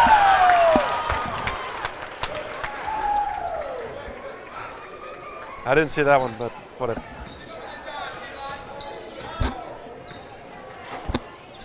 Eli Carter has it. Over Marie. Carter to the corner, Ensign. Ensign driving in. And foul's going to be called on the floor on Timothy Singletary before the bucket.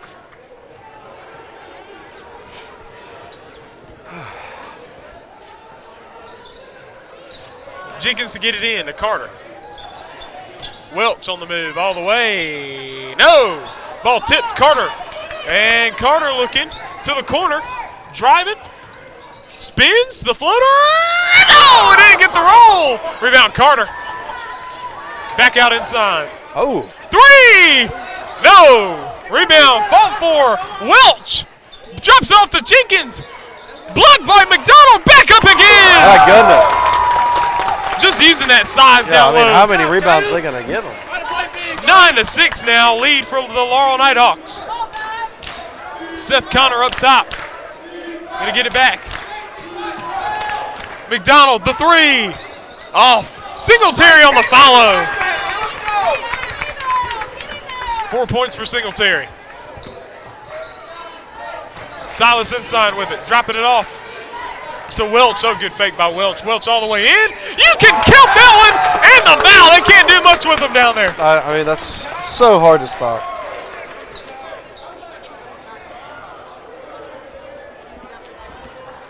Coach Erickson was saying that he understands that those are fouls that they're committing, but he wants some more on the other end.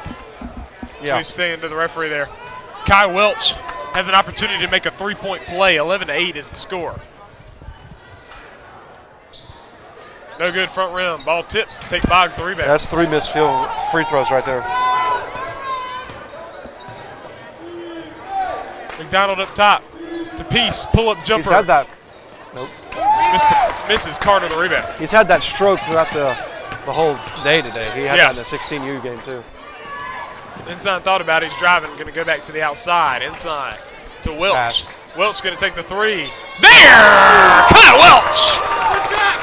Number 1 player, number 2 player in the conference. Yeah. Showing out on state championship day. Kyle Welch knocking it down. It is 12 or 14-8 is the score. 6-point ball game. Laurel in the lead. We'll be right back.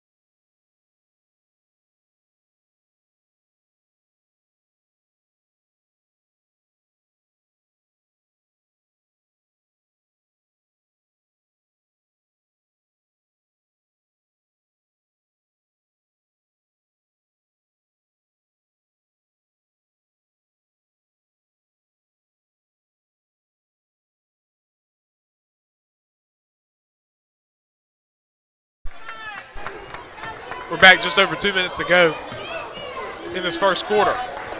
Laurel leads by 6. Over Connor. Connor on the crossover in the lane. There's going to be a foul on Eli Carter. His first. Yeah, Seth is just so quick in between those lanes.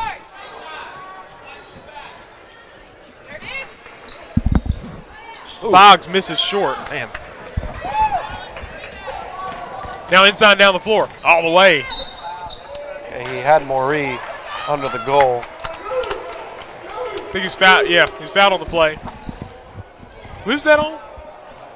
I didn't see. Jenkins going to get it in. High up for Welch, no good. And now over the back on Kyle Welch. Ooh. Got a little overzealous on that one. His first.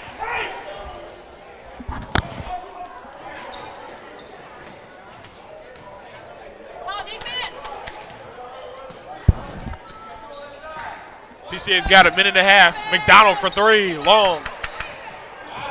Rebound Boggs, he'll take the 3. No. Misses from PCA here early. Maury, oh! What a move. Oh, he didn't make it, but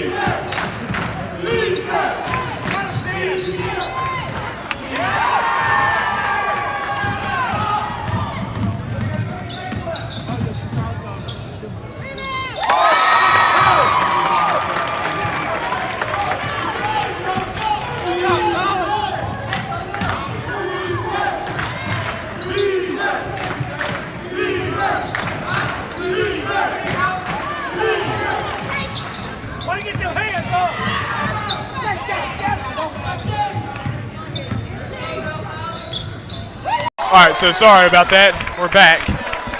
And 20-10 is the score. Laurel on a run here. Yeah. And 20-10. They lead after 1 quarter of play. We'll be right back with second quarter action right here on TSJW Network.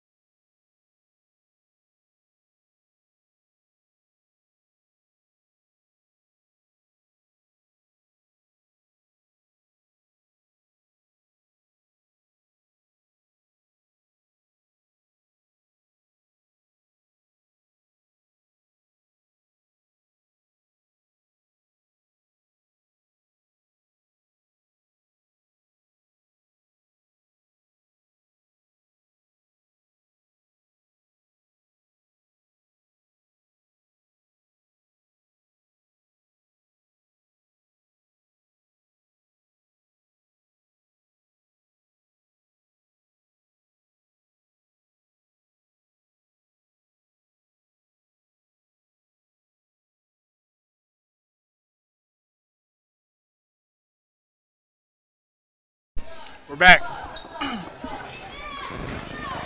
With the ball. Box out. With the ball is PCA. So now 20-10 is the score. Now on the drive, Connor. Floater in the lane. Front rim no good, and now the tip.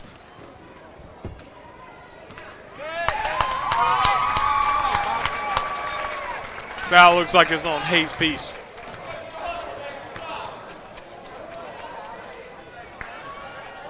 That's a 1-and-1. Already in the 1-and-1 right here at the beginning of the second quarter.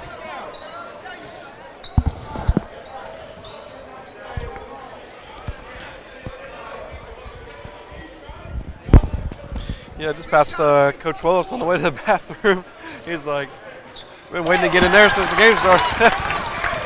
Yeah. So he had to make a quick little exit.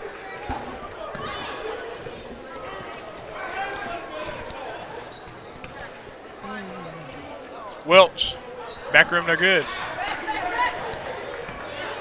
Now Boggs has it. So 21-10 is the lead for the Knighthawks. Boggs back up top to take Boggs. He gets stripped. I think that's off of, I think that's that might be. I was going to PCA here on the baseline.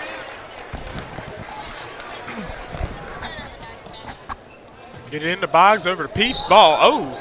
Oh. I think he might have touched his arm a little bit. So Marie going to pick up the foul as first.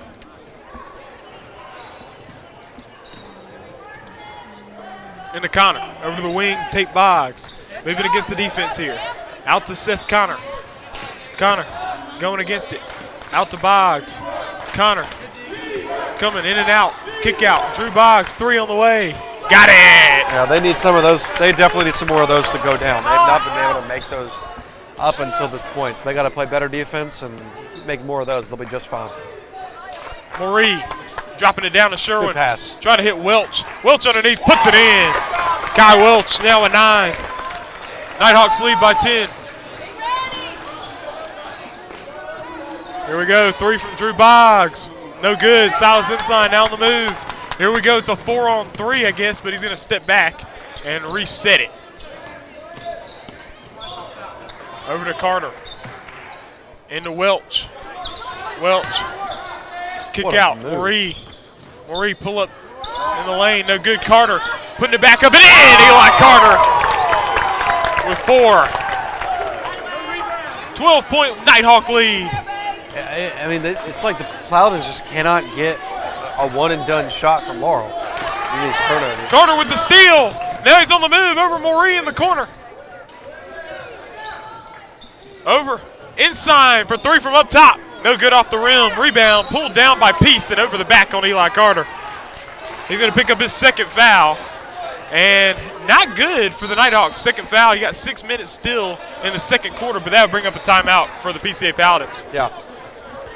We'll be back with more action right here from Hattiesburg.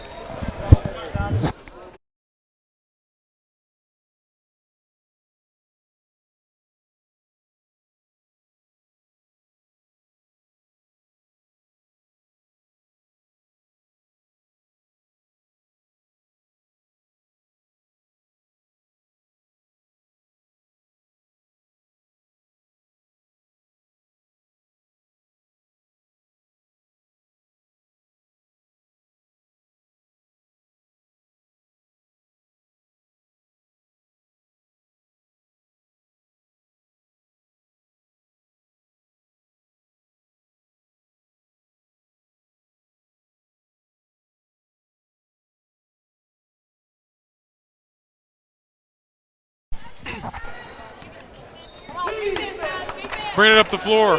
Seth Connor over to Drew Boggs. Down to the wing. McDonald. Gabe McDonald. Kick outside, but Connor wasn't able to go get it. Turnover. Man. This isn't the PCA we're used to seeing. Yeah, getting it over to Carter.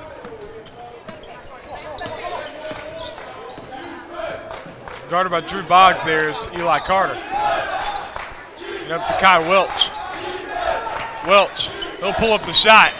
Backboard, no good, and off of Peace trying to save it in. Now McDonald with it. A good save. Connor with it. Over McDonald. McDonald driving baseline, floater up, off the rim, no good. Inside the rebound. Now Laurel on the move. It's a 3-on-2 all the way inside the basket. Oh, it's bottom of the rim. Connor back down the floor with it. Connor loses it, and Welch comes up with it. Here we go. Knighthawks back at it again. Sherman to Carter. They're going to try to set something up. You know how many? Feed it into Marie.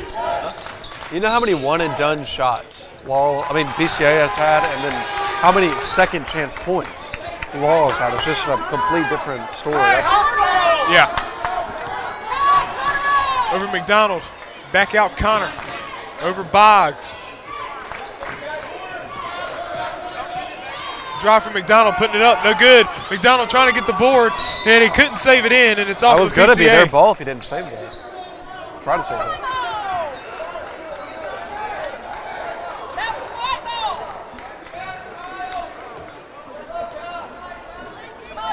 25-13 is the score.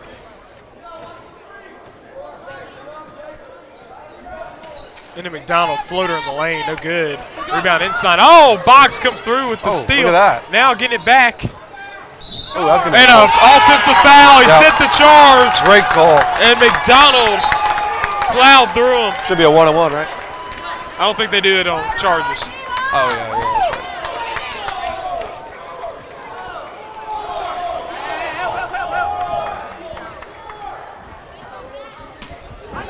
right. Carter trying to get it in. Gets it into Marie. Marie looking up the floor here. Going behind the back. Now Sherman. Sherman on the move to the basket. Oh, blocked by Peace. They call a foul.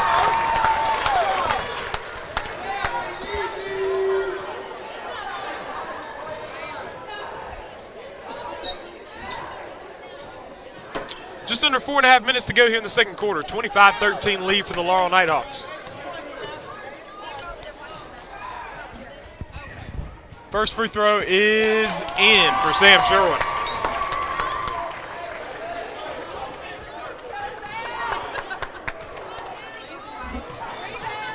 Second free throw for Sherwin. Good. He's got two. 27-13, 14-point lead for Laurel. PCA has it now. McDonald. McDonald driving against the defense. They're going to call a foul there. Oh, that's 3 on Carter, isn't it? Eli Carter with his third personal foul. Caleb Jenkins is going to come in and replace him. Actually seems better for the Knighthawks. That gives them even more size underneath. Then you have those long arms from Silas up top. Yeah. Along with Jacob.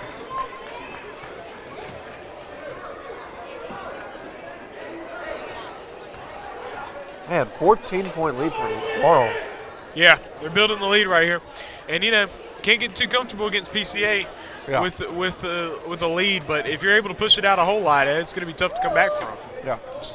McDonald good. Shot. On the first free throw. So Gabe McDonald gets on the board for the Paladins.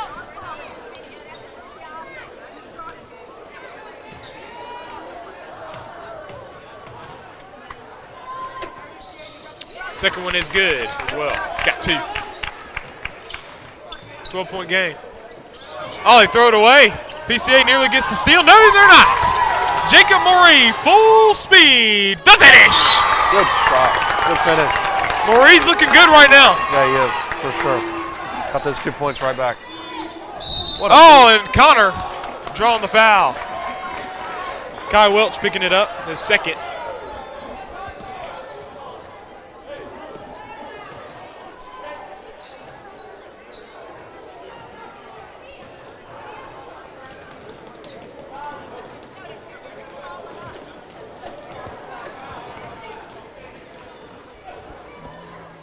Connor missing the first. If you're PCA, you got to get all the points you can get. Yeah, especially their 3-pointers are just not falling down right now. I think they've only had 1.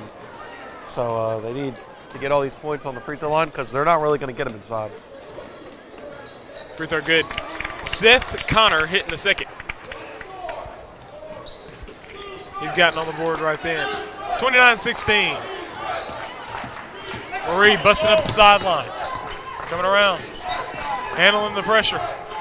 Going around, back out inside. Inside. Crossover. Inside. Dropping it down to Welch. Welch turning around. Welch out to Sherman. Sherman driving in. Oh, to the basket. Oh, elevating. Such a good shot. Great shot. Sam Sherman with 4.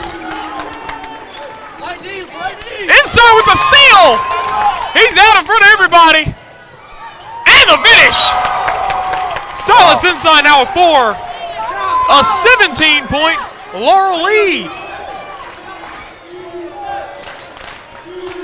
They're ready to play. There's Boggs.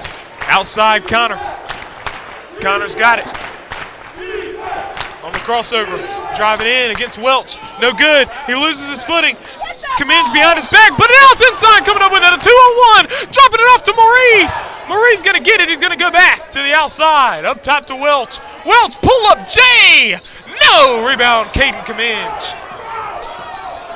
Commenge coming up the floor, coming around, all the way. Blocked by inside! Getting it out to Marie. Behind the back is Marie, but Connor gets in there. Good defense from Seth Connor. Oh, man. And Connor, he's feeling that one. That was tough. Now down the floor, Commenge all the way. Kick, shot, no, tip, Jenkins, here we go. Back again. Under 2.5 minutes, Jenkins all the way. Oh, Caleb Jenkins! Woo, woo. 19-point lead. Four points for Jenkins and a 19-point Laurel Nighthawk lead. They're trying to win the championship right now. Oh yeah, they're not thinking about a second game. Up top, Connor, over McDonald. McDonald coming through all the way, puts it up. And a blocking foul there on Kai Welch. His 3rd. It's probably the right call.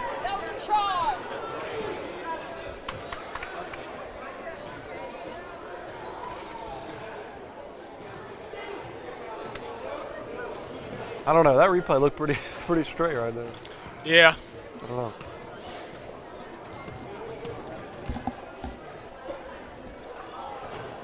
First free throw is good for McDonald. 3 points for Gabe McDonald.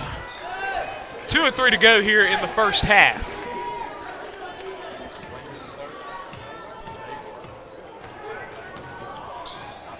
McDonald good on the second.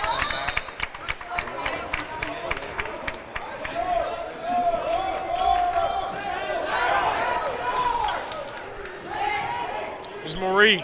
Back to inside. He's coming up the floor.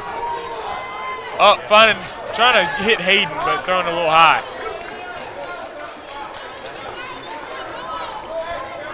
Ooh, man. Crazy first half. Yeah. Here's Connor. Connor on the drive. Kick out to Caden Commenge, and he almost got it stolen. Gets it over. Now up top, Connor. Connor on the drive. Move. All the way for the finish. Great move by Seth Connor there. Yeah. He's got 3. Got to get a lot more of that, though. Now he's driving in, dropping it off. What a pass. And off of Hayden, out of bounds. A little momentum here for PCA. Maybe they can knock down a 3 right here and get some more. Force timeout or something. Connor inside, all the way. Got it to go again, Seth Connor. 5 points for Connor. Just like Leads that. cut to 13. Yeah, just like that. Yeah. So you can't ever be comfortable with a lead against these guys. Oh, nice rebound by Caleb Jenkins. Jenkins stripped by Commenge, but it goes out of bounds. Man, you think those people over there need to move. Like, they don't have any room to jump over. I know. Caleb Jenkins is basically standing. Marie the 3 from the corner. It's long. Hayden stepped in there with the rebound, trying to drop it off to Jenkins. And it goes off his leg out of bounds. Timeout, Nighthawks. 35-22, PCA trailing by 13 to the Laurel Nighthawks. We'll be right back.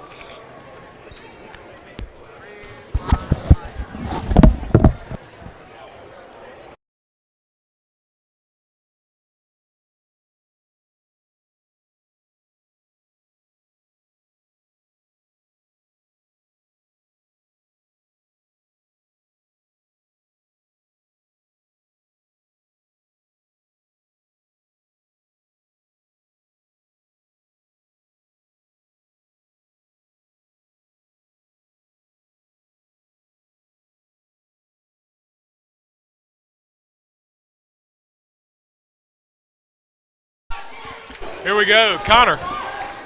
Out to Boggs. Boggs 3 on the way. Got it! Yep. Drew Boggs with his second three-pointer, and he's got 8 points. They really needed it, too. 10-point ball game now. Yeah. And it was 19. Oh, a steal by Tate Boggs! All the way behind the neck, but Peace wasn't ready for that one. Connor's got it now. He's pulling that one. Commins! There! 12-0 run by PCA. 7-point game. Inside. Throws it away. Oh, and Hayden coming up with it. Trying to pass it down low. He does to Jenkins. It's inside. Inside. Step to the side. 3 off the mark. Rebound Boggs. 9 now seconds. PCA back on the move. Drew Boggs the 3. Oh, man. Boggs on the follow. Reverse layup. No. And the time's going to run out. Oh. First half comes to an end. What a first half. 35 to 28. Laurel holds on to a 7-point lead, but just like you said, a 12-0 run by PCA. They needed it too. They really needed that run. Yeah. We'll be right back.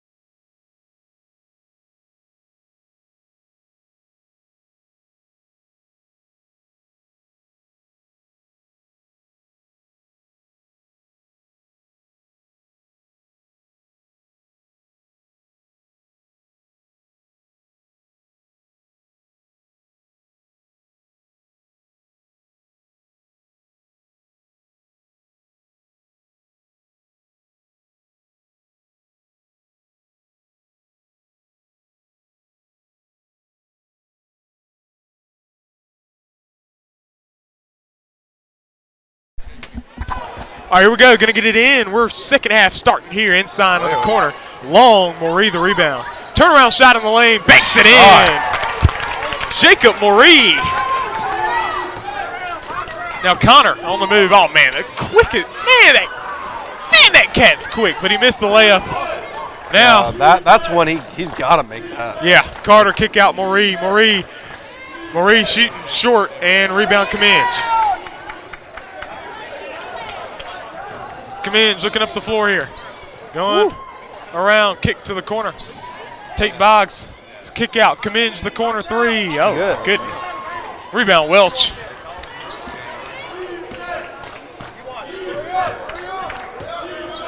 Carter.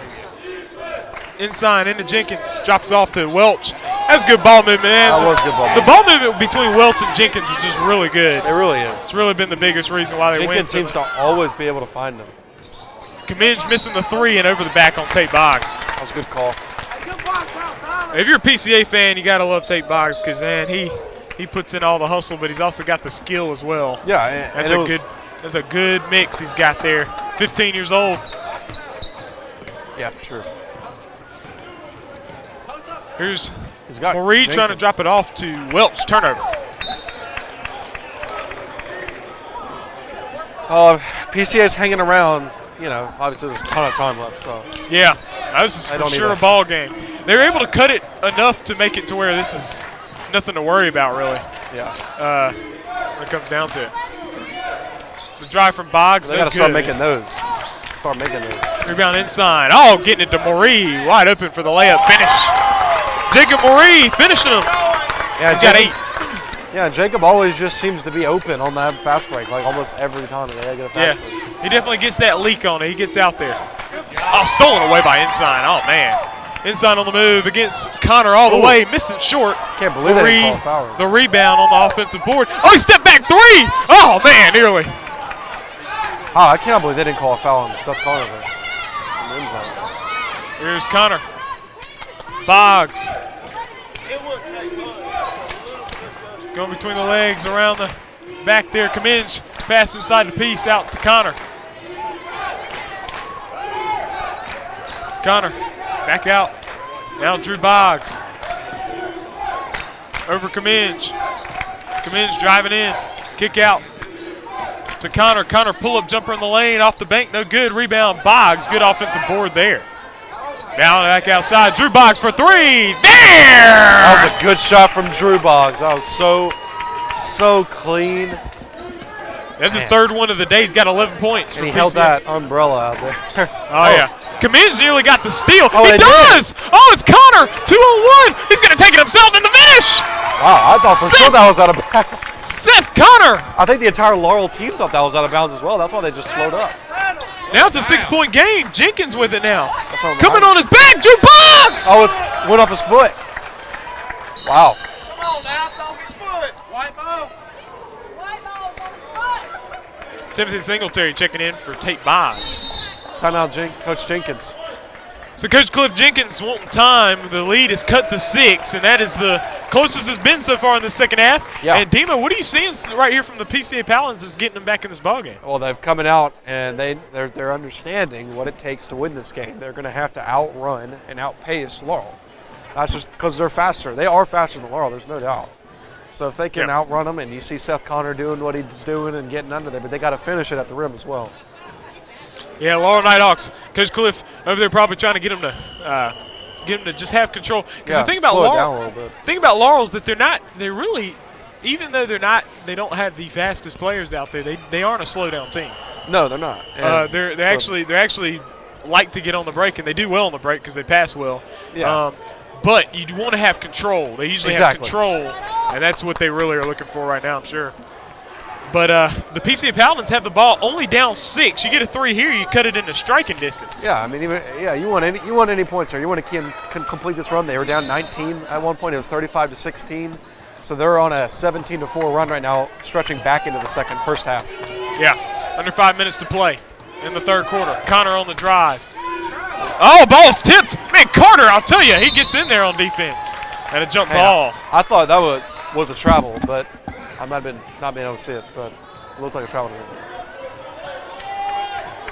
So Boggs going to get in there, getting it down to Cummins. Kick outside to Singletary, out to Connor. Connor over Boggs. Boggs driving past Jenkins. Boggs over to Peace. Over Connor. Connor all the way to the finish. Not there. And Ensign moving out. You got to make that. That's the problem. Ensign down the floor against Singletary. Ensign coming around. He's going through the lane. What Oh, good pass to Jenkins. Puts it up What and in. What a pass from Silas. Yeah. Jenkins with 6. 8-point lead for the Knighthawks. Connor on the move. Floater gets the roll. Man, he is so good right there. Man. 9 points from Connor. It seems like he's going to have that pretty much every time, too.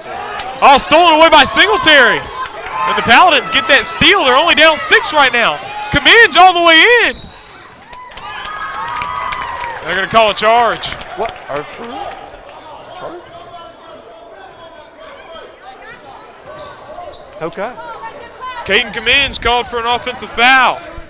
He fouled out of the 16U ball game. Ensign on the drive here. Good. Oh, stolen away, man. That's What a a good play. one. Now They need to 2 go on for 1. this. Boggs going to go all the way. No! Wow. It tipped and Ensign with it now. That's why you use your team right there. Oh, he's going to find Welch underneath the goal for the finish. 11 points for Kai Welch, an 8-point lead again for the Knighthawks. Connor lost it. Now Boggs all over the floor. He tipped it over to Peace. How about that effort? Yeah, Drew Boggs, man, with the hustle.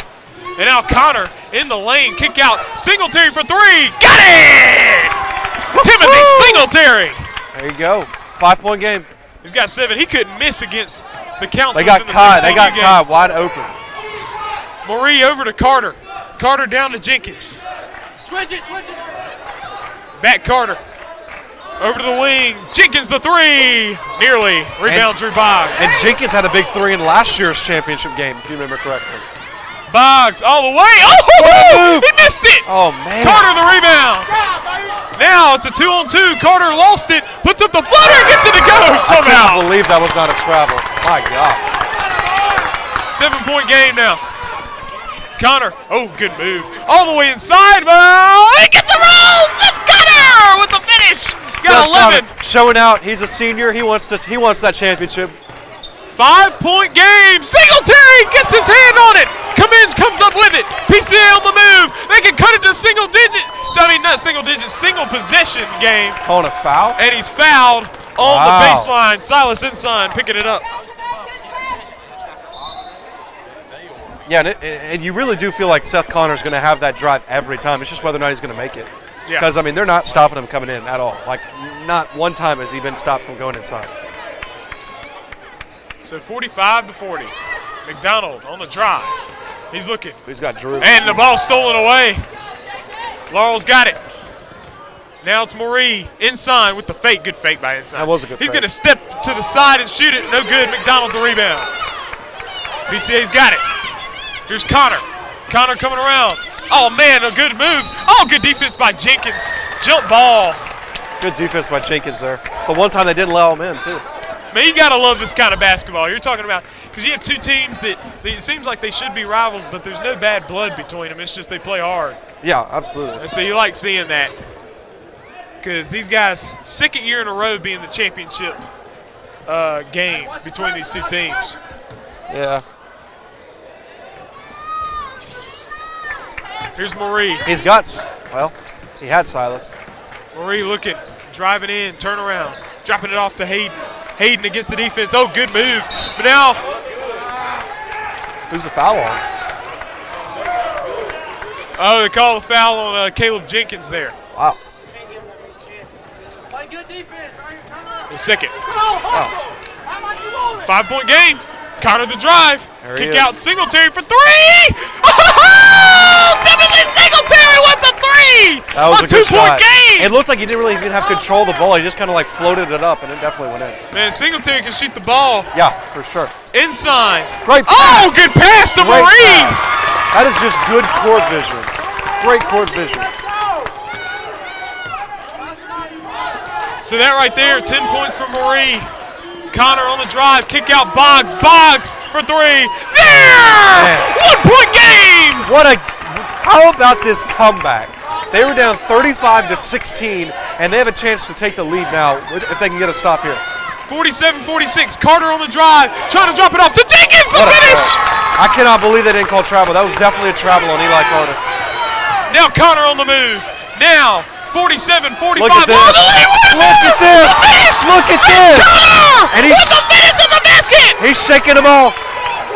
He's got 13. And PCA leads. Oh, it's supposed. What'd they call? A foul? Foul on 1. So Seth Connor fouled him? Oh, 11. 11, okay. It's supposed to be 49-47 on the scoreboard. They have 49-48. I don't know what's going on with that. They're going to have to check that out. We got 35 seconds to play here in the third. Get over the wing. Marie for 3. Banks it in! Like we said, he's clutch in clutch time. Still got a whole other quarter left, but that's a big 5-point lead now for Laurel. Marie with 13. The drive from Connor. Blocked by Hayden. Scholar Hayden with the block. Jenkins now. Oh, he lost it. Connor with it out. What did they call? Wait, what? He called a technical foul in the middle of the play? What? What?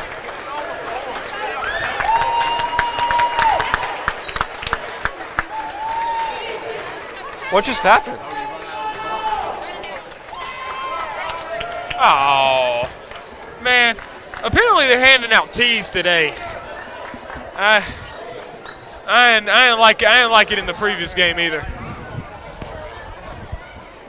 52-47, Laurel in the lead. This is some good basketball we're seeing here. This isn't right. Like, come on. What do they have to talk about right now? I mean, what do they have to talk about right now, though? Because, I mean, it's a technical foul. Yeah. I mean, they didn't kick him out, did they? Oh, no. He's probably just trying to understand why he got teed up in the middle of a play. Unless it was a sideline interference, but that's not a technical.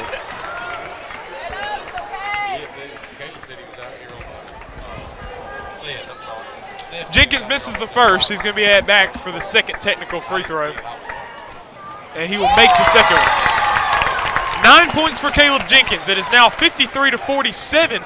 That's what it should be, it seems. That's what it should be. They're going to have to check on that at the quarter break there.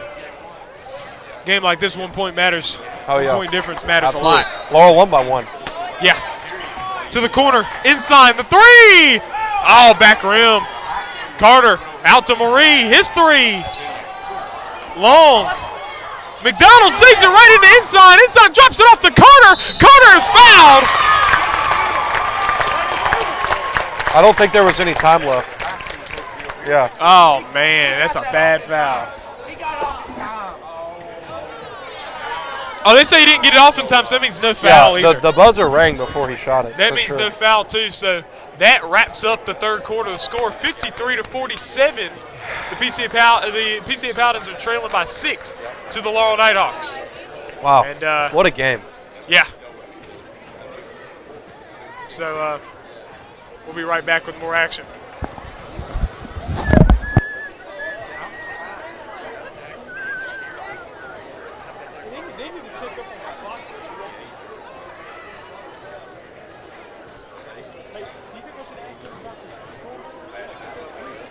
Yeah. I thought we were keeping it straight over here. Yeah, 1 point matters for sure.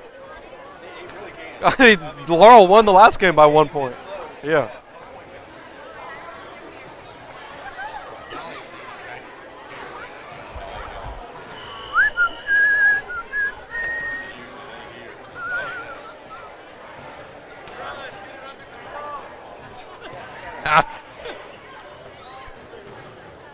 So were we wrong or they wrong? I don't know if we were wrong, but we're changing it. It's not the officials. So it is 53-48, a 5-point ball game. Who wants it more?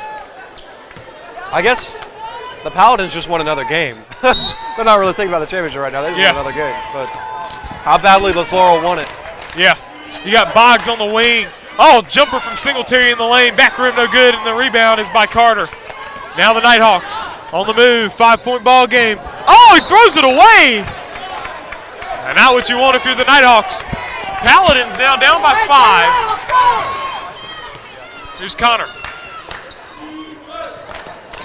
Connor on the drive. Kick to Peace. Bugs the 3. Got it! He is so a sharpshooter. Like, it's honestly insane how good he is. Drew Boggs. I mean, and that's not just from a three-point. That is from deep three-point line as he throws it away. Singletary nearly got the steal. He does get the steal. And they say it's off of Singletary out of bounds. 53-51. Drew Boggs with 17 points. technically, Jacob slamming the ball down is a technical, but they didn't call that. Yeah. That's why those types of technicals should not be called in a game like this. Yeah, no, I don't think so either. Like, let's see. But Drew Boggs, 17 points on 5 threes. Yeah. Definitely showing up nicely in this ball game. 53-51, the Knighthawks lead by 2 points with 7:23 to go in the ball game.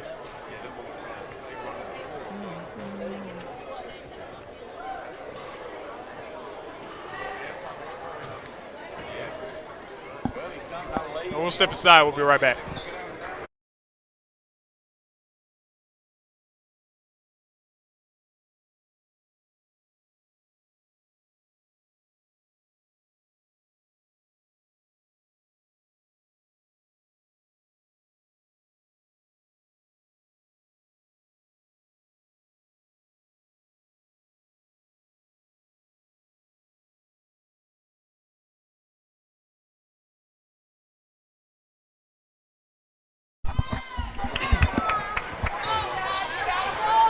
All right, so 2-point lead for the Knighthawks.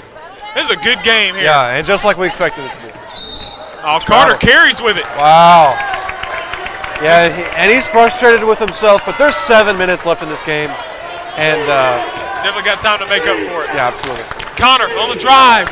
Oh, man, shifty! Seth Connor! Game, coming back from 19, tied the game up just with that. He's got 15 points to it. It's tied up. Dropping it off. Jenkins, he'll take the three. Oh, it pops out. Oh. The putback, no. Welch underneath the putback. He's fouled. Man, just these players know how much these valuable fouls are. Just, yeah. Yeah, so. Yeah. And these coaches are encouraging them, and just everything that happens from now on is so crucial in what the final score is. Yeah. No good at the free throw line from Welch. So we're tied up at 53 with 6:57 to go in the ball game. This is a good one here. PCA, it's a must win for the Laurel Knighthawks. They want to win it though. Yeah. Misses them both. I wouldn't want to play this PCA team when they can win a championship after already beating you. Now it's Kaminge. Kaminge on the move. All the way to the drive. Turnaround shot. He travels. Yeah, he did. Good call. Good call.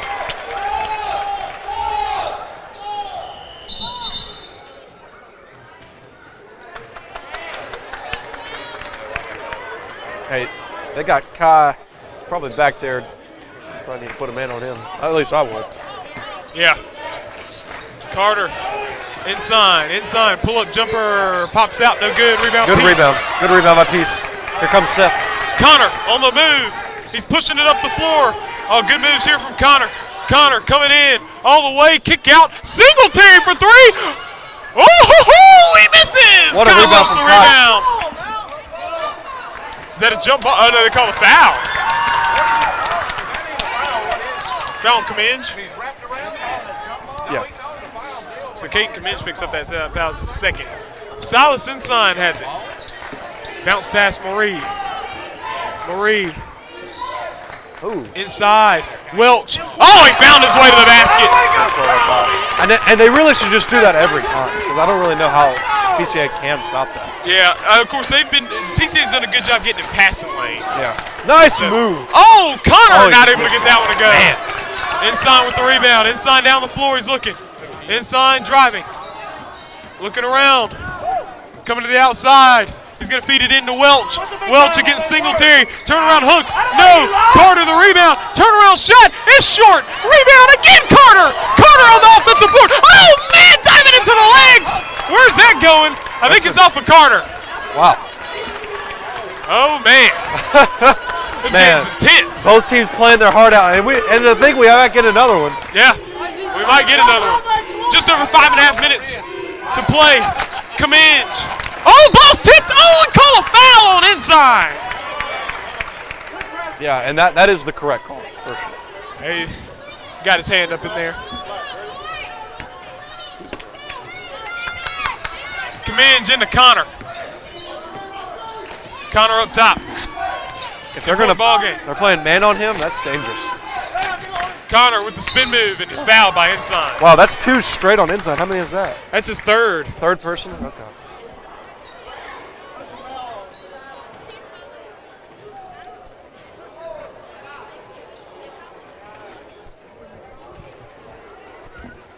So here we go. We got Seth Connor at the free throw line. Good on the first. He's got 16 points for the Paladins. He's been in there bread and butter. This is to tie the game. Yes! 17 for Seth Connor. He matches Drew Boggs is leading the game in points. Ensign will throw it away! Wow. So PCA has a chance to take their first lead of the game, right? Yeah. First lead of the game chance here for the PCA. 55-55, Connor.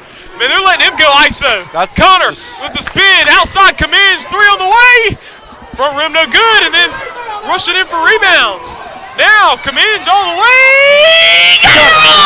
And PCA takes the lead for the first time. As Cominge is running down the court, pretty happy about that. Tons of time left.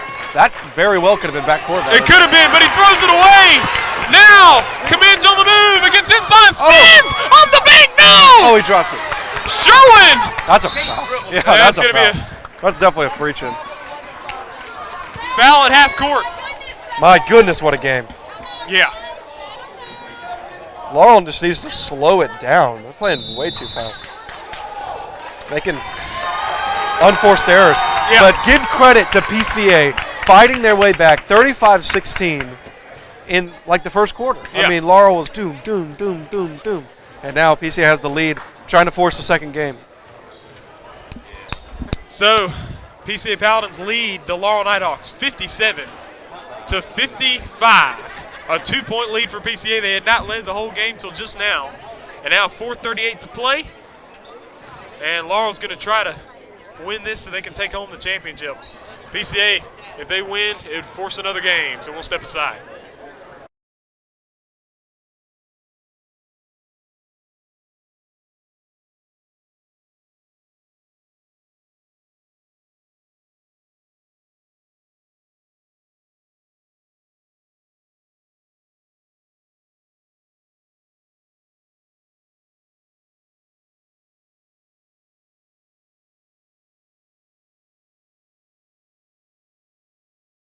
Laurel's going to put this ball into play. It's Marie. Marie on the move, outside, inside. Step to the side, 3! Oh, front rim. Rebound. Oh, it's loose. Boggs, who's on it? They're hustling. Oh. Whoa. That's not a good call. I don't know about that. Like, Nah. how do you grab? I don't know. Okay. All right, 4:27 to play. Carter up top. Carter coming around. Loses it. It's a steal. Now 2-on-1 with Connor. Jumping it off the Boggs. Puts it in! 19 points for Drew Boggs! Probably should have been a foul, too. And the Paladins lead by 4. Carter against Peace. Ball's tipped. He gets it back. Tipped again. Stolen! Boggs against inside all the way! No! Rebound inside. And now foul from behind by Drew Boggs. Only his second, and that's good for Drew Boggs considering the fact that he hustles hard out there. Yeah, and what's their leading fouler right now for PCA? He, Singletary, and Cominge with 2. Yeah, they're not in foul trouble at all. Yeah, so they can play really aggressive here. Now they do. Connor has no fouls. Yeah, they can play aggressive for sure, but they're going to give up these 1-and-1s to Laurel if they do that. And yeah, it's still a really close game here. So Ensign at the free throw line, and Silas Ensign, very good shooter. Definitely not a guy you want at the free throw line if you're PCA. Absolutely not. Here late. And he missed the first free throw, but he gets his own rebound all the way in to finish. So, hey. That's better. You'll take it. I bet he was planning that. 2-point ball game. Connor now stepping back on the wing here. Guarded by Carter. Oh, what a move. What a good move there. All the way. No. Good defense there from the Knighthawks. Great defense by Silas coming over. Carter's got it. Uh-oh. Inside. He's with the fake. He's coming around. Oh, the ball's loose for a second. Now Jenkins drops it up to Welch at the basket. No! Welch with the rebound. Puts it back up and in! Tie game! 3.5 minutes to play. Here we go, Commenge against Carter. Over the top, Boggs. Boggs on the drive. Reverse layup. No! Peace! No! Inside. Oh, now they're running into each other.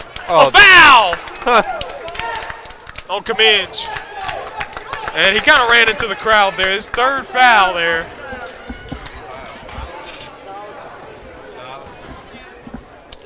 I really don't know. I mean, the ball was rolling on the floor. So. Yeah. But whatever.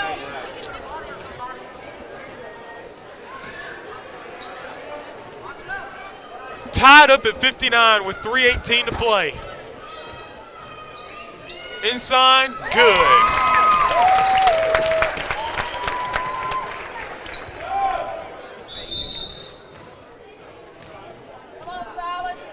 Coming in, Gabe McDonald. Coming in for Caden Commenge.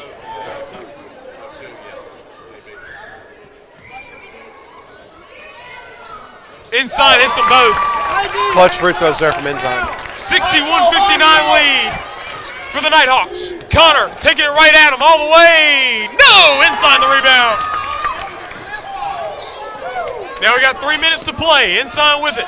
Knighthawks lead by 2. Carter back up to Ensign. Over to Marie. Marie for 3! No! Jacob Marie! He hits him in the clutch. When they need him the most, he'll nail it.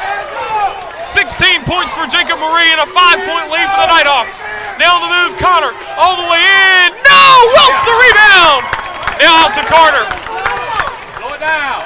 To Ensign. Ensign stepping back. Oh! Up and Jenkins the finish! Timeout, PCA! 7-point Nighthawk lead with 2.5 minutes to play. 11-0 run. There you go. You said who wants it? Laurel wants it. And still can't count the Paladins out. Oh, absolutely not. But now I'm sure because they got in when the game got close, they got into an ISO offense with Seth Connor having the ball. Yeah. Now I would expect them to get out of that because they're going to need some more outside shots. Yeah, absolutely. And so you got to have your shooters in the game to knock them down. But hey, thank you everybody for joining us. And again, check out the TSJW Network website, tsjwnetwork.net.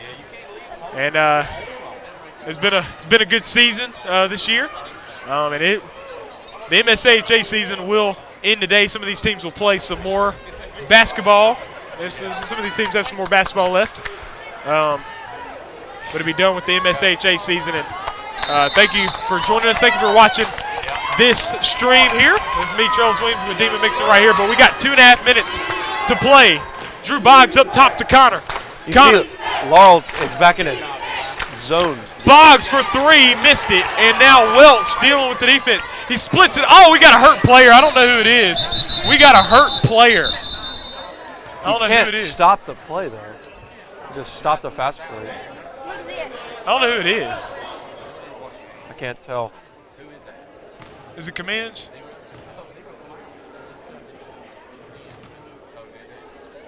Is that Commenge? Looks like it. Okay, he did the same thing in the game against the Counselors yesterday.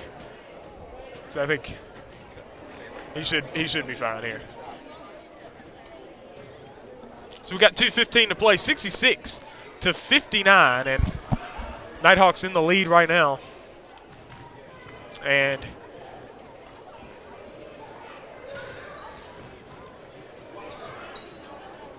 that's weird because it kind of changes the energy in here. Yeah. Which, anyway. We'll step aside.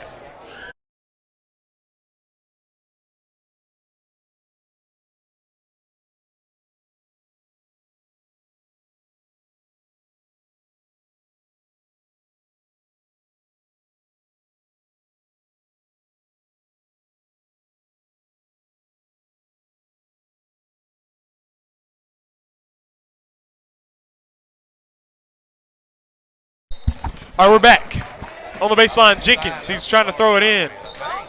Looking to get it in outside to Welch. Welch looking. Puts it up. No good. And now the rebound is by McDonald. McDonald with it now.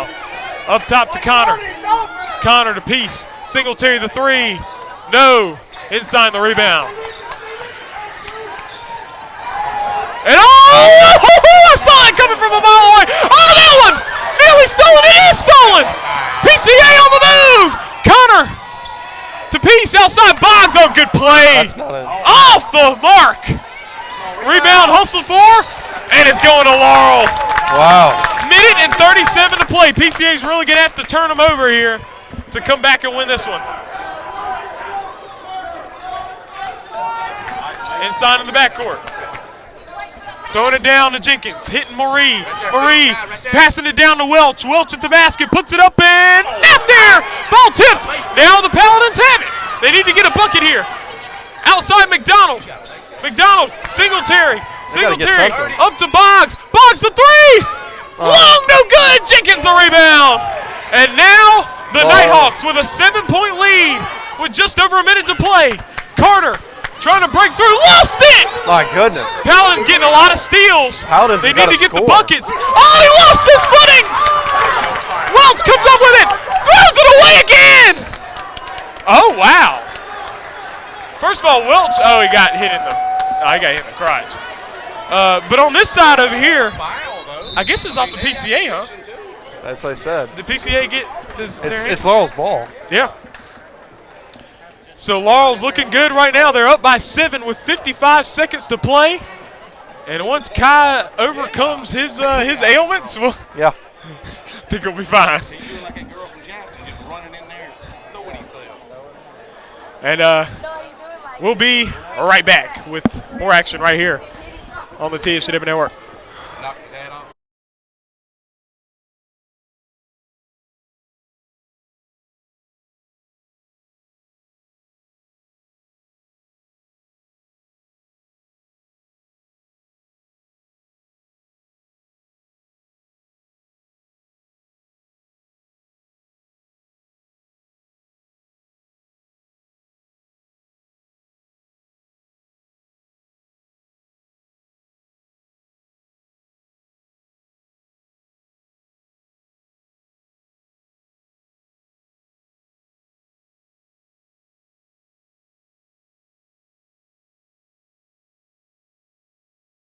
We're back for the end of this ball game. 55 seconds to play. The Knighthawks, if they're able to hold on, they will be the champions for the second straight year. Jenkins trying to put it in. Ball was tipped, stolen away by the Paladins, and a foul on Marie.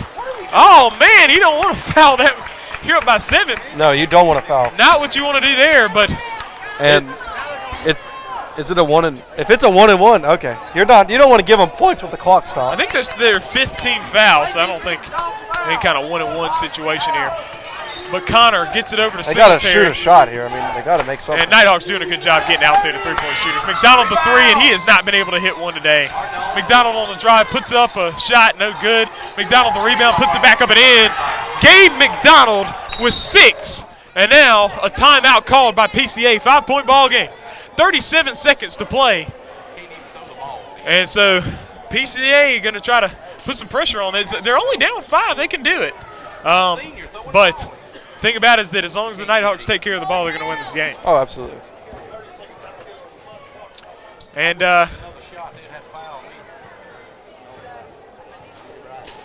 so far today we had 16U Girls Championship game between the Laurel Lady Hawks against the Meridian Flyers. It came down to the finish. 23-20 was the final score.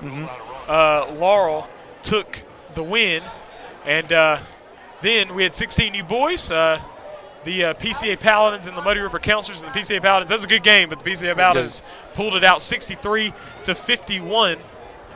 And they won the 16U championship for the first time ever.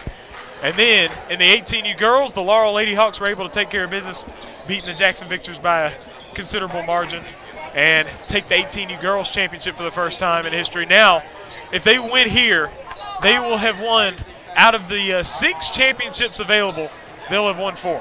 Wow. Which is amazing. The other 2 would be the 16U PCA and boys and the 14U boys being the Muddy River Counselors. So Ensign gets through and he's fouled, and definitely not the guy to target your fouls too, but good guy to target if you're Laurel.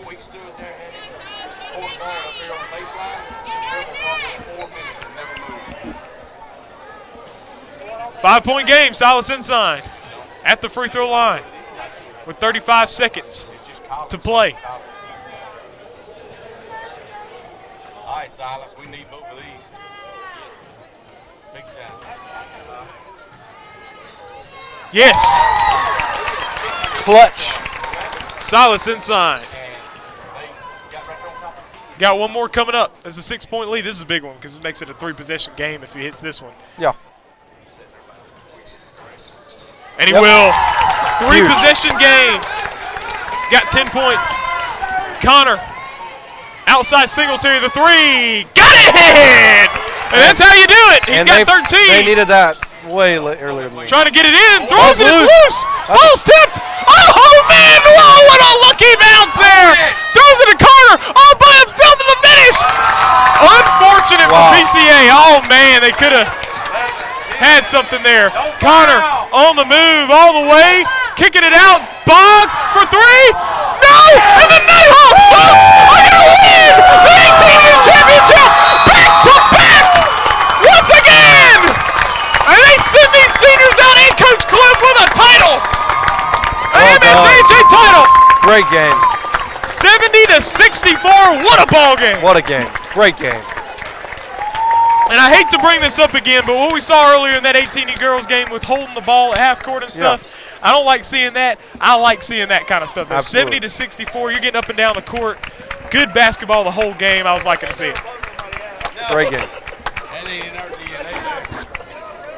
So that wraps up the Laurel Knighthawks, our 18U boys MSAHA champions. And listen, all the teams that were had the advantage going into the end, they took care of business in one game. So we have no more games here. Crazy. Yeah.